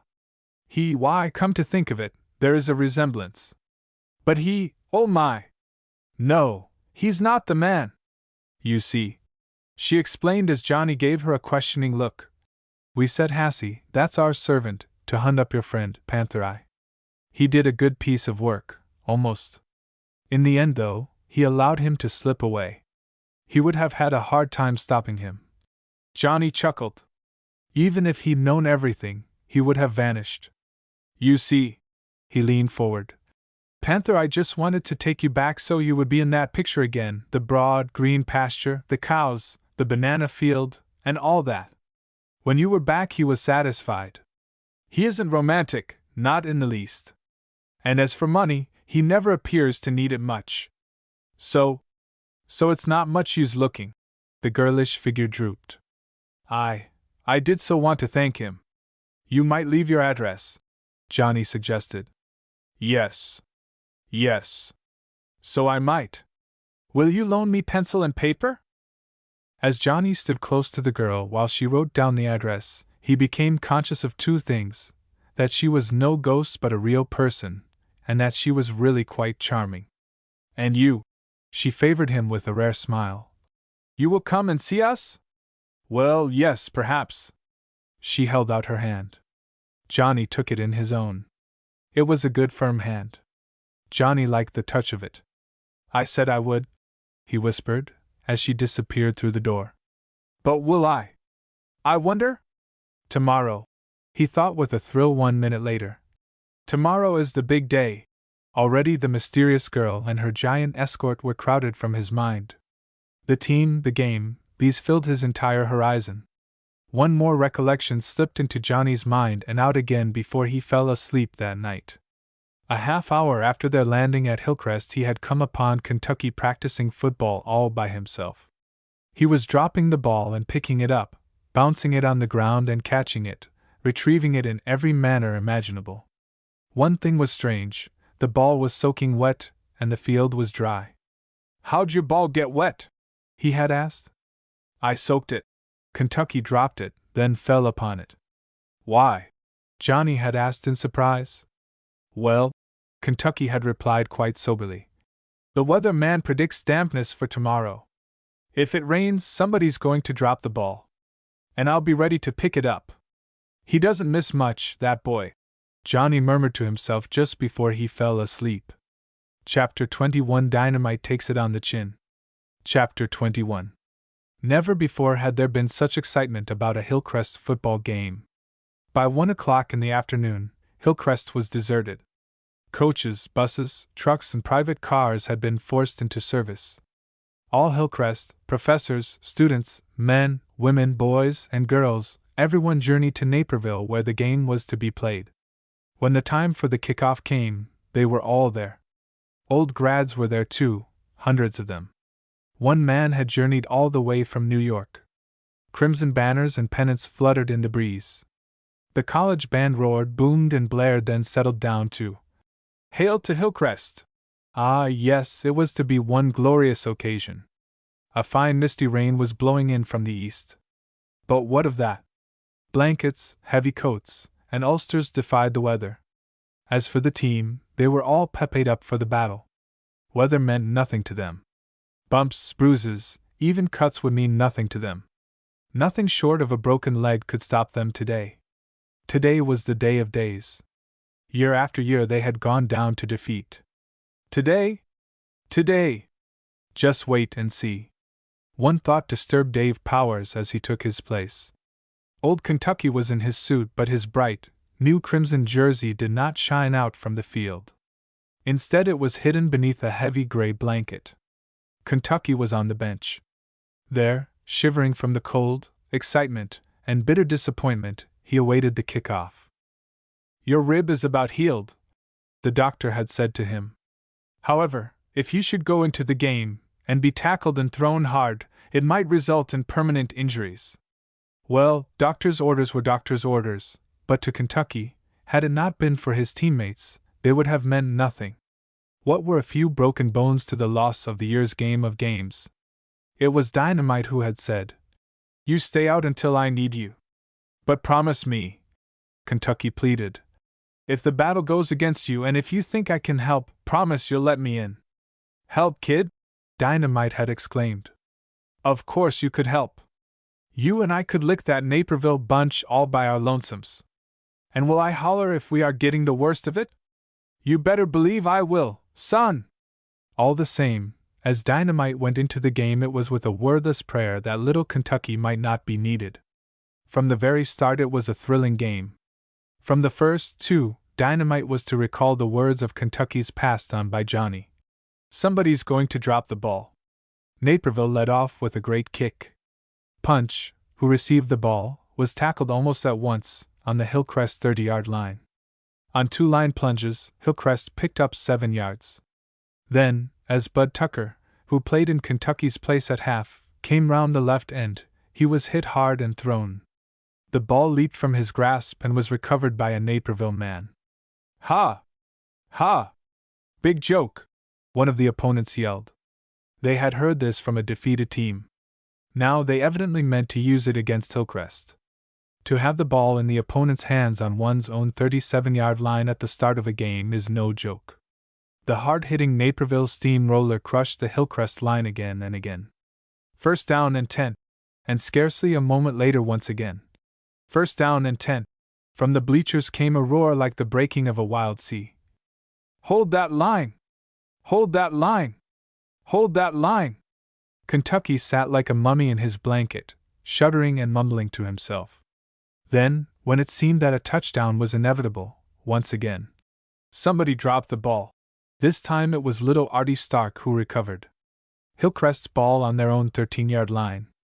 A quick huddle, a sudden snapping of the ball, a ducking of the head by Punch Dickman, as if to run with it, then a leaping upward like the rise of a submarine, and a quick kick that, catching the opponents off their guard, sent the ball rolling, all unmolested, to Naperville's 10-yard line.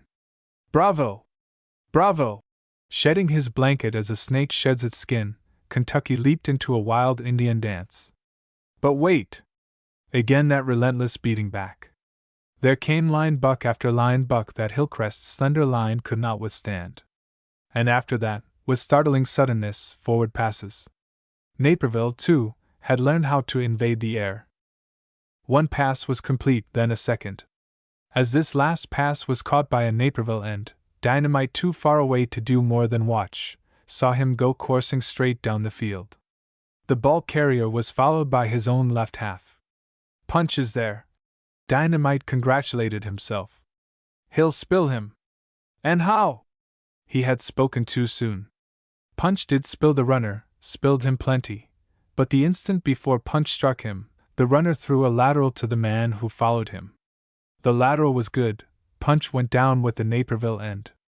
The trailing Naperville half went through for a touchdown, and the Naperville rooters burst the head of their big bass drum from sheer joy. As for old Kentucky, he shuddered more violently than ever. Here!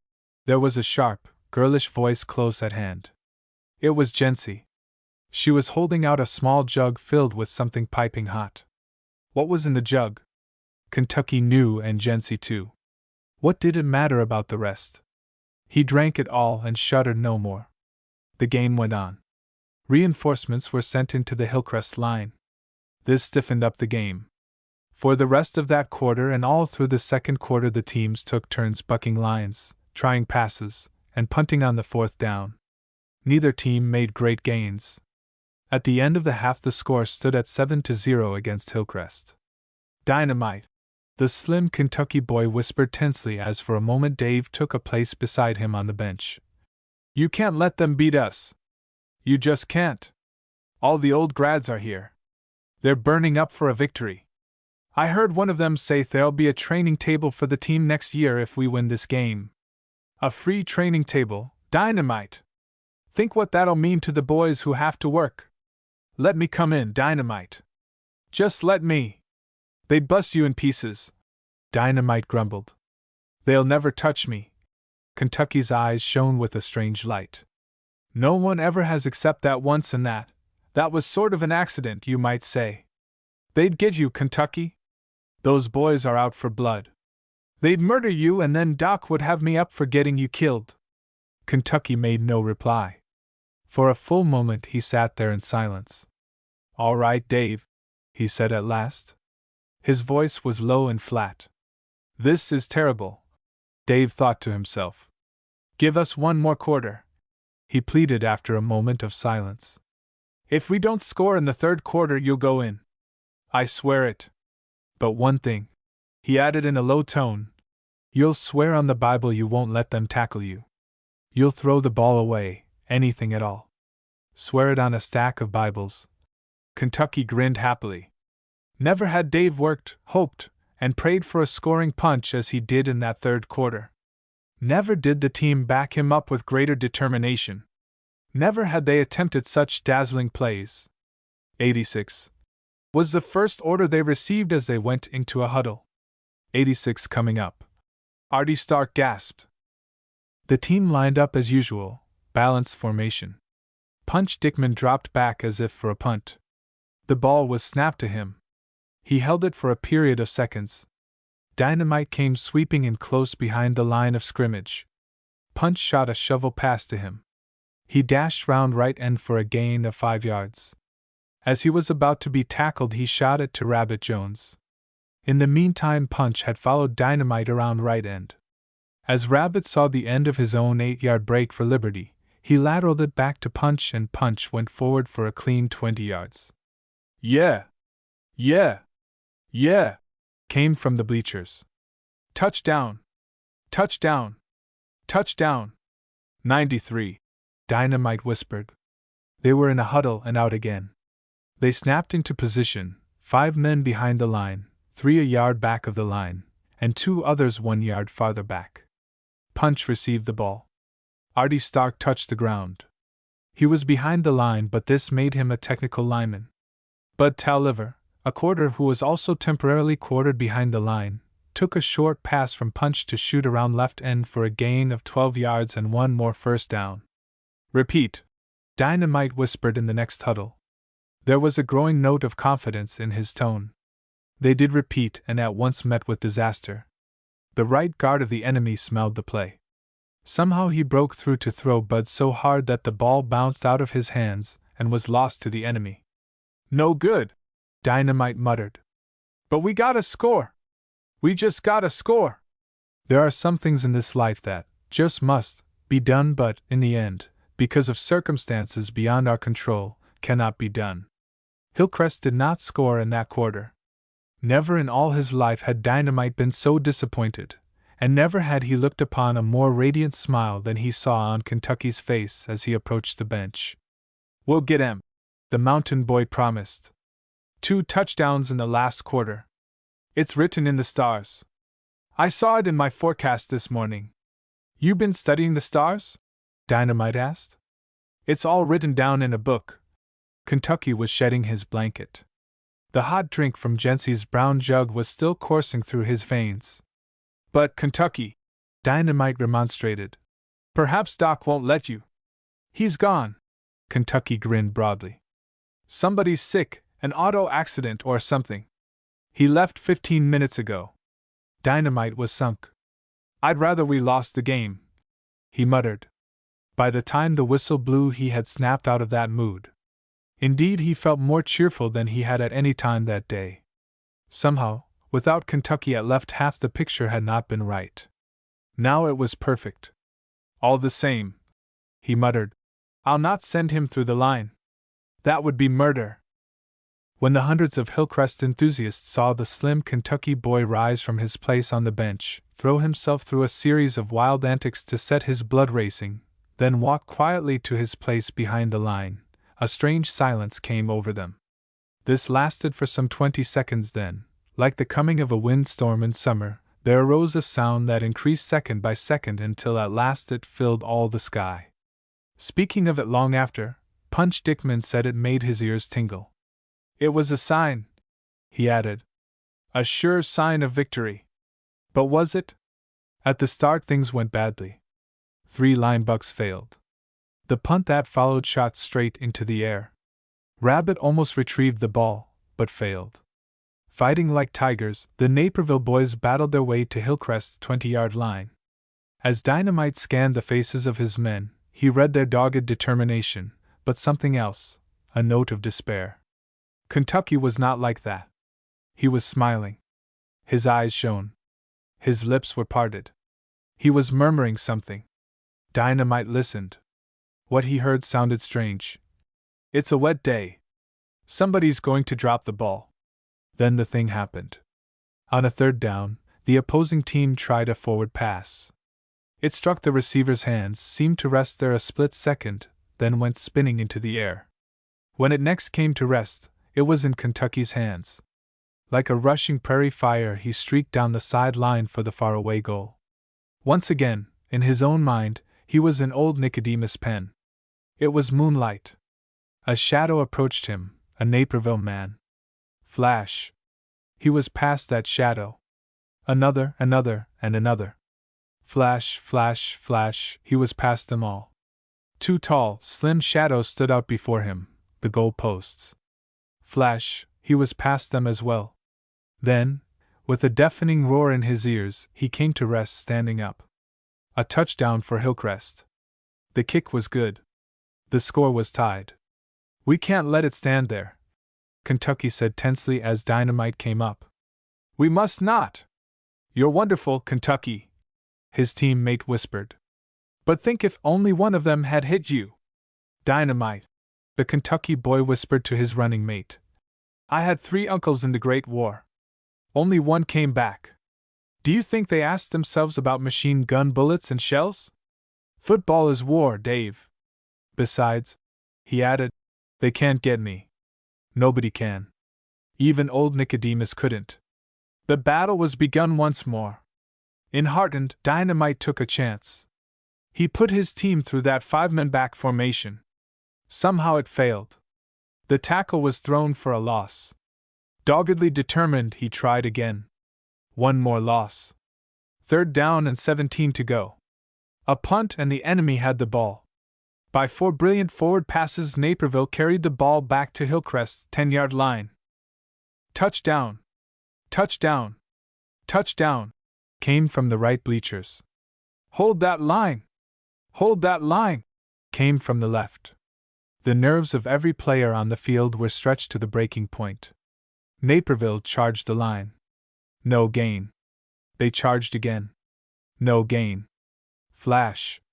They shot a pass. It never reached the receiver. With a leap that took him high in the air, Dynamite caught the ball, then plunged head foremost into the oncoming wall of opponents. Never had a tree been blasted, nor a mountain exploded more perfectly than was that line torn away. Never had Dynamite so deserved his nickname. He went through everything to their 40-yard line. There he was down by the opponent's safety man. Dave, the Kentucky boy whispered, when next they prepared to line up. 1 minute to go. We gotta have that touchdown. You know how. Don't think of me, Dave. Forget the bullets and shells. It's war, Dave.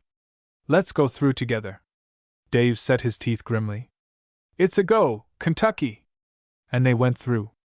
Throwing all the force of his marvelously developed body in a line plunge, Dynamite blasted a hole so wide that both he and Kentucky went through.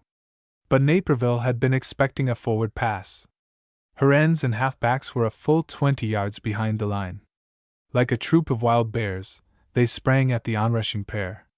They must not hit him, Dynamite was saying to himself. They must not. Hurling himself at the first man, he sent him spinning to the right. He tipped the second to the left. The third he missed altogether. And all this time the slim Kentucky boy hugged the ball and sped on behind him. 10, 20, 30 yards for. Dynamite struck something that was like a stone wall. He went down in a heap. But Kentucky, racing like an escaped colt, sped on to the winning touchdown. And then the whistle blew. The crowd would have rushed upon the field, but officers held them back. All plays begun before the whistle must be completed. There must be a trial for the extra point. As the players began lining up, they missed Dynamite. Sudden consternation seized them as they discovered him lying quite senseless on the field. He's out for good. That full-back smashed him. Take him off the field, a doctor ordered. Kentucky, you may call the play, the coach said quietly. All right, boys, Kentucky whispered in the huddle. A line plunge. Make it a good one. A line. Rabbit Jones, who started to speak, felt a hand over his mouth. A line plunge it was, and a good one, but not good enough. The score stood 13-7 and all Hillcrest went wild, all but one, Dynamite. They would have picked Kentucky up and carried him on their shoulders, those Hillcrest fans, but the boy would not have it. Dynamite! He shouted. Save all that for good old Dynamite. He knew it was he or I, and he took it. There were tears in Kentucky's eyes, and the crowd loved him for it. Kentucky! Coach Disney dropped in beside the slim boy as the team marched off the field. You may ride back to Hillcrest in my car. Your friend, Jency Crider, rode over with us. There was a strange, new light of friendliness in his eye. Kentucky hesitated. I sort of reckon maybe I'd ought to see about Dynamite. Dynamite is all right, was the coach's reply. He's in good hands. He's with Doc Owsley. He's a fine, dependable doctor. Besides, he was tempted to say more but stopped at this. The other might not be true. Al, all right, Kentucky agreed. That will be grand. Johnny Thompson had somehow felt from the beginning that this was to be a Hillcrest victory. No one in all the world would have given so much to watch it from the sidelines. This had been impossible. There would be, he knew right well, a grand and glorious celebration in the old hometown after the game. The team would be back. All their admirers and all the girls of the school would be there, and all the old grads. Were they to wander from place to place downtown? By no means. The old Blue Moon was the spot for this jollification. And he should be prepared. Having bought out an entire bakery, he had rented its ovens. Into these ovens on great dripping pans, he thrust 2 legs of beef, 5 leg-o lambs, 3 hams and a half-dozen pork loins. We'll have hot sandwiches for all, he said to Aunt Mandy, his colored cook. Hot ones for all. And you, Aunt Mandy, all I ask of you is 300 little turnover pies, all mince. Land's o' livin', child, Aunt Mandy exclaimed. 300! 300! All right, son, 300 comin' up. And 300 it was.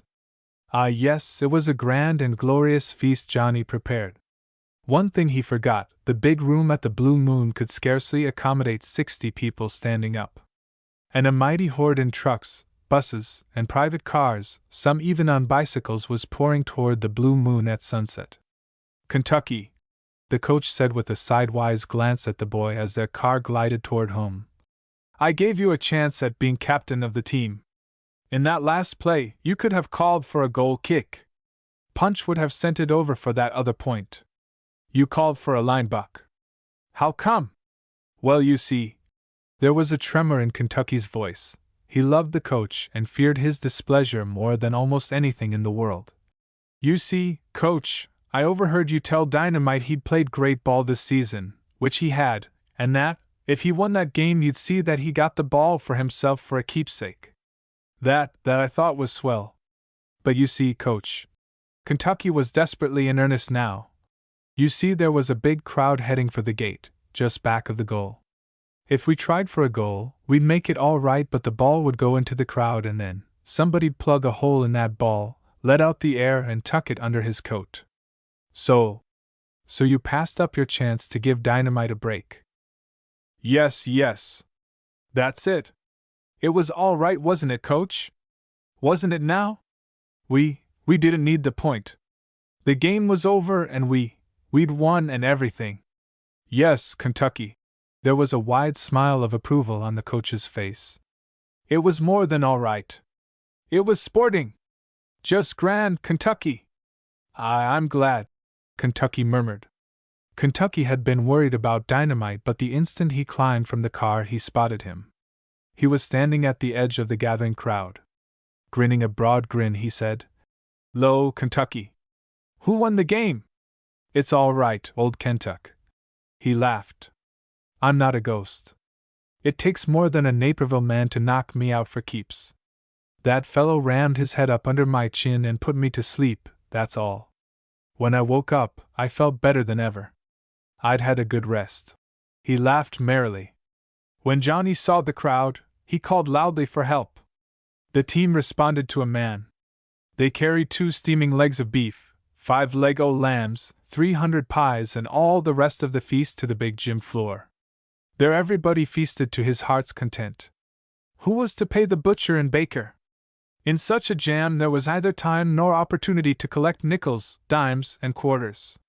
Johnny had been too busy to notice such a trifling detail. It was not, however, entirely neglected. And now, a big burly grad, wearing a tall paper hat, exclaimed, "We shall proceed to pass the basket." Seizing one handle of a huge baker's basket, he invited a pal of other days to join him, and together they made the rounds. The clink of silver and the flutter of green paper was heard and seen in every corner of the broad floor. At last, hunting up Johnny, they set the basket before him. The leader said, "With the compliments of an admiring throng to the good scout who discovered our winner, old Kentucky." Then such a shout as went up from the throng. "Give and it shall be given unto you." Johnny thought as he tried in vain to swallow a lump in his throat. "Well, Kentucky, old boy," Johnny said as they sat by the big glowing stove in the blue moon some time later, "the big war is over. All you got to do now is study and help me here a little. All I got to do is to keep making this place a success." The old blue moon. He murmured these last words softly. "Yes," the slim boy agreed. "That's all, but somehow, Johnny, that makes me feel like a plumb flat tire." "That," said Johnny in an impressive tone, "is just the way I feel." Did the old blue moon and Hillcrest hold them both? When Johnny sat dreaming of Panther Eye and his 2 strange companions of another world, did he always succeed in dismissing them from his memory? Your guess is as good as ours, but if you really want to know, you will have to read that other book, The Seal of Secrecy. What was the seal and what the secret? Read and see. Transcriber's notes. Transcriber's notes. Copyright notice provided as in the original printed text. This e-text is public domain in the country of publication. Silently corrected palpable typos. Left non-standard spellings and dialect unchanged. In the text versions, delimited italics text in underscores. The HTML version reproduces the font form of the printed book.